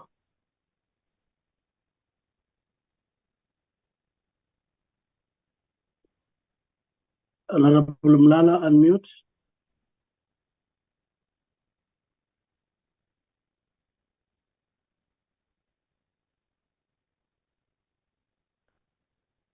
Unless it's on my side, I don't seem to get the response. Yeah, audible, Chairperson, and we can see it, so it's probably from Mr. Malala's side, but it's still on the side. I think in that score, I will pass Honorable Mlala and then get back to Mr. Kedama in terms of your 2 minutes, where you want concluding acts and any matter you want to raise with the committee. Thanks, Chair. Even if I didn't pick you up properly, but I think I'm asking that you have got 2 minutes. Can you hear me now? Yes, Chair, you're audible. Yes, you have 2 minutes to do your concluding remarks. After that, we get to wrap up. Thank you. No, thanks for the opportunity, Chair, and thanks to honorable members for allowing me to present my case. But I must indicate, Chair, that one of the worrying factor is that I've looked at how the board has been constituted for many years, and it's the Free State has never been necessarily being represented, and there are a number of things that are happening, particularly in the community media space. One would appreciate that the voice of the Free State has to be there in the board, so that we deal with it, because the dynamics differ with provinces, and I'm sure that element of a member from the Free State would really be of assistance. But the other thing that is critical, Chair, that I've looked into, it's the same one that was raised by Mayor Kubeka of the status of the funds of the entity itself. Yes, there's a need for us to look into how do we fundraise, how do we capacitate the role players, the end users like your community radio stations, and make sure that there's work that's happening. For an example, in a changing space, there's a need for training, there's a need to capacitate them on how to work so that they are self-sustainable in form of advertising, marketing, and so. So those are some of the things that one would really bring into the institution soon as there's a conclusion from the side of the leadership as political portfolio committee. Thanks, Chairperson. Thank you, Kedam. As we are to wrap up, indeed, you'd agree that it was an interaction where there are lessons to be learned both sides. Because we also take this opportunity as we close to really appreciate that you always raise your hand, because you're not appearing before this committee for the first time. You are raising your hand to be part of the conversation that seeks to find solutions to challenges we face in the country, particularly as it relates to entities like MDDA. That is really appreciated. Of course, the part raised about demographics of the country, geographic spread, and all that. We take that, and respectfully, I want to say that that's always a consideration, but given limited spaces, it gets to be difficult to adhere to every principle, but all those principles get taken into consideration when we make final recommendations. So I thought I should clarify that point. Otherwise, from a point of formality, on the committee process, as you'll be aware, our meetings are open to the public.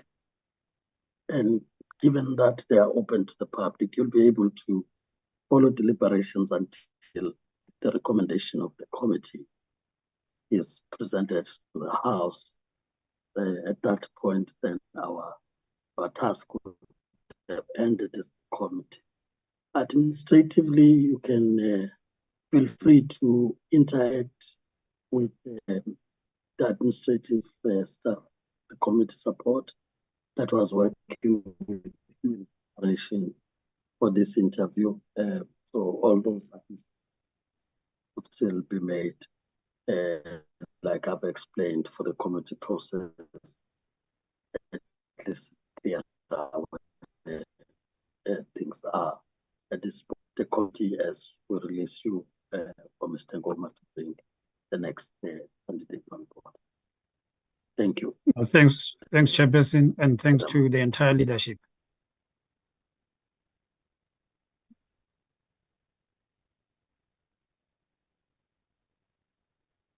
Thank you. Thanks, Chair. Mr. Ngoma. Mr. Katamai is leaving the platform. Ms. Musidi Mukhele is our next candidate, and she is on the platform already. Thank you, Chair.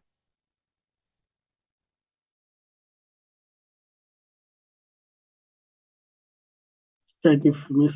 Mukhele is able to do so. Are you able to hear the chair now?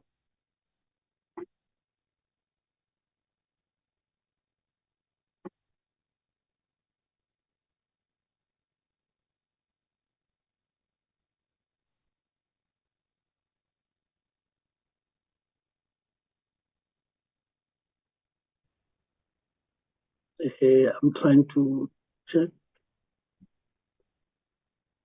Musidi Mukhele, are you able to hear? Yes, I can hear you, sir. Yes, I'm also looking for us to see. The video is off. Just to be sure it's but that we're interacting with.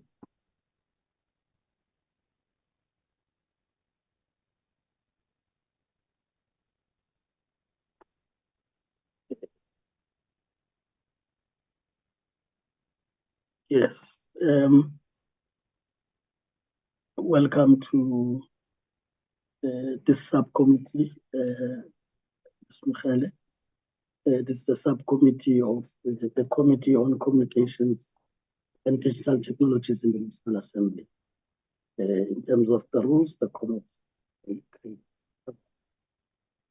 has done a specific task, and our task is very specific. It is the appointment process of the MDDA, and therefore we report back to the committee as the process has been nominated and shortlisted for to appear before this committee. So please feel welcome. We just take as a norm the word interview on the side and get to a conversation where you reflect honestly, and that from that members can then learn from the responses, and you also learn from, I think, the questions asked that would be posed by members, and that should really go beyond this short time that we're going to be interacting with, the continuation of conversation that South Africans must have, as I say, even beyond the interview. So with that having been said, of course, we will introduce the committee as part of the interview or engagement outline. But in explaining the committee, I think it's important to always remind ourselves that we are a multi-party system in South Africa, and therefore Parliament and its committees reflect the representation by political parties. Yes, there may be those that may not be available now, but can guarantee you that from the numbers we have, we're able to proceed as we are a 7-member committee. And therefore, in the introduction, there will be that reflection of parties. So once we are done with the introduction, members, with the allocation of the first allocation will be to yourself, the 5 minutes, to briefly introduce yourself, reflect on your skills and experience, how that would probably help the committee in its determination on if you were to be recommended, how that the MDDA. Once that 5 minutes is done, we'll then get back to the members, as I would call them, who want to interact with you. The allocation is 5 minutes, which is for both the questions and your response to the questions posed by a member. In order to allow the flow of the conversation, I would not get in between you and the member you're interacting with. So as I appear, it will be about the time to hand over to another member to interact with you. Once members are done with interacting with you, if there's any matter I would need to raise as a chair, I will do so. Otherwise, I do not ask the questions, but I'll then get back to you again and give you 2 minutes to do your concluding points or raise any matter you want to clarify the committee on, and then it would be the wrapping up of the interaction. I hope that outline is quite clear. So as I get to members, I will start with the African National Congress members, starting with myself, Emaneli Boyce. I'm the chairperson of the committee and also chairing the subcommittee. I'm also from the African National Congress, as I invite the other members of the institute. Good day, Chairperson, and good day, Mamkhele. My name is Lisiba Mulala. I'm a member of the Portfolio Committee and also a member of this subcommittee. I'm from the African National Congress. Thank you. Pleased to meet you, sir. Thank you, Chair. And good afternoon, Ms. Mukhela. My name is Gumbu Thomas, a member of the subcommittee and the Portfolio Committee. I'm a member of Parliament from the African National Congress. Thank you, Chair. Nice to meet you, sir. Good afternoon, Ms. Mukhele. My name is Nomsa Kubega, the member of this Portfolio Committee of Communication and Digital and Technology, and also the member of the subcommittee and the member of the African National Congress. Thank you, ma'am. Nice to meet you, ma'am. Good morning, Ms. Mukhele. My name is Tsulufelo Bodlani, member of the Democratic Alliance, member of Parliament, member of the Portfolio Committee, and member of this subcommittee. Thank you so much. Nice to meet you, ma'am. Honorable members, I will now invite you, Ms. Mukhele, to use your 5 minutes to briefly introduce yourself. Thank you. Thank you, Chair. My name is Musidi Mukhele. I'm raised in Zambela, Sasolburg, that's in the Free State. I'm aged 43. One of the products of what I call the Life Hard Knocks, School of Hard Knocks, which has exposed me to many opportunities along the journey of life. So after matriculating in Vereeniging, I moved to Johannesburg for a few years. Ultimately, I moved to Pretoria. That was in 2000, being recruited then by the 4 banks that ultimately formed what we now know to be Absa Bank. So I have a corporate career spanning 23 years, mainly in financial services. By financial services, I mean both banking and insurance sectors. Also in media. I've worked for TV broadcast, ENCA in particular.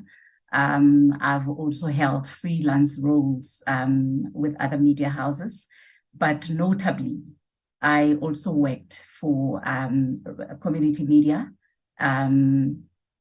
Also one of the early online community radio back then. That was over 10 years ago.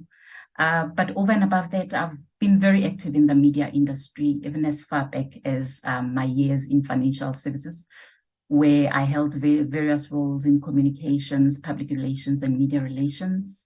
And I regard myself as a seasoned communicator and media specialist. I've also had the opportunity, as I've mentioned, to work for community media and also commercial media.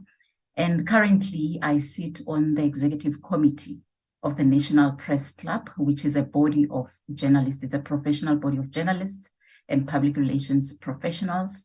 And also in my capacity as the general manager of the National Press Club, I chair the Media Freedom Committee, which comprise of UNISA, their Communication Science Department.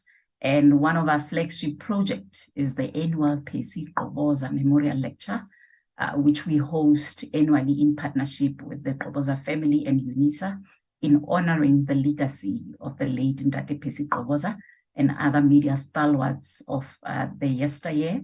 And the lecture is held annually on what is known as Black Wednesday, which is the 19th of October. And this year, I'm delighted that we are adding the voice of community media as part of the contributors of this year's lecture. So that in a nutshell has been my professional journey. Thank you, sir.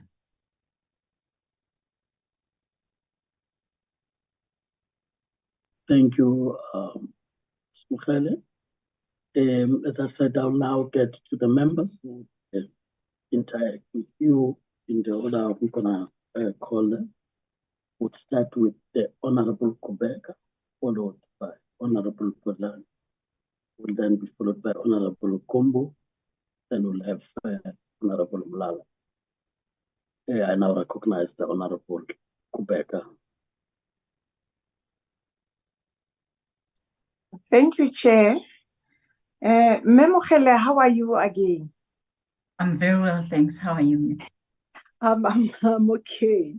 I'm smiling, but I don't want to say it because if I can say it, and then it will be another politics.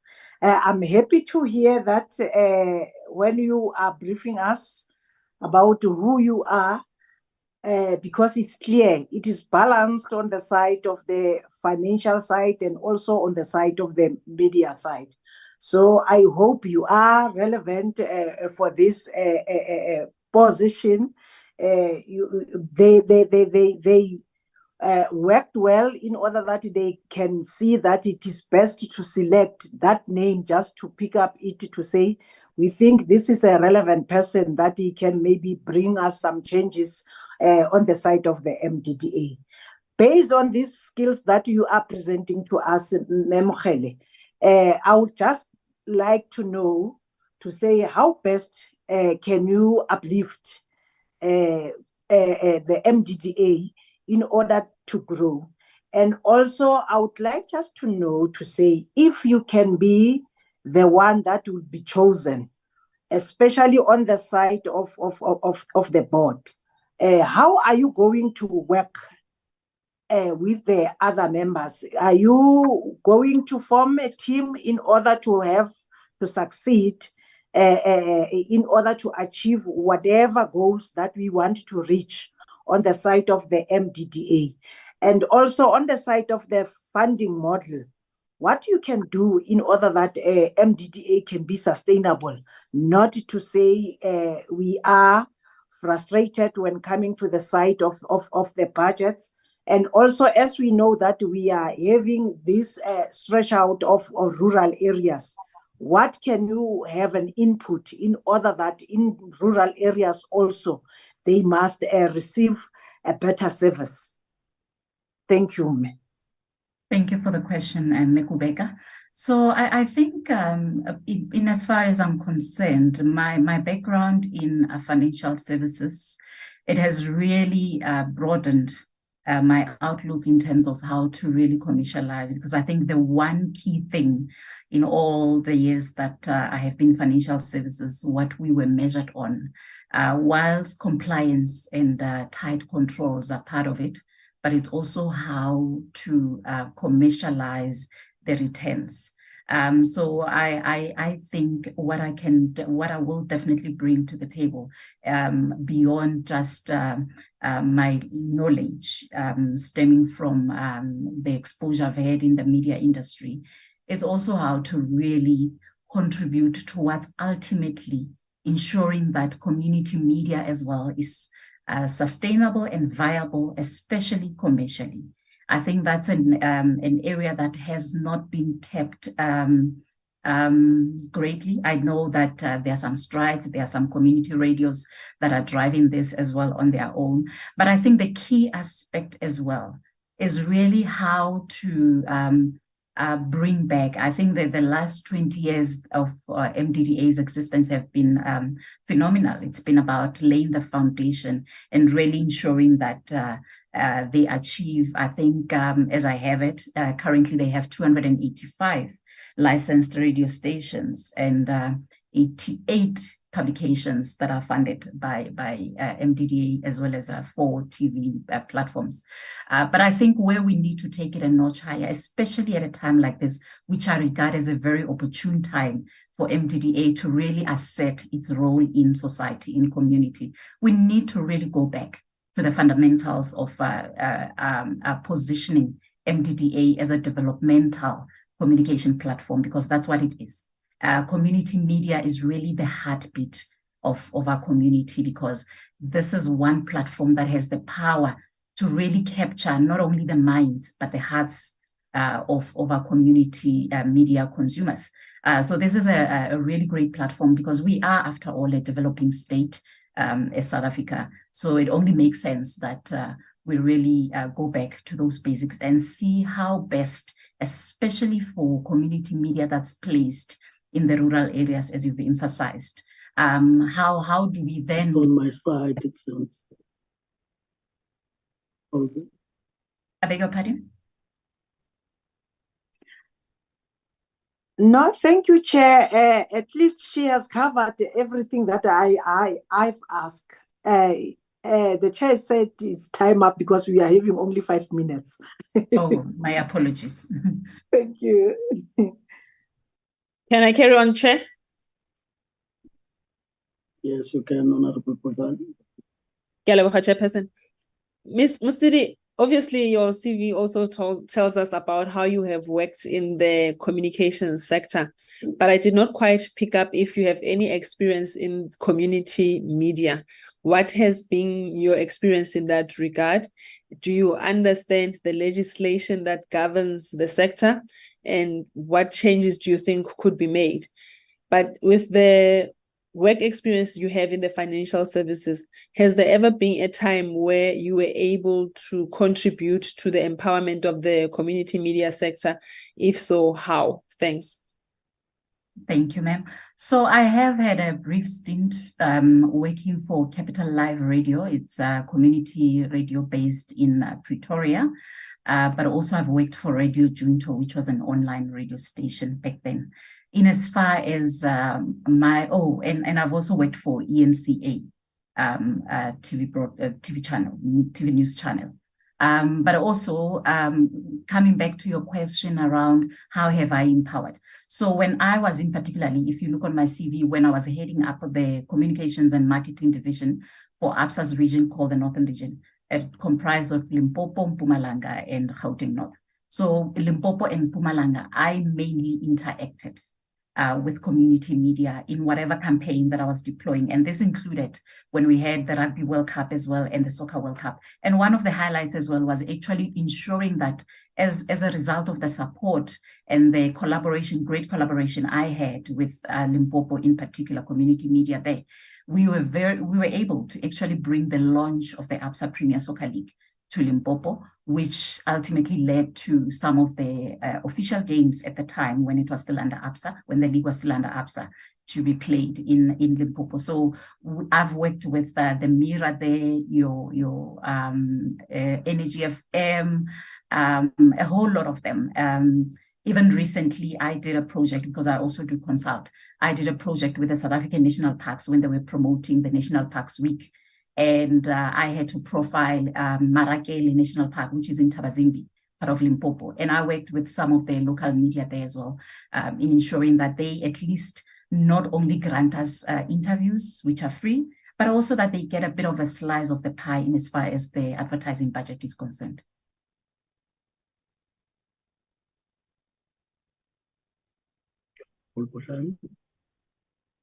Now recognize the Honorable Kumbu.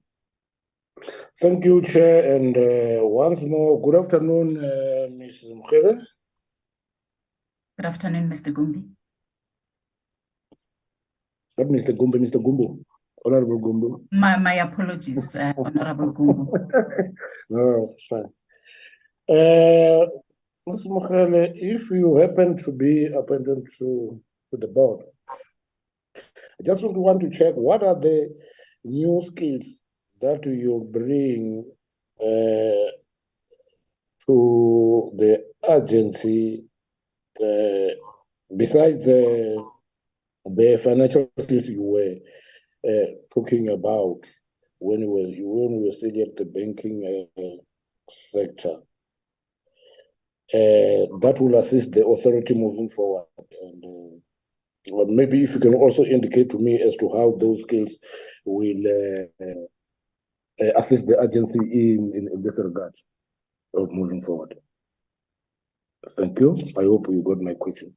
My two questions. Yes, I think I did. Thank you, sir. So it will definitely be, I think there needs to be more lobbying. I'm not saying it's not happening, but I think there needs to be more lobbying. I mean, in my interaction with some of the community media houses, what I've picked up is that the issue of Centec and licensing remains a thorny issue. Which leads to some of the community radio station closing. But also it's how do we integrate them into strategic forums that happen in townships, especially the business chambers, which is where issues surrounding the different or the local economical issues are concerned. And I mean, a lot of these business entities requires community media to also get buy-in from the local community, but also to empower with information in terms of what they do and what they stand for. So that's the one aspect of it. But I also think the fact that I am involved in a partnership where we roll out developmental communication training, I believe this is something that can go a long way towards empowering the community media stations and publications, especially as we gear ourselves up towards the provincial and national elections. There's always an opportunity to upskill in terms of how do we cover what we do in media sector as special events such as elections, to ensure that whilst we share the importance of registering to vote, but also we capture the essence of what the good stories as well that came out of elections and people attaining, or rather communities attaining democracy since the days of apartheid. So I believe it will also be that seeing how we upskill, but also bringing partnerships with the likes of Institute of Journalism, even the National Press Club, on how some of the community media can access some of this training that's provided free of charge to empower themselves, and even the station managers, so that they run the station managers to be commercially viable and provide the necessary leadership to the teams they lead in the various community media that they lead. Thank you. May I just check, Honorable Mlala? Thank you, Chairperson. Mamukele Musidi. I don't know which one is the surname, Mukele or Musidi. One, either of them. Musidi is the name. Musidi is the name. Surname is Mukhele. Okay, no, thanks. Thanks, Ms. Mukhele. Ms. Mukhele, South Africa now, almost 70 to 90% of young people have got a mobile cell phone. Now, I want to know from you, or what will be the impact of this mobile broadband broadly in terms of in line with what community radio stations are doing, or traditional media, if you like. What is the impact of this? And second part of the same question would also be the role and impact of this over-the-top players, the Netflix and so on. What is their role in terms of diminishing or re-establishing this community media that we so love? And then the second question would be, I also heard you in your presentation saying that you once worked for a community radio station. Now, that as an example, what was your observation in terms of sustainability? What is your observation? What were the challenges? And what would be your proposal on how to resolve them? Thanks, Chair. Those are my two questions.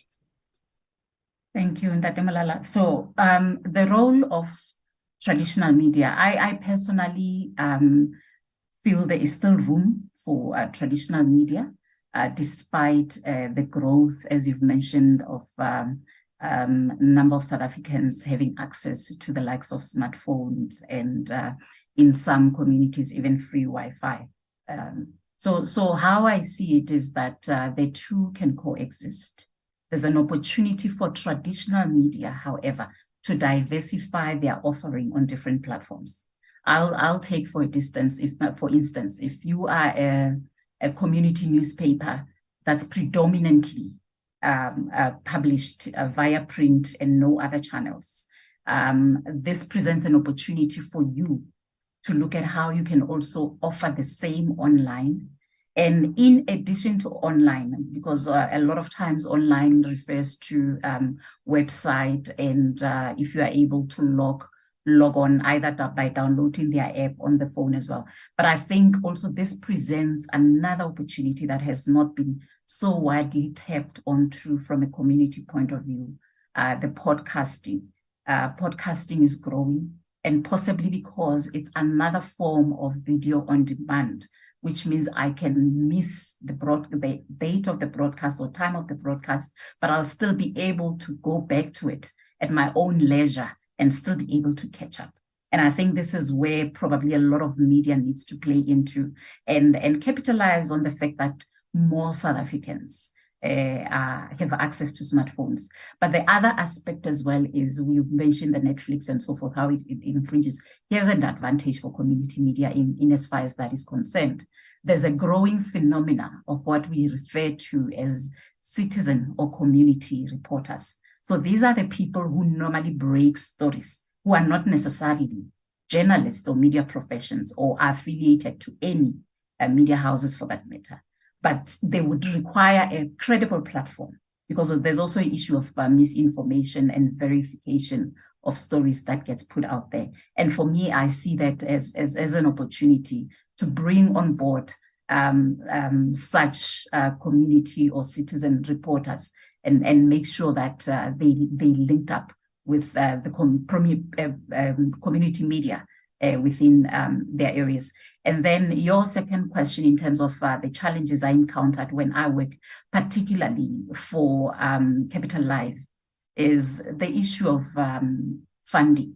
So some months were good, some months not so good. There were challenges, but also advertising, because I think there's currently a gap in that prospective holders of advertising budgets always assume that community media is substandard. Therefore, they don't deserve a lot of advertising budget because they can only do so much. Where we are missing the point that community media is probably one platform that's able to touch on all the LSMs and actually spread the message wider than your commercial platforms. I mean, if one looks at also the fact that community media is able to broadcast in various languages that appeal to the local communities where they are placed, it's also an advantage that needs to be tapped onto, especially on issues involving education and raising awareness. Thank you.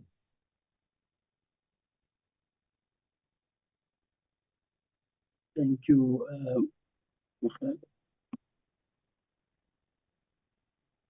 My gadget is acting up. I hope I'm still audible. Yes, you are, sir. But I think having gone through what honorable members would have asked, I think we will now get to a point where you are using your 2 minutes to make concluding remarks and whatever reflections you want to give to the committee before we actually. Thank you for that, Chair. I think once again, I'd like to express my appreciation and gratitude that I was considered up to this level for this opportunity. And I present myself not only as a seasoned communicator and someone with interest in community media, but also as a patriotic South African, because I think having sat in various media platforms where the issue of community media is constantly being raised, it's upon people like myself who have an opportunity to influence in some various media platforms to really roll up our sleeves and come and build the MDDA that will exist, and not only exist, but thrive beyond the current 20 years of its existence. I thank you once more for the opportunity. Thank you, Ms. Mukhel. As I said, we are now getting to where we are wrapping up the interaction. I do believe that what I've raised earlier, that it's also about learning from you and also you learning from the questions asked by the honorable members. And I think that objective would have been achieved in this regard. Of course, from the point of formalities, I'll start with the committee side. That from the committee, as you know, our meetings are open to the public, including these interviews are open to the public in different platforms as a way of Parliament ensuring that in its work, the public participation is there. That includes them in its committees. So for that reason, there's nothing much from the committee because you'll be able to follow the deliberations until the end of the committee work, which is the tabling of the recommendations to the House. But at the administrative level, you will interact with the committee support for any administrative inquiries. So you are free to do that at any given time, which is different from the committee that's open in the public.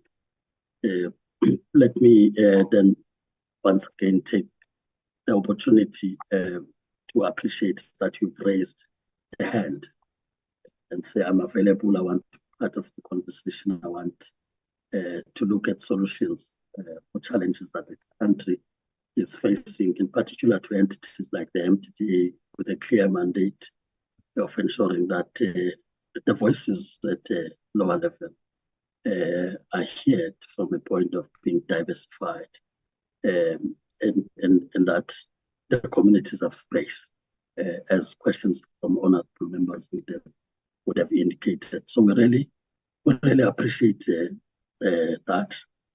But like I said, it should not be a conversation that ends in a few minutes that we've engaged, but as South Africans in the different corners, we should continue with that engagement and help shape the future of our country. With that, we really appreciate. Thank you. As we would be releasing you, and the committee just deal with a few things before we get to the next candidates that we'll be taking in. Thank you. Thank you, Chair. Thank you. Thank you. Mr. Ngoma, I take it that this would have been the last candidate in the group that we were to deal with before lunch. Yes. At the time that we are in a way encroaching a bit given the glitches we had before. So I just want to also for you to confirm that other candidates are also getting prepared properly and not experience the challenges we've had. If you can give that indication. Yes, Chair, that Ms. Mokhele was the last candidate for this round. We have Mr. Tembelani Mpakati scheduled for 2 o'clock, and the other 2 candidates will follow thereafter. Thank you, Chairperson. We are almost there. Thank you.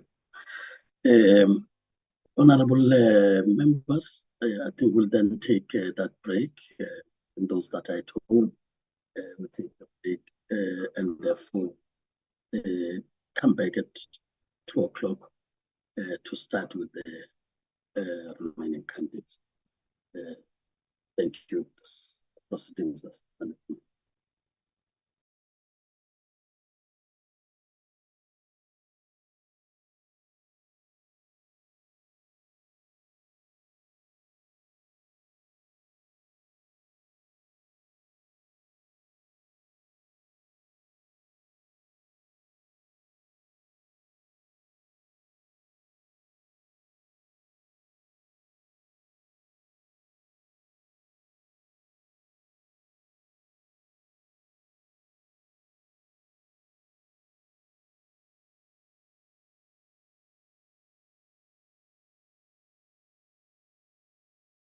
Recording stopped.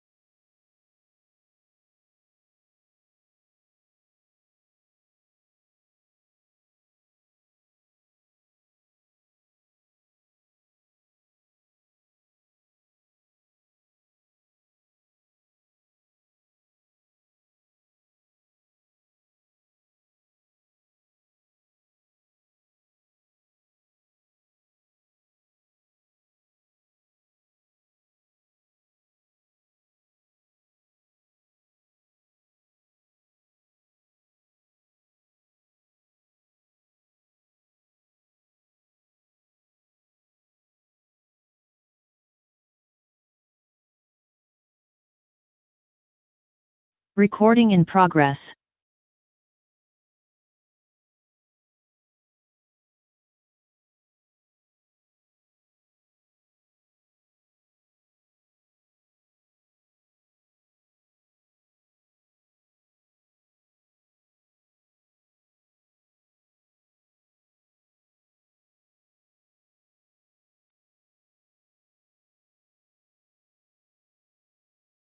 I check if we are all back.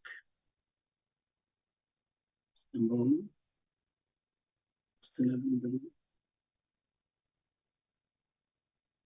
Chair, good afternoon to you. Good afternoon to members. Chair, we have 3 members on the platform. You'll be aware that Ms. Bodlani is now traveling, and I'm just checking if Ms. Mazone will be joining us. However, the candidate, Mr. Tembelani Mpakati, is on the platform. Thank you very much, Chair. Yeah, my count is 4 with Honorable Kubeka, Honorable Kumbu, for Honorable Takani, Honorable Lala, and myself.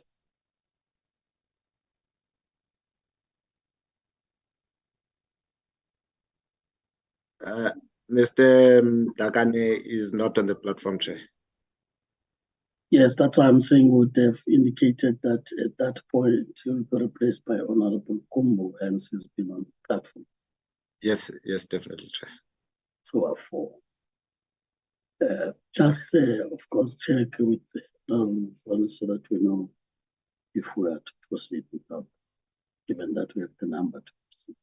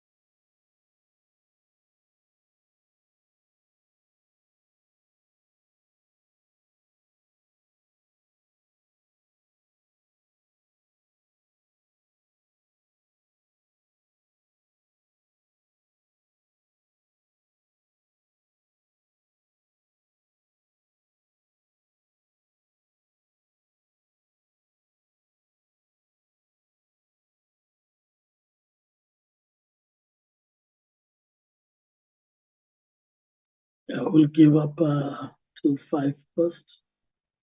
Just 3 minutes from now. Let's start it first. As Mr. Ngoma is trying to get Honorable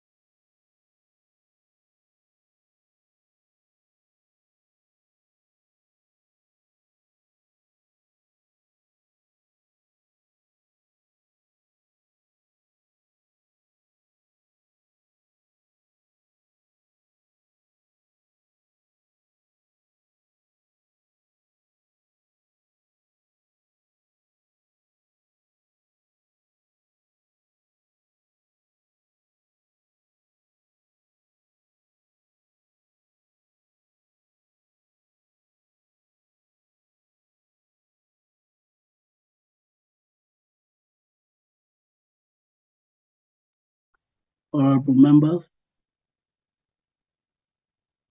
we are back. Like I said, we would then proceed at 14:05, given that we have got the required number to proceed. The Honorable Matson may join us if he's able to locate it in the absence of Honorable Bodlani. May I just check if the candidate is on the platform, whether indeed Mr. Bakati, you are able to hear us so that we also hear you and see you. Is it Mr. Holmes? The candidate is Mr. Tembelani Mpakati, Chair. Yes, I'm asking if he has and that we can see him, but it's muted in terms of audio. So I wanted to be sure that he's able to. Yeah, are you able to hear Mr. Mpakati? Good day, Honorable Chairperson. Yes, I'm able to hear you, and hopefully I'm audible enough so that you can hear me from the other side. Yes, you are. You are audible, and we can see you too. And you can also see me, Chair. Yes, can see you. Thank you. Thank you very much. All right. Mr. Mpakati, let me take this opportunity to welcome you. You are appearing before a subcommittee of the Committee on Communications and Digital Technologies in the National Assembly. In terms of the rules, committee can create a subcommittee that focuses on a particular matter and report back to the committee. So that's the setup of this committee. So you are therefore welcomed. It's a 7-member committee, which means that with 4 members, we have adequate numbers to proceed and to are proceeding, and others may then join. They are able to.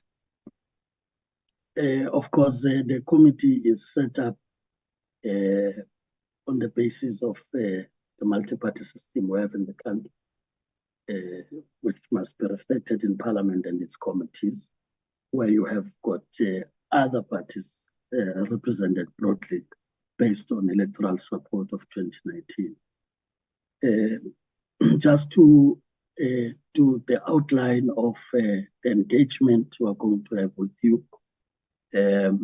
So we put the word interview on the side a bit so that you know it's a conversation that helps you to reflect honestly with the committee in a way that helps us to learn from you, but also you learning from the questions that will be posed by members.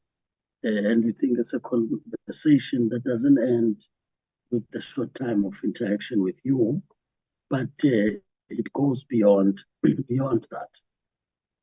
Now, with that having been said, we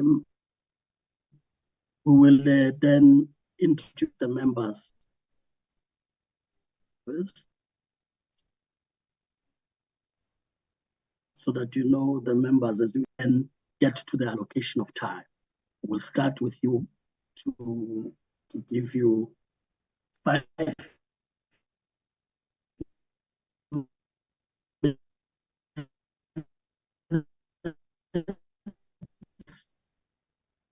indulgences and so on, so as to inform the determination of the committee on why it needs to be recommended. My apologies, Chair. Chair, there was a time you got cut off. I think even Mr. Mpakati would have missed you there. Perhaps you can try maybe with the video off, and we see how it proceeds. Thank you, Chair. Okay. If that's the case, I just hope you are Yeah, you can help me on that side to switch it off and see how it goes.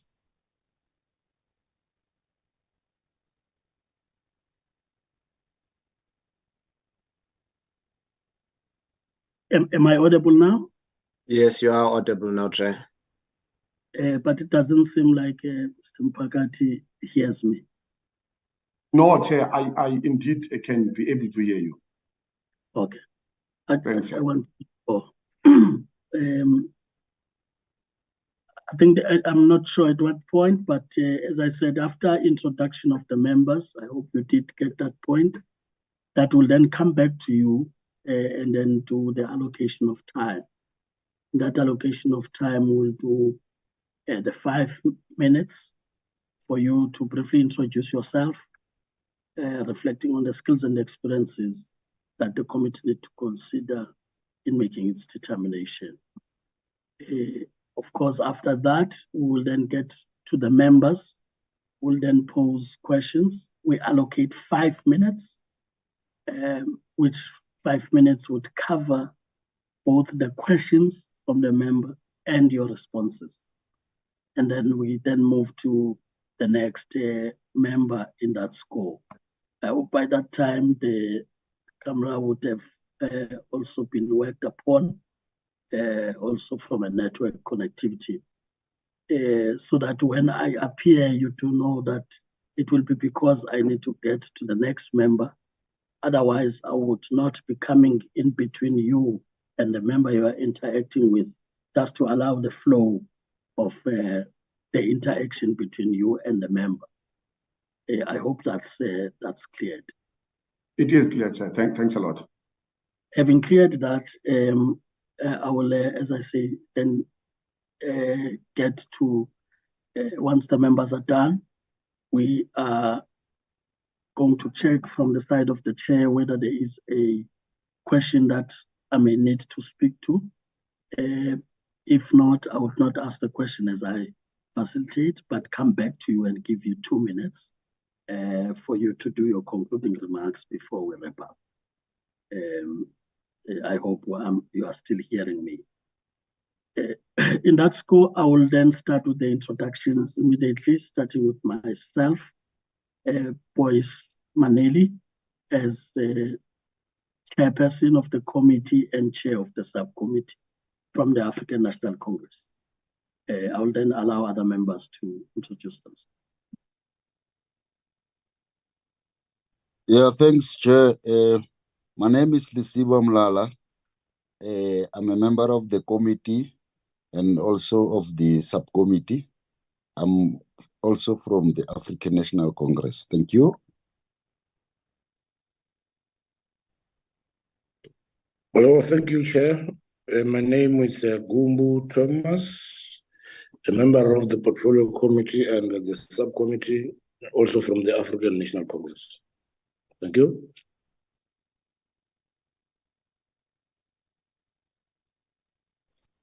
Thanks, Chair. My name is Nomsa Gubega, the member of the Communication Committee and also the subcommittee, the member of African National Congress. Thank you.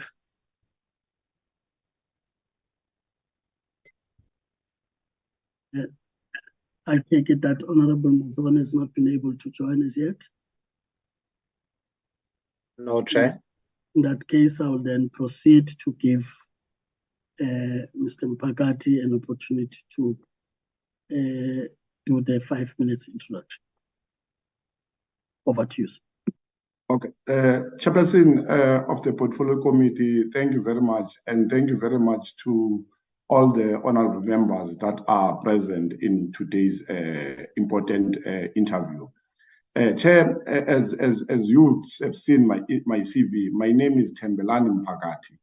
I am the founder and the director of a law firm based in Pretoria, going under the name of Mpakati Attorneys. So, Chair, I'm coming from a legal background.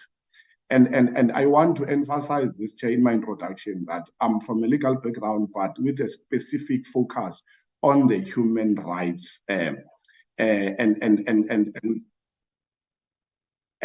media freedom and freedom of expression falls within the Bill of Rights, and therefore the rights of the legal practitioners are also equally important, like any other rights in the Bill of Rights. Chair, I grew up in the former Transkei in the Eastern Cape, also attended schooling in that part of the country, but I later on moved from Eastern Cape to Western Cape, where I joined my sister, who was at the time working in the Western Cape. Chair, this was the first time that I get to interact with the community media, because you'll understand that in the former Transkei, some of these resources were not readily available. Firstly, for Black people, but secondly, for young people who wanted to learn. So the access was definitely not there. But as a young person in the Western Cape and an activist, I was then introduced to community newspapers. At the time, the name of the newspapers was called City Vision. We could be able to access that City Vision, firstly in the spaza shops at the time that were owned by mostly Africans, and I understand things now have been changed drastically. But also in the local library, you will find that newspaper for free. In the newspaper, Chair, you will be able to get the information about the locality, specifically Philippi, Kailicha, and Kukuletu, because the newspaper was meant to be the voice of the voiceless people of the Cape Flats. So that was my first interaction with the media. But at the time, I was also a very, involved person in the community development programs. At one point, Chair, I must emphasize that I had to volunteer my services without being paid in ABET, Adult Basic Education School. At the time, it was called Vukani and the Lower Crossroads, assisting older people who could not be able to go to school, but they were still adamant that they want to learn to write and be able to count. So I was involved at that, Chair. That happened, Chair, after I had completed my degree in cost and management accounting in Walter Sisulu University of Technology in the Eastern Cape. Chair, it was very difficult to find a job. I had to do that. But Chair, that also helped me to be able to be part of the community building and understood the importance of community involvement in the projects. Firstly, government projects, but also projects from the locality that are meant to empower the community and make sure that the voice of the community is heard. Chair, my first job, unfortunately, or fortunately, it was in Parliament. I was recruited in Parliament around 2004, and I worked under the leadership of Mr. Peter Lebeko. At the time, Chair, Parliament, there was a lot of transformation, especially around the document management within the committee section, which I believe you are also a part of it. So I worked there very well, Chair. And because of my leadership skill at that moment, Chair, and this was my first job, and at the time we were called interns. So I was an intern. So Peter and other management agreed that I must be nominated or appointed as the leader or a team leader of the group that was responsible to reconstruct the documents of Parliament to what we used to call it a filing system. So the new filing system that was introduced in Parliament around 2004, 2005, I have been part of that project.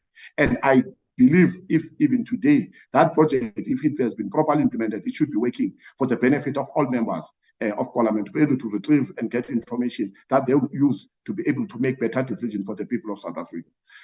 Chair, having worked there, because I had accounting background, accounting qualification, I then, after the internship ended, I went and worked in the South African Revenue Service, SARS, in Bellville. In Bellville, Chair, there were a lot of dynamics, especially from the point of view of workers. I was then elected to lead the National Union of Allied and Education Workers Union, NEHAU. I've worked with NEHAU, Chair, firstly to make sure that workers' rights were respected. And fortunately, we had a very progressive commissioner there, then who is the minister now, Pravin Gordhan, who at the time was introducing what we already know, known as the filing system, the e-filing. It was manual, so we're moving from manual to electronic. So it was very difficult, Chair. Firstly, to manage a change, but secondly, to manage employees who at the time were resisting to change. that many of us, we understand that change sometimes bring about loss of jobs. So, Chair, I was able to handle those conflict-related issues. But Chair, after that, I left SARS and joined the National Treasury in Pretoria. And I worked at Treasury as an investigator, and I was also involved in the unions. And at one point, I was the chairperson of the union in Treasury. Again, we work very closely with the political leadership, very difficult times as well, especially when our government introduced what is better known now as the cost containment measures. I was in the middle of that debate. I worked very well with the DDGs and the DGs who were introducing that policy. It was not nice, it was not easy. Obviously, the employees were used to a certain system. Now, when we are taking what they have from them, it was very difficult. So I've been involved in a lot of conflict resolution situation. But and most importantly, that I think it's important for me, especially for community media, is that in South Africa, as a human rights lawyer, I see a lot of victimization of the media practitioners. I see a lot of not protection, firstly from the law enforcement agencies, secondly from the communities, because communities should be the first people or the first line of defense to defend the community media. It's difficult, Chair, now to report sensitive issues because people will threaten you. They say you can't run the story. And for you to run the story and risk your life is a danger. Secondly, litigation is very expensive. If you publish a story of a prominent business person or a politician, it is very difficult because that person will take you to court, sue you for defamation, and community media, newspaper or broadcasting or radio. I don't think they are empowered or trained enough, firstly, to understand their rights as entrenched in the Constitution. But secondly, I don't think they enjoy the protection that they should be enjoying because these people, I regard them as the servant of the communities. So communities should be able to jealously protect them so that they become the voice of those people who can't speak. They also, which is most importantly, are able to own their opinions and express themselves without fear, favor, and prejudice. And I think... Thank you, Mr. Pagati. Thank you, Chair. The struggle with the video here, the host has stopped my video sharing. I wanted to check if the network has improved so that it's easy to guide as I get to the next member, that as I appear, it's about getting to the next. Thank you, Mr. Long. I will then, having heard you, go to the members, like I said, and call them in the order that I'll be calling them, starting with the Honorable Kubeka. And the Honorable Mazone will follow. We'll use that process also to introduce herself as to the Mr. Part, who will then be followed by the Honorable Kumbu and then the Honorable Mdala. Like I said, to be the 5 minutes engagement with each member on max. The Honorable Kubeka, and I will recognize. Thanks, Chair. Greetings also to Mr. Mpagati. My name is Nomsa Kubeka, the member of this subcommittee, and also the member of the African National Congress. Thank you, Mr. Mpagati. I appreciate the way you were presenting yourself to make us to understand actually your background. Thank you for that. With that information that you are giving us, Mr. Mpagati, can you just brief us on the side of the MDDA as you have been nominated in order to be the member of the board? if you can succeed into these interviews.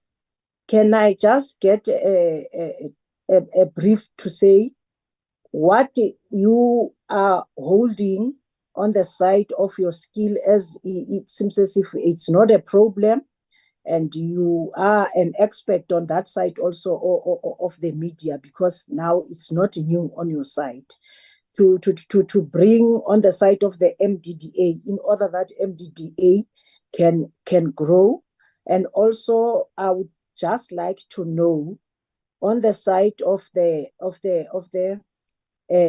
media, how best can you assist these our community radio stations that we are having, especially as you are having this advantage of understanding very well the issue of the rural areas.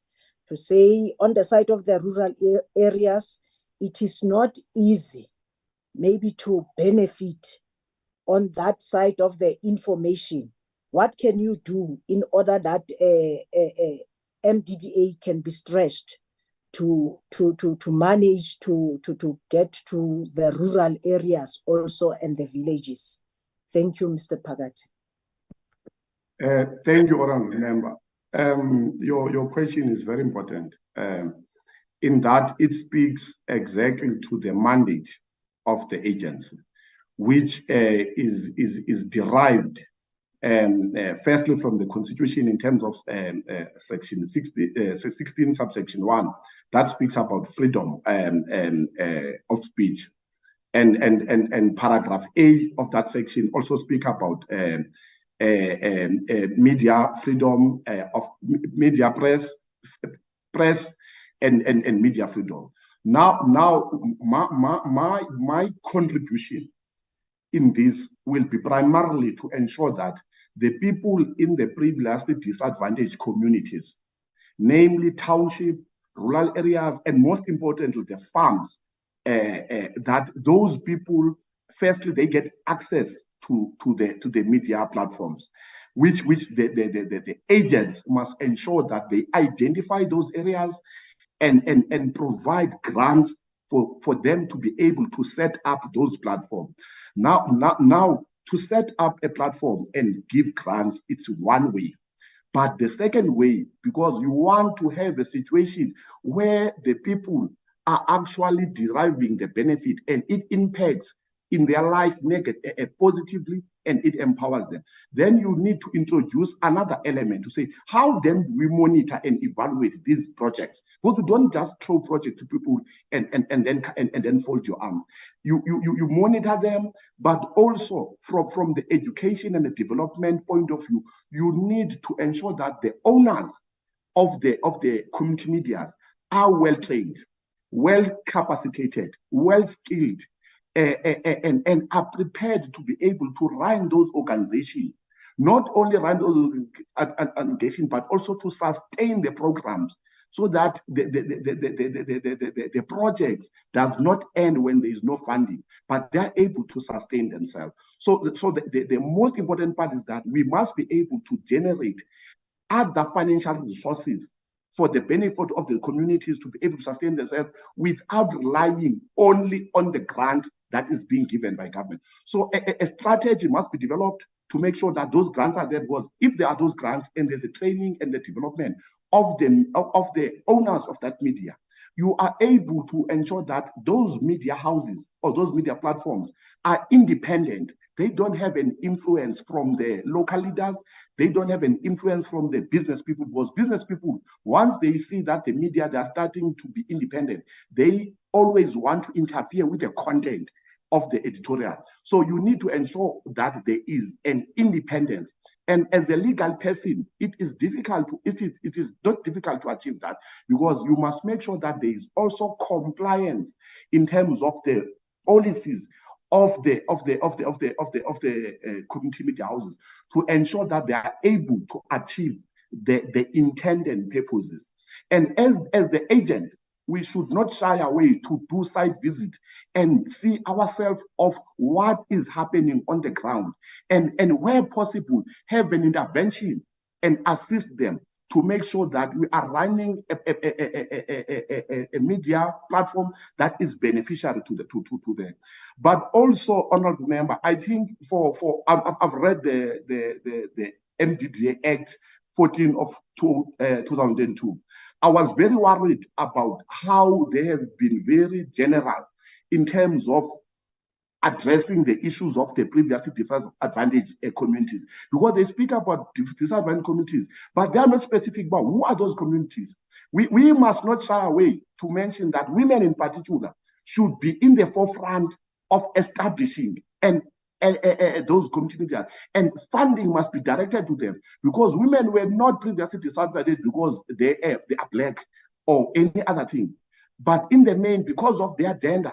They were discriminated. Now, if you want to talk about redress or empowerment of women, you cannot be quiet in your policies. You cannot be quiet in your legislation in ensuring that women take the center stage in terms of ensuring that those community media platforms are actual. And obviously, you don't have to throw them with the funding. You need to train them. You need to develop them. You need to mentor them.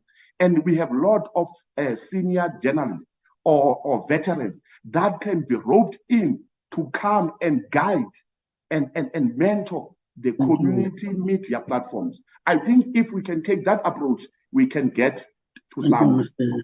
Mpagati, as I now call the Honorable. Thanks, Chair. Thank you, Honorable. Please, just for some few seconds, can I make a follow-up maybe to Mr. Mpagati? Yes, it's just that I'm looking at the time, actually, that we are 1 minute over. But you can, Honorable Kubeka, so that I don't suppress you. Thank you, just for some few seconds. I wanted to know to Mr. Mpagati, do you think is it necessary to amend our act as you have gone through it and you can see that there are some loopholes there? Thank you. I think it is an acceptable practice from time to time to revisit, firstly, our policies, but secondly, our legislations. Indeed, as a legal practitioner, I've identified a few things.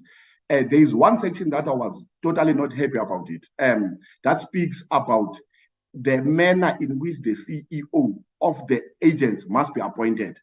It is very narrow. It restricts the responsibility of the board because it even prescribes to say what kind of CEO in terms of qualification they must appoint. And they're saying, if you appoint it, they are using the word must, you must appoint CEO with a financial background. Now it means you need a CEO that has got a financial qualification. And I think that's too restrictive. You should be able to allow the board, you can get a CEO from any other sector that is progressive, that is visionary, that is capable, that has got the energy. So some of the things, and also in terms of the role. Thank you, Ibambe Lapo. Thank you very much. It doesn't mean I'll be lenient going forward. I'm sure this would not be used. Honorable Kubeka is now done. I can now go to Honorable Mazona. Thank you very much, Chairperson. Good afternoon, sir. My name is Natasha Matsone, and I am the DA representative on this committee. And I have served honorable member. I'm afraid, sir, you're going to have to chat to me in English. My Afrikaans isn't that grand. English is my mother tongue, so if you want me to speak Afrikaans, jy gaan dit hoor net soos 'n Engelse persoon dit praat. My sincere apology, honorable member. Please, forgive me for that. Mazzone is of Italian origin, just in case you were wondering. Firstly, one thing that I must appreciate first is your energy and your enthusiasm that you are displaying to us today. There are some things that you've mentioned which have sparked my attention, which I like the sound of. One of the things that you've said is that you've, as a legal person, you have read the Act, and there are parts of the Act that you find restrictive. Now, if you look at the annual reports and the KPIs, you'll see that one of the shortfalls was that all amendments to the Act, which were supposed to be completed by the board, have not been completed. And we've heard from previous board members that this is due to instability in the board. Now, you explained to us in your opening statement that you were around at SARS at the time that we went over to e-filing. And of course, change is always frightening for people. So when you have to amend a bill, I'm sure that it's the same kind of situation for board members. You know, change is welcomed by some, but feared by others. But I believe that things are transient, and that you have to look at things holistically, and things will change as they go along. So my question to you is, do you feel that the MDDA, firstly, should exist as an entity on its own, or should other entities perhaps be amalgamated together with the MDDA? And do you think that in reality, given the fact that you have this exceptional legal background, do you think the MDDA as it stands now actually has the required teeth or power to do what they are actually mandated to do? And that's what I'd like to hear from you. Thank you, sir. Honourable Member, can I preamble my answer to your question by mentioning the following: that the language Afrikaans, it's one of the original, language that we have in the country, and we pride ourselves by that language. We have few other languages. I know in the Eastern Cape there's language called isiMpondo, and in the north, in Limpopo, the language called Silpulubeti. Now we've got languages. I don't want to say they are small languages. Some of them are not, by the way, even official languages that are dying. Now, NDDA has got a responsibility to revive those languages, to protect those languages, to preserve those languages, and to make sure that the communication that happens at a community level, that the language are being used to carry out that message. So whenever we have an opportunity, I try to speak, when I'm in Afrikaners, to speak Afrikaans. When I'm with Amampondo, speak isiMpondo. When I'm in the north, so I'm saying it was intentional that I had to create with the language that I was hoping that is your language. But it was because I had a very important message to transmit in as far as the importance of language is concerned, in as far as the media access is concerned, because you can't access media without language. Language plays a central role. Coming back to your question, South Africa it's a different country. To introduce measures has always been our struggle. And in many instances, we have seen that after the merger, the institutions, instead of them improving, in fact, they are deteriorating. There is a lot that needs to be done before one thinks of merger. However, merger in a long time of certain institutions of government will be necessary, primarily because of budget issues as well, because we don't have money in the fiscus. And therefore, we cannot just have agencies all over. But most importantly, when you merge agencies, it must be for a strategic reason, and it must be a long term. But in the interim, when you have not yet merged, you must make sure that there is no room for laziness, because many things are not done because people don't want to do it. People are just lazy, and we need to start cracking the whip. In the right way, obviously, following the processes. But people must do their work. There is no reason why things must not move. If there's a time for amendments and there's a period allocated to, and there's a deadline, people must be account. In fact, the board itself must be able to account to the minister to say, why are you not able to do what you're supposed to do? The president has appointed you to execute a certain work. And obviously, if you can't do the work, you must resign, or you must leave. So there must be no space for laziness. But of course, from a strategic point of view, I mean, there is no harm to consider merging some of these institutions. But of course, it's going to be a long debate, and obviously it includes a lot of research, because you cannot just, from the top of your head, you decide tomorrow we're measuring. But there must be a space for such kind of a debate.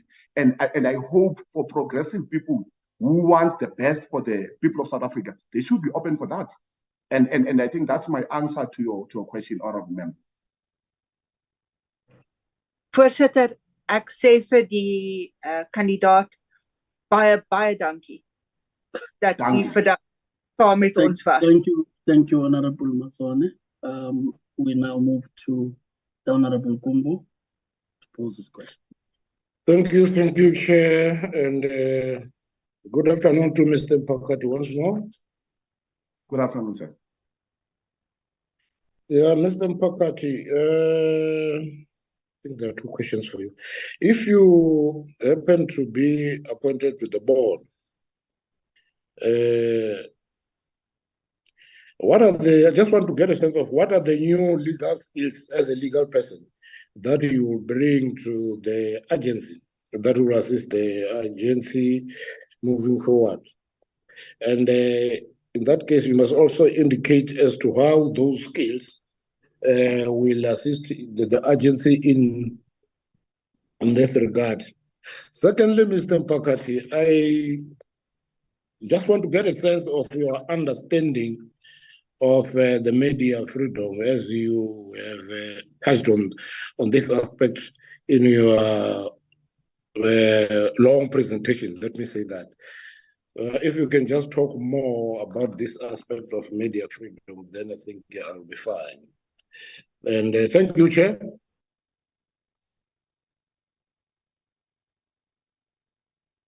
Honorable member, I had to look on the side. Your question was a bit too long, but I think I've managed to make a little note. I think in the main, the question is about, in terms of my skill as a legal practitioner, what is it that I'm going to be bringing to the MDDA? That's the first question. And the second question speaks about my understanding of the media freedom. On the first question, honorable member, we need to agree that many institutions collapse in this country, primarily because we fail. And when I say we fail, honorable member, I'm also counting myself because I'm part of this democracy. We fail to hold people accountable. That's number one. But number two, there is no consequence management in our institutions. We hear people staying at home for a year or two on a sick leave. We hear people being on suspension for 6 months, paid suspension. Those are wasted resources.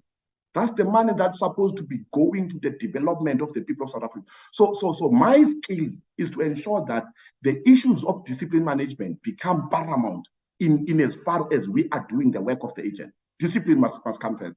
But secondly, when there are things that are not going right, we should be not shy away. We should be able to have a very strong consequence management tools in the agents, so that we are able to deliver services on time and we are able to achieve our goals. Now, obviously, if you understand that I've mentioned that I've worked a little bit with the unions, I'm a trade unionist, but being a former trade unionist does not in any way cloud my thinking or cloud my judgment. I'm able to advise the board on the legalities of how to manage discipline issues, but also contractual issues, because as a board, obviously we'll have suppliers, we'll have a partnership. Those partnership documents, they must be closely monitored, and we must make sure that we comply with the necessary provisions of all the contracts, and the work is being done on time. So I think that's a very important because obviously I also don't want to be part of the board that is going to be taken to court. At least when I'm still sitting there, we should be able to resolve these issues amicable with the assistance of the skills that I have. But moving to the second question about media freedom. Media freedom in South Africa is under threat, and that's my view. I know our members might differ with me, and in South Africa that is allowed. Any freedom that does not respect its journalists, its sources, its media is doomed. We will never have a democracy, because those who have money in any society They want to control media. They want to ensure that only the things that they want get exposed. And more often than not, when they control media, they are actually silencing the people of South Africa. So media freedom at all costs, it must be protected. The Constitution is very clear. We need to protect media freedom, protect legal practitioners, and ensure that people of South Africa have a voice. And when I'm saying people of South Africa, I'm not mentioning people who are living in the metros. I'm talking about people living in the farms, in the rural areas, in townships, so that they have a voice. So media freedom is in fact, for me, is the cornerstone of a democratic dispensation. And South Africa, we can't take any chances. We need to protect our freedom with all costs. By the way, honorable member, I'm told this month is I think on the 19th of October, is called Media Freedom Day. I hope if I'm appointed, I'll be able to celebrate that Media Freedom Day with a community media or with a community radio station, because that's where we must be on the Media Freedom Day. Steve Biko died for that day, so we cannot forget. Thank you, honorable member. Thank you, Honorable Kumbu. As I recognize the Honorable Mulala. Honorable Mulala.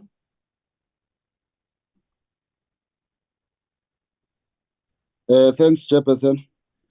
And good afternoon, Mr. Mpakati. Good afternoon, Honorable. Mr. Mpakati, you spoke a lot about governance and particularly on discipline. I want us to shift a little bit and talk about the collaborations. What type of collaborations do you propose, looking at the impact of low budgets in the MDDA and that impact directly on community media? So what, and the environment is highly polluted with political interest, business, profit making, and the poor community radio station had to survive. So I need you to advise this committee in terms of what type of collaborations you think may work under the circumstances. The second issue would be around in South Africa today, I think 80 to 90% of our youth are having mobile broadband or cell phones in their hands. What is the impact of that in terms of traditional media, radio and television? And also there's also new players, the so-called over-the-top players, the Netflix of today. What is also the impact of that on the community media? I hope you captured all my questions. Thanks. Oh, remember, thanks for, I think it's 2 questions, but they are, just long questions, and I appreciate that. Look, remember, we need to be honest with ourselves when we address the people, the issues that are facing people of South Africa, especially around the issues of media development. One, the issue of interest from whether it's politicians or it's business will always be there. We must never think that we will live in a perfect environment. So those interests will always be there. They'll always want to have a hand. Now, what we need to do as the MDDA, we need to ensure that, firstly, we have very strong leadership at that level that are trained and are able to understand the issue of independence of the media. That's very important, because if the human factor is not addressed, we'll have a problem. The former president and the father of the nation, Nelson Mandela, used to speak about the RDP of the soul. We need to invest in the RDP of the soul, meaning the people that are dealing with these media must be trustworthy, and we need to invest on them. That's number one. But moving to more trying to collaborate. Look, collaboration is always welcome. And my contribution will be to say we need to start talking with the organized groups within our communities. What do we mean about organized groups? Organized groups, I mean about cultural groups, I mean about sports groups, I mean about business groups, because in every community or in most of the community, there are groups, and those are the interest groups that can assist to make sure that the content of our media, community media, is balanced. So we need them. But if we are using them to be able to work with them, then we are able to go now to other established business to say, we as the community of this particular area, for instance, in Zanin, we are from Zanin, and we think that this media platform is important to us. Please fund us. There is no way that they cannot fund you, because they know that the source of their bread and butter is from the community. Now you can't just go and do that as an individual. So you need to first organize yourself. When you're organizing yourself, you have a power. You know, that's why it was easy in the olden days to have what we call it boycotts, consumer boycotts. But obviously, we won't be confrontational. But have that power from organizing yourself within the media and other groups, and then approach local business people. I'm telling you, they are able to assist you. Even though many of our businesses are owned by our brothers, the Somalians, you must be able to tell them, to say, you are making money out of this community. You have a responsibility to invest in these communities. So that we don't rely only on the funds and the grants that comes from government. And I think in that way, you are able to run a profitable, not necessarily profitable, but at least an organization that is able to sustain itself, because it also gets money from the advertising of other businesses within the area or community that they perform in. Honorable member, you are very correct. The introduction of social media is a threat to the traditional media. Unfortunately, I'm one of those people who still buy newspapers and who still listen to radio, and I do that religiously. But we need to move away from being rigid. We must embrace change. Now, the example that I want to share with the honorable members is that, look at Facebook. Many people, including Twitter, many people, even in small localities, now they're able to go to Facebook and follow a certain person that is always giving update in terms of the news in a particular area. And I think we should be able to identify those people, say, in a particular area, who still post things in their home language, and what kind of content is that person doing? How popular is that person? Can we have a package to work and give that person a support? Because those people are important. Those people inform our young people. You know, I mean, look, now we are going to elections. We need young people to talk about the importance of elections in Facebook. You can't only talk about election on TV or on radio. We need the discussion of importance of election to be in Twitter and Facebook. So I'm saying we need to support those people, but we need to identify who are they, where they are, how then do we collaborate with them to make sure that the work of the MDDA does find expression in that particular platform. Thank you, Honorable Member. Thank you, Honorable Mlala. I would now get back to you and give you 2 minutes to do your concluding points before we wrap up. Over Chair, to you. Thank you very much. The importance of these agents cannot be overemphasized. People of South Africa need voice, and the voice of the people of South Africa can only be provided if MDDA exists, and if MDDA is able to achieve its mission, its objective, and deliver the people of South Africa. There is no way that we will forever remain silent. And this act and this agents is meant to actually achieve that. Any democracy in any country in the world needs a media that is free from interference, need a media that is accessible, need a media that is balanced, need a media for all, need a media that promotes the voice of the voiceless, need a media that care for the rural communities, need a media that is independent and impartial. We need a media that will deliver on time. We need a media that will deliver a content that is relevant to the development of the country. We don't need a media that will give us information that has been censored. We need a media that is going to enjoy the support of all the people of South Africa. We need a media that has got integrity. We need a media that is honest about reporting, because reporting is a very important thing. We need a media that does not give misinformation. And that's the media that I am prepared to work for. That's the media that I am prepared to learn my skills. That is the media that I'm prepared to be part of the successes that we aim to achieve through all the difficulties, obviously, that we'll encounter.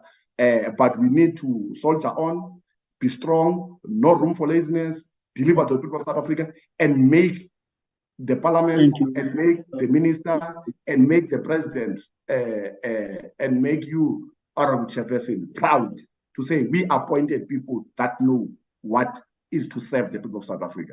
Thank you very much, Chairperson. Having given you the opportunity to make your concluding remarks, I'm sure we will agree now that the set objectives in the beginning, which were that would learn from this interaction, both yourself and the members. And I think that would have been achieved.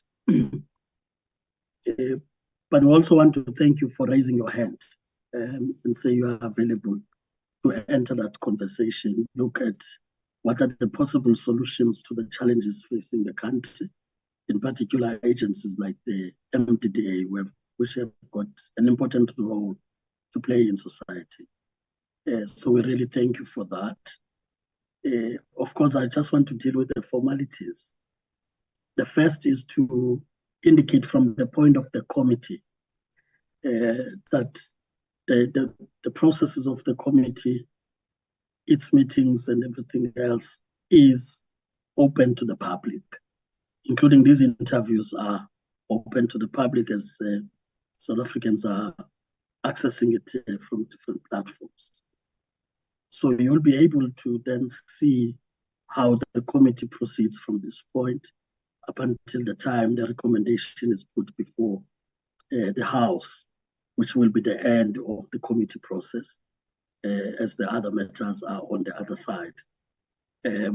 As it relates to the administrative part, you are free to make inquiries with the administration, those that worked with you as you were preparing to appear before this committee.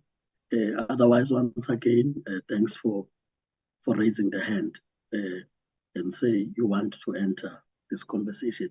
It doesn't end here, though.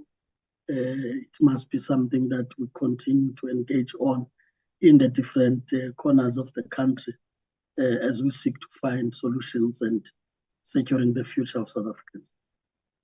So with that, we thank you, as we would allow you to the platform and Mr. Ngoma bringing in another candidate to interact with. Thanks, Mr. Pagat. Thank you, Honorable Chair. Thank you. Thanks a lot. Thanks a lot. Mr. Ngoma. Thank you, Chair. Chair, the next candidate is supposed to be Ms. Hulisani Mushiane, but I've been struggling for the past hour to get hold of her. As such, Chair, I've asked the candidate that would have come after her, Ms. Petha, to join in. So she's just busy connecting and will be joining in soon. Thank you, Chair. Thank you. To allow the few minutes for the candidate to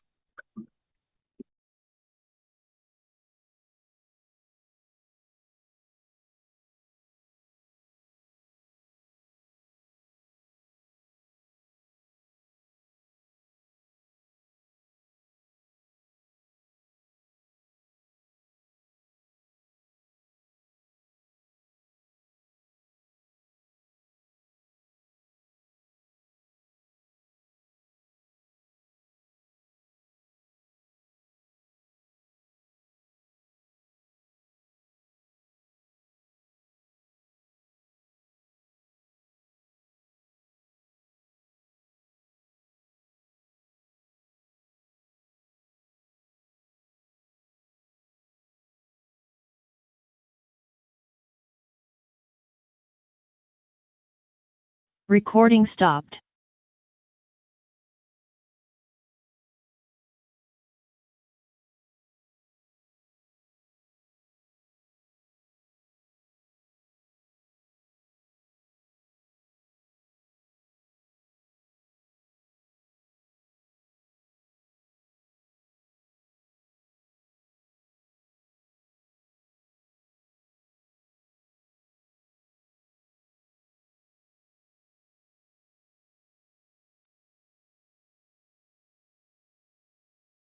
Chair, Ms. Jayashree Petha is on the platform. Thank you.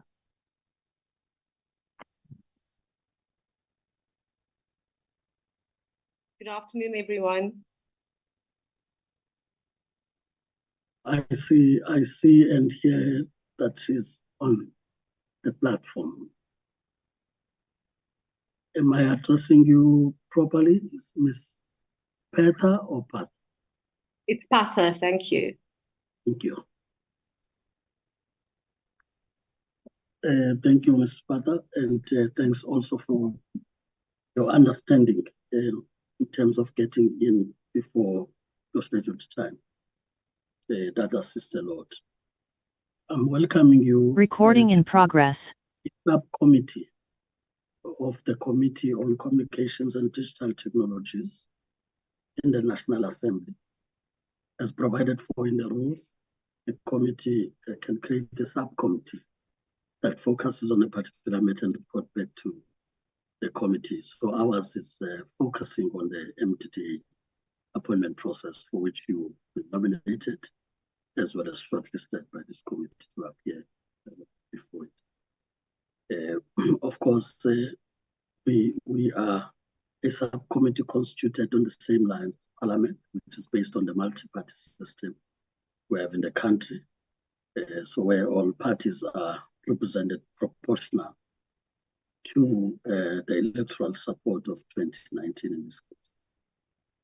So as we introduce ourselves, we'll be able to keep that.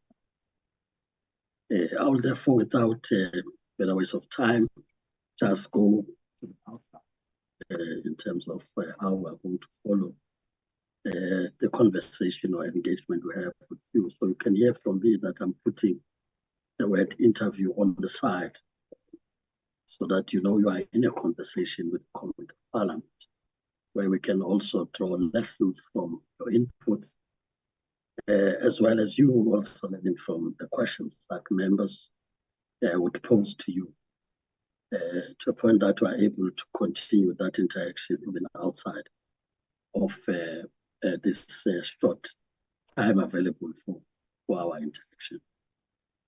So I will therefore then introduce the members of the committee. And once I've done that, we will then get to yourself.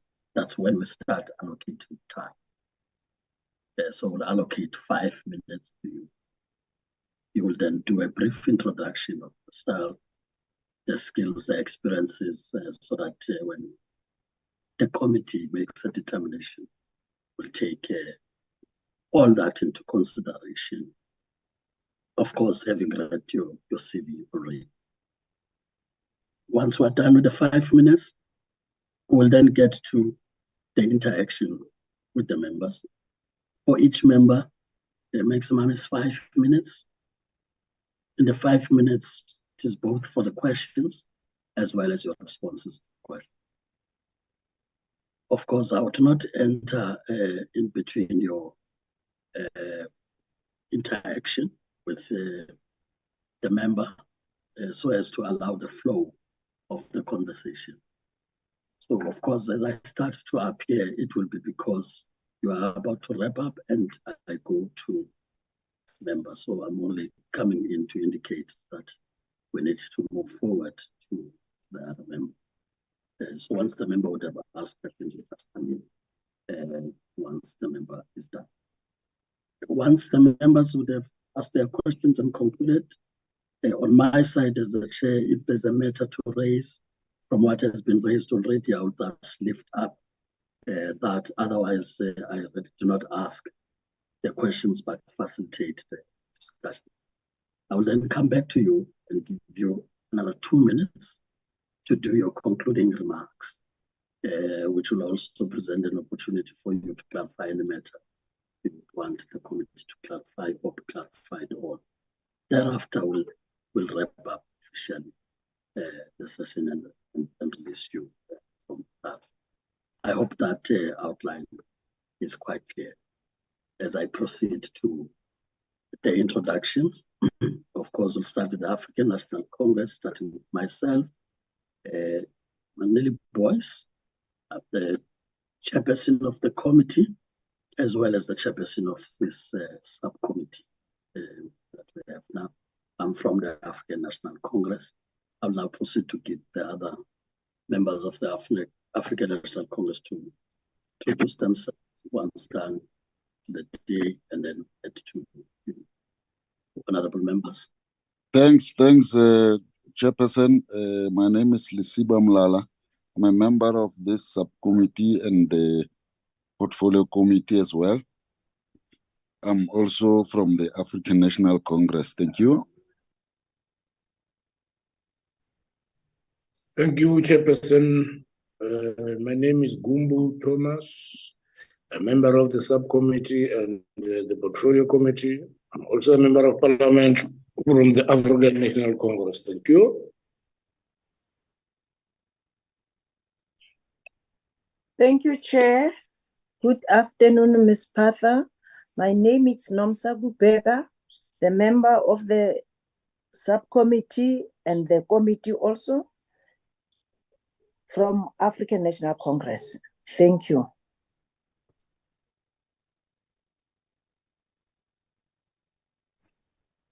Good afternoon. My name is Natasha Makane. I'm a member of the subcommittee, and I'm also a member of the Communications and Digital Technologies portfolio, and I represent the Democratic Alliance.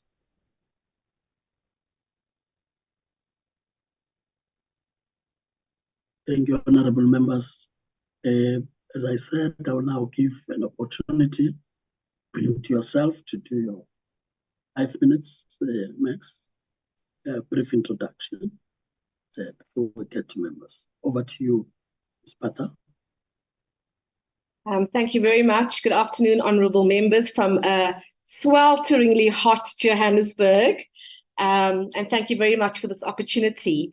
So to dive straight in, I think I was very fortunate at the dawn of democracy to be a young adult armed with a qualification in development planning, right about the time as our democracy was born.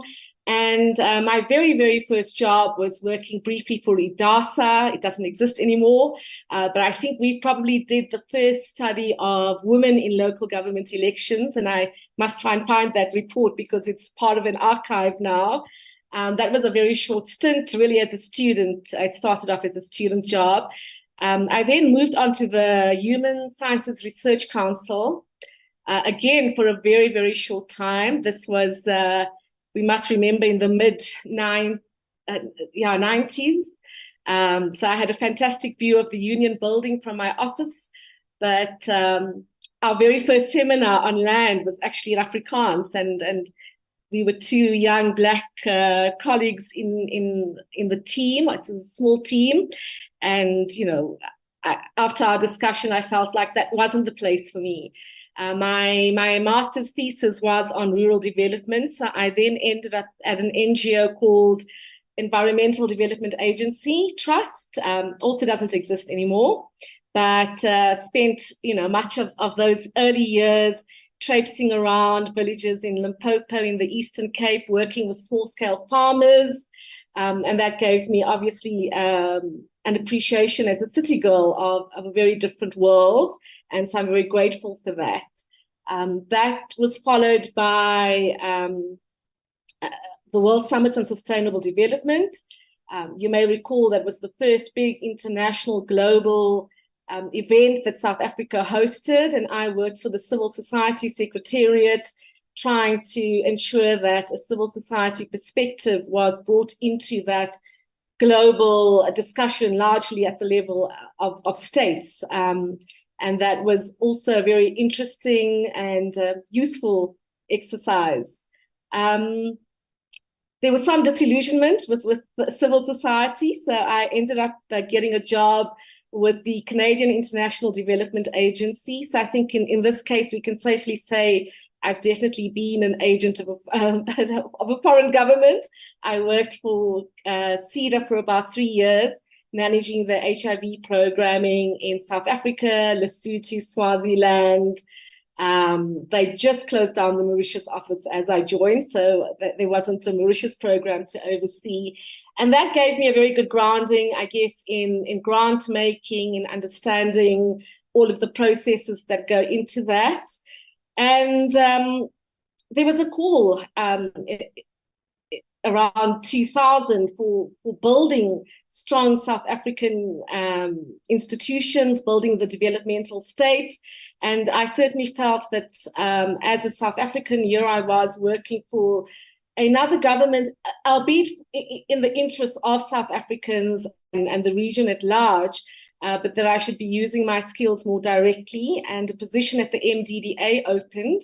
So I joined as the first project director. I'll be very happy to circle back to that and talk about those early days. But that was my first, I guess, proper introduction to community radio in particular. I'd met some people from Soweto Radio when I was at the World Summit, but didn't really understand much about the sector. But my passion for community radio, for community media, was really ignited when I joined the MDDA, and I spent a good couple of years managing the grants unit of the MDDA, and then it was time for a change, and I left. I've been a freelance consultant for quite a while now, almost close to 10 years. I work with a range of local and international NGOs, academic institutions. One of the things that I've been very involved in is teaching at the Wits Radio Academy. So there's a radio certificate program. We have lots of young people who come in who are already in the broadcasting industry, but who come in because they're looking for a qualification. I teach a module that is called the Foundations course. Every student has to do it. They have a choice with the other modules, but we give all students who do the course a grounding in understanding the regulations, the legislative framework, understanding why community broadcasting is regulated, why it's so important. And I've been doing that for close to 9 years now.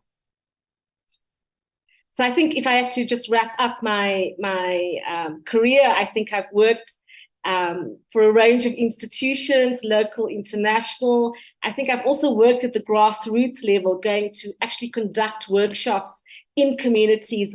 In 2015, for example, actually going to run workshops on digital migration. What is it all about? What does it mean for you? So I think I bring a combination of those skills. And certainly working as an independent consultant, I think I have an appreciation of what it takes to be a small business owner. Thank you, Ms. Papa. We will now get to the interaction with members. I'll start with the Honorable Kubeka, who will then be followed by Honorable Motswane, followed by Honorable Gumbu, and Honorable Mlala will follow Honorable Gumbu. I now recognize Honorable Kubeka.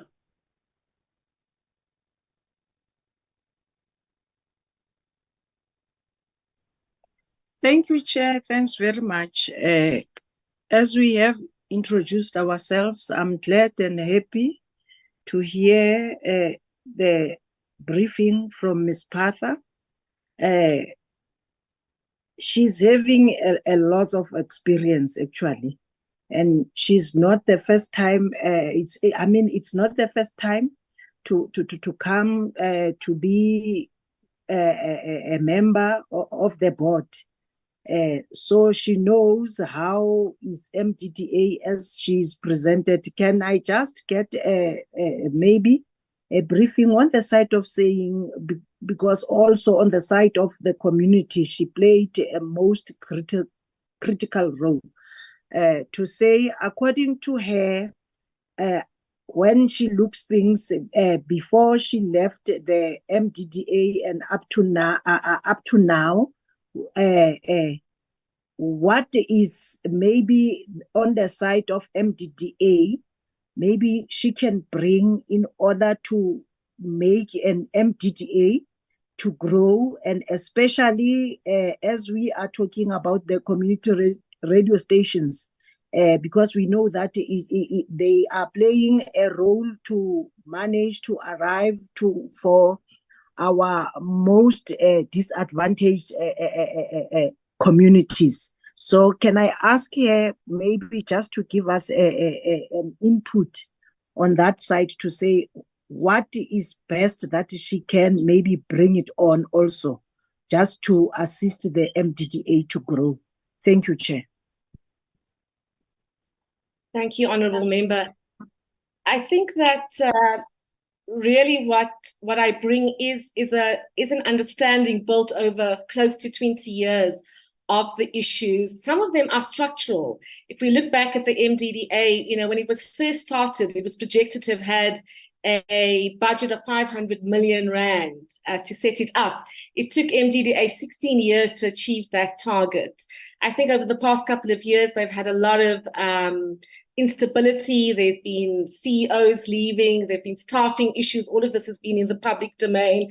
But I think what I bring to this role would be a strong analysis, analysis rooted in research, of understanding the sector, of understanding some of the structural issues at play. If you think, for example, on the print side, there's still newspapers that MDDA funds. Many of them have to face issues of distribution of printing. For broadcasters, their big cost driver is Centec and transmission issues. I should also say that in more recent years, I've been doing lots of other work on the continent, so looking at other countries and how they're managing, and often with much less resources, they seem to be doing a lot better than we are. So what I would like to bring to the MDDA board is a strong research and a strong analysis that can help the grant funding and ensure greater impact. Thank you.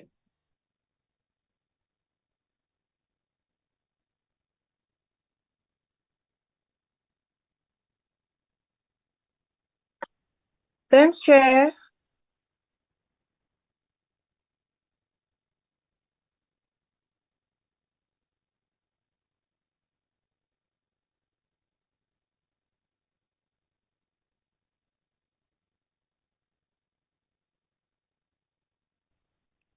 Chair.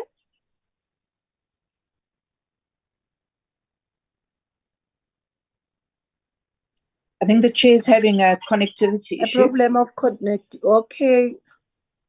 Temkos? Or the whip? Maybe while the chair is trying to connect, I'll say one other thing. What I would love to see is communities having a greater appreciation for community media and understand how to exercise their rights over community media. So I think that's another thing that I'd love to bring to the MDDA board. Honorable. Okay. This is the chairperson. Good afternoon. All right. The chairperson has asked that Honorable Mazon proceed with her questions while we sorting out the issue of his microphone. So Ms. Mazon can proceed. Thank you. Thank you very much. Good afternoon, ma'am. It's lovely to have you with us today. And it's fascinating listening to your experiences and the way your career has evolved. Certainly has been anything but boring, which I think is fantastic. Our chief jobs as MPs, which I think we tend to forget sometimes, is we are legislators. And Parliament is the legislative arm of government. And the MDDA has an act which is quite strict, quite restrictive, and in desperate need of a I wouldn't say an overhaul, but definitely in need of an update, because I think you'll agree, having worked in rural areas, and as rural areas develop and become more urbanized, so too will their community radios, local media, and you require a diversification. So it's an ever-changing and ever-evolving field that we find ourselves in. If you were to join the MDDA, what would you say your first input would be on the MDDA amendment bill, which is one of the KPIs that the MDDA failed to reach? So they were supposed to have completed the entire amendment bill to present it to Parliament, but they have not done so. And it's certainly to the disadvantage, in my opinion, of community and local radio stations, which you've just said in your interlude. I like the fact that you didn't waste the opportunity to give us a bit more information. The community interaction is so important. And my second part of the question is, in this age of disinformation, you yourself call yourself a city girl. I'm a city girl too. We know how various social media platforms can be used for mis- and disinformation. How do you think the MDDA should be approaching that? Thank you very much. Thank you, Honourable Member.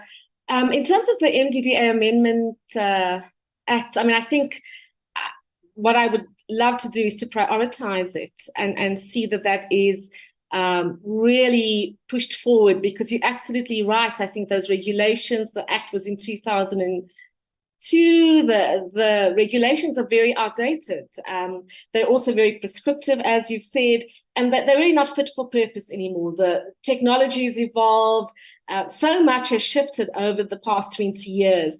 So I think that there needs to be a broad discussion, and we need to invite South Africans, we need to invite interested stakeholders who've got a wealth of experience and knowledge, broadcasters themselves, to come in, and not forgetting the print sector either. So I would really like to see a broad public participatory process where we can draw on the lessons, because there are many lessons. We can celebrate the many victories, because many of these projects are still existing. I bumped into a project we funded when I was at the MDDA in 2007. Bali and Lomu now has 4 magazines, 4 newspapers that she has initiated. So that's a fantastic success story.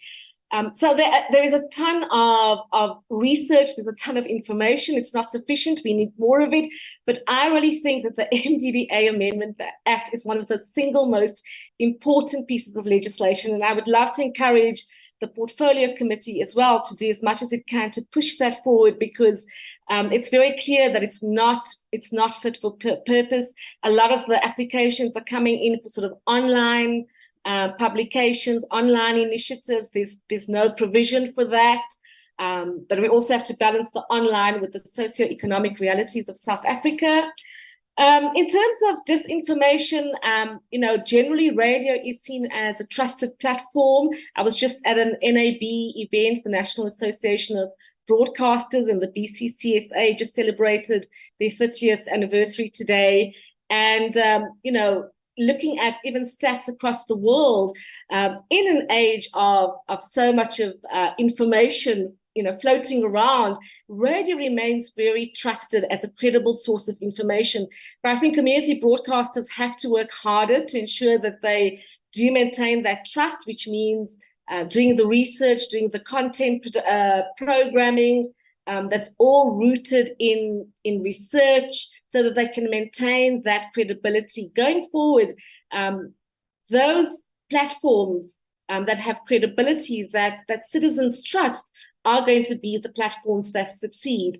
And so as community broadcasters and community media face a lot of uncertainty about what happens in the future, credibility and trust is going to be a defining feature for them. Thank you, Honorable Mazzone. Apologies for what happened earlier on, but I could hear, so nothing lost from the notes I've taken. I would now move to Honorable Kumbu. Honorable Kumbu. Thank you, Chair, and good afternoon to Ms. Patha. Good afternoon. Ms. Patha, as someone who was with the MDDA previously, now I just want to check if there is mismanagement of funds in the MDDA like it happened in the past. Now, as a board member, if you are appointed, what strategies will you bring to address that? And as part of my question, I also want you to speak about the changes that you will bring in terms of the current fundraising strategy of the agency. If you can just respond to those two questions, then I think I'll be fine. Honourable Member, I'm not sure I got the second part of your question. If you could just repeat it, please, about the fundraising.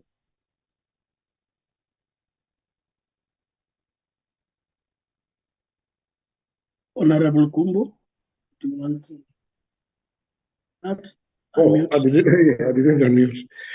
Yeah, I was saying, I'm talking about the changes that you will bring in terms of the current MDD fundraising strategy. If you can just... Sure, thank you. To start with the first issue, I mean, I think I want to say that there's a huge amount of public funding that goes into supporting community broadcasting in particular, infrastructure, the MDDA funding.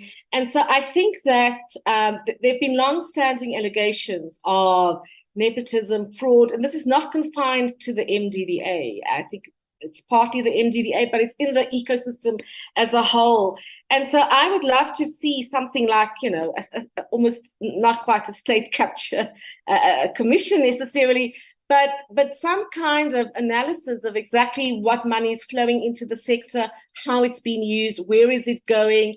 I think where there are cases of, you know, clear cases of fraud, mismanagement, I think those have to be addressed much more sharply. I think, you know, up to now we've had, and I've heard ICASA use this term, a developmental approach to the sector. But the sector is now 30 years old, and I think we need to start applying different kinds of measures. So I would certainly say I would support all calls to root out corruption, mismanagement. ICASA has made some effort.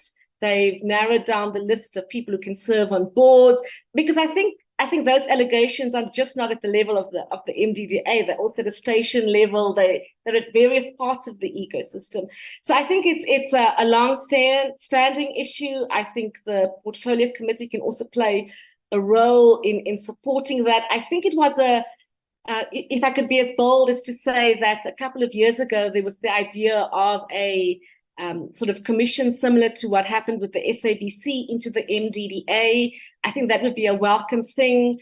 I do feel sometimes that the MDDA is a little bit of an orphan. I know the SABC has got such a big mandate. It's so important. It therefore takes primacy, but community media is incredibly important. And so, yeah, I certainly would want to play a role on the board to ensure that those sorts of allegations that have been sitting around for many years are addressed a lot more sharply. In terms of fundraising, I mean, I think, you know, earlier on I said it took MDDA 16 years to reach a target of 500 million. The simple reality is that the volume of applications they get far exceeds their budget. I think they are bolstered by the commercial broadcasters who've now outstripped government in terms of funding for the MDDA. In truth, I haven't looked at their most recent fundraising efforts. It's always a double-edged sword. Who do you take money from? What conditions does that money come with? But it should also be noted that everybody's looking for extra money. The SABC is in a crisis. They need money. MDDA needs money. So I think there's a limit to what is possible. But the idea of encouraging the management to diversify its funding, to explore partnerships, I think that those are probably in motion and could be strengthened. Thank you, the Honorable Kumbu. Now recognize the Honorable Mngala. Thanks, Chairperson, and good afternoon, Ms. Patha. Good afternoon. Ms. Patha, I think you are familiar with these two noble concepts of nation building and social cohesion. And our society now is regressing in terms of those two important noble concept of building one South African nation. Now, I would like you to briefly outline how you think the community media can help in this regard, so that we don't have the situation regressing further. My second question is, I heard you also spoke about collaborations and where you get funding, for what purpose, and so on. The environment is quite polluted with political interest, with business interest, with profit-making schemes, and the poor community radio station is at the center of that. Now, my question would be, how best can we navigate that environment where there's also new role players, the over-the-top players are dominant. Majority of South Africans have got a cell phone, particularly young people. How then do you think your appointment can influence and change that trajectory? Thanks, Chair. Thank you, Honourable Member. I agree with you that nation building, social cohesion are issues that seem to be receding, and we need to be doing a lot more in that regard. I think, in truth, many community media projects play a very significant role. I think we don't often hear what they're doing. We don't often get to understand some of the content. There are lots of partnerships now that are emerging between NGOs, for example, and community broadcasters, where an organization like Corruption Watch, for example, will have a program on several community radio stations. So I think that I wouldn't like to suggest that they're not doing anything in terms of nation building and social cohesion, but I certainly feel that those are issues that we are getting much more polarized as a society. And so, again, I think it's something that community media needs to go back to those basic and first principles. What is our primary mandate? That can also come with not feeling pressure about funding, because, as you said, the person who pays calls the tune. So ensuring that whatever mechanisms are in place to provide funding to these community media projects, that they know that they can actually run with whatever content that they need to run with, and they don't feel that they have to align themselves with anything in particular beyond the needs of their communities. So I think there's a lot to be done. There's a lot of content work, a lot of programming. We're starting to see some work on gender-based violence, for example, starting to trickle into community radio stations in a context where we're considered a very xenophobic nation. I would hope that community radio stations are really playing a role in bringing various communities, because a community that you serve is actually made up of so many other communities. So I think there's huge potential, but it also, I think it has to be acknowledged, producing that content requires money. So I think the sector also requires the resources to produce the content that can help us build a strong and united society, because that's really the primary mandate for community media. In terms of the collaborations, I think, as you've said, and I think I mentioned this earlier, it is a complex field. There are vested interests. Who do you take money from? Who do you not take money from? A really simple thing is, if you're in a community radio station in the Western Cape, you have a high level of fetal alcohol syndrome. Do you take funding from alcohol companies, for example? And there's a case to be made for or against.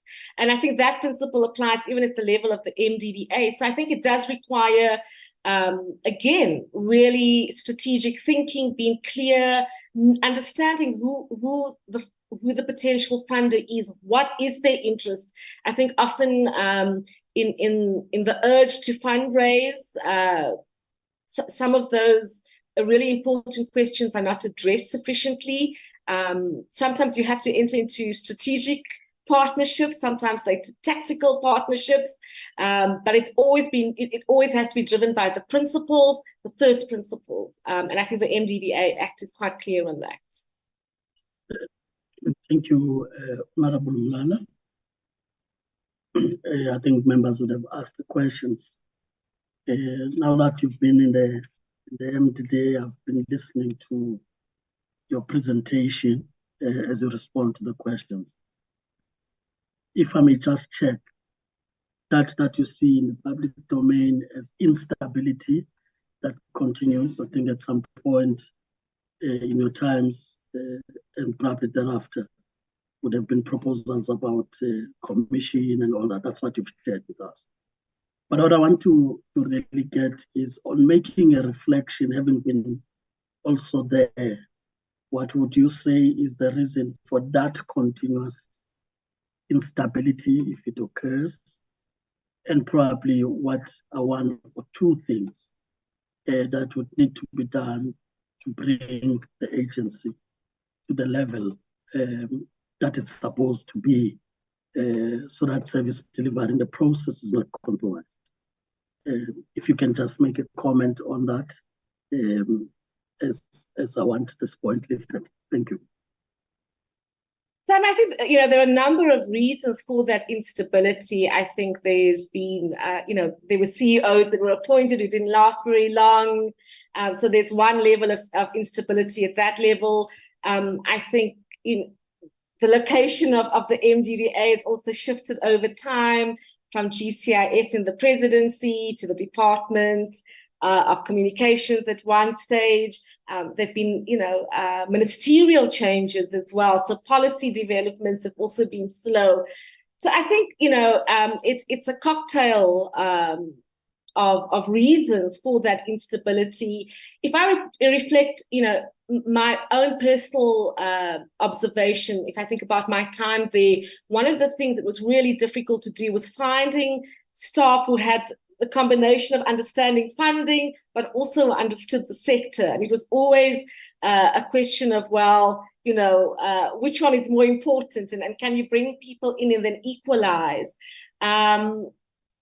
But I do want to say that in the last couple of years, I think there has been greater stability. I think the efforts of the Portfolio Committee, the efforts of the MDDA, that they've adjusted their funding cycles, they're learning from what they're doing. So, it's not to suggest that nothing has happened. They certainly have, for example, I've seen with print, because they're under pressure with print, that they're now, prioritizing certain provinces. So I think and I think that's the story of community media in South Africa generally. Through all the challenges and the instability, there's stories of resilience and of striving and of really trying to break the barrier. And I think the MDDA certainly is in that box. And I think going back to the points earlier, if we can also tweak the regulations, etc., and empower them to be fit for purpose for the century we're in, then I think that will also help because that's also a constraint. So, I think you've responded to the question. Thanks. I will now come back to you. It would have been a promise. I'll come back to you to give you 2 minutes. We are there now to make your concluding remarks, and thereafter from Thank our you side. so much. Well, firstly, thank you, honourable members, for the opportunity to address you. I wish you well in your deliberations. I would only urge you, I think, as I've said earlier, the MDDA is a little bit of an orphan. Please do place more emphasis. There are almost 280 community radio stations, a lot more small newspapers, and they play a big role in adding to media transformation, to giving people voice. And so I think it's a sector that will continue to play a very important role, despite all of the new technology, smartphones, Twitter, all of that. For the bulk of South Africans, we are an oral nation. Storytelling is important. And so I really do commend you for your work and urge you to really continue to support the sector. Thank you very much. Thank you, Sparta. As I said, we are now at the end of that conversation. But surely from the engagements that a set of objectives would have been achieved, which is in the main that of learning from each other, from the conversation we've been having. And I take it that we'll continue to have that in the different corners, different platforms, as we seek to find solutions to a number of challenges facing the country, including making entities like the MDDA sustainable and being able to deliver their mandate in that scope. So thanks for once again raising your hand and say you want to be part of the conversation. That's all. Thank you very much. All the best. Thank you. So with that, we'll release you from the platform as we check if Mr. Ngoma is able to indicate if the next candidate is now on the platform or not. Thank you, Chairperson. Good afternoon, members. Chairperson, I have been trying for the last 2 hours to get hold of the candidate. Up until now, I have not managed to. So yes, but the candidate was aware that her interview was scheduled for 3 o'clock today. I spoke to her on the phone yesterday, and she confirmed having received my email and the link, and I have not been able to get hold of her since then. Chairperson, that's Miss Holisani Mushiane. Thank you, Chair.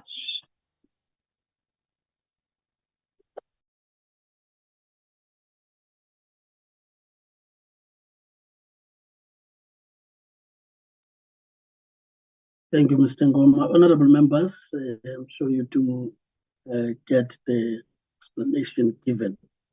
I was worried first whether the candidate was aware, and I've been assured, like all yourselves, as the presentation made. Maybe just to get Mr. Ngoma, that would have been the last, isn't it? Yeah, 100% correct, Chairperson.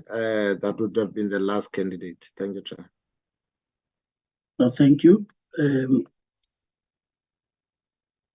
As I'm saying, honorable members, we have confirmation in terms of emails sent, as well as confirmation that the link was received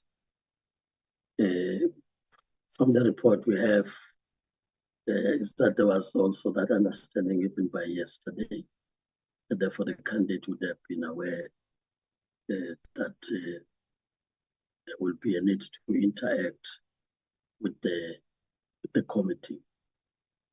Of course, I do not want us to seem like people are closing people out, but we are also, in terms of timelines, given to us to complete the process. But more importantly, the main reason being that we need to finalize the process to ensure stability and governance in the entity, given that other people would have had their term expiring over and above resignation. So they would not want to have the MDDA go back to the past for this term, where it was difficult in some instances to even make important decisions because the board was not a required complement in terms of quorum. So I would take it that at least if those efforts would have been made to try and get hold of the candidate, it may be that the candidate is really no longer available to interact with the committee. And we appreciate that at least for the 3 vacancies that we have, quite a number of those candidates, except this one in the 12, would have appeared for this committee. So I want to suggest for now, so that I don't just rule on the matter, allow members to go forward together. That I think we did our part, and therefore we should be able to get to the next step of our process and close from this point. May I get an indication, members, that there's agreement in that?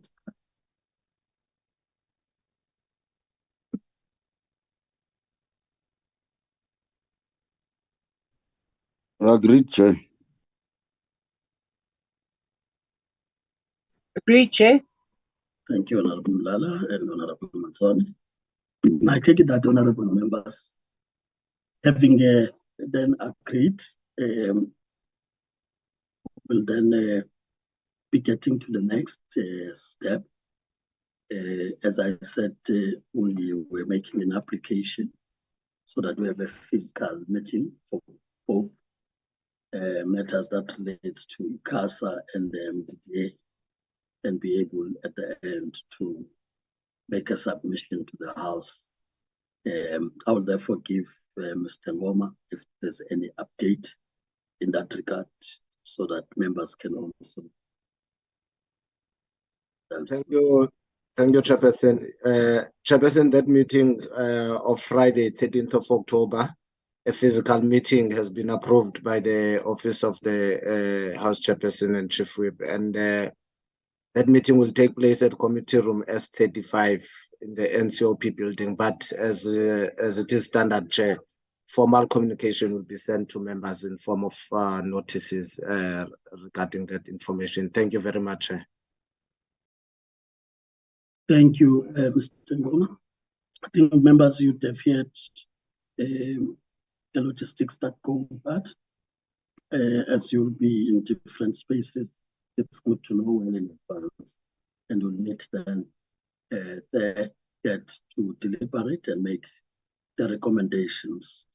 Of course, we'll do everything possible to complete with the programming committee that we get these items also prioritized, so that from the side of Parliament, Parliament could complete its task, and the relevant authorities also conclude them.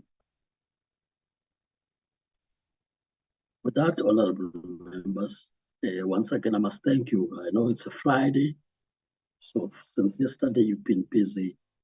This is a serious commitment to your oath, that of serving South Africans in that way. So thanks for that. Enjoy what remains of the Friday and the weekend ahead until we meet again.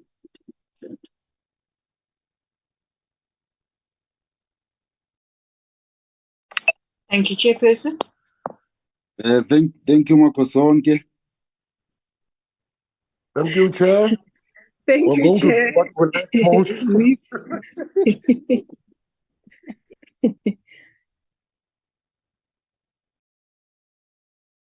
That is out of order.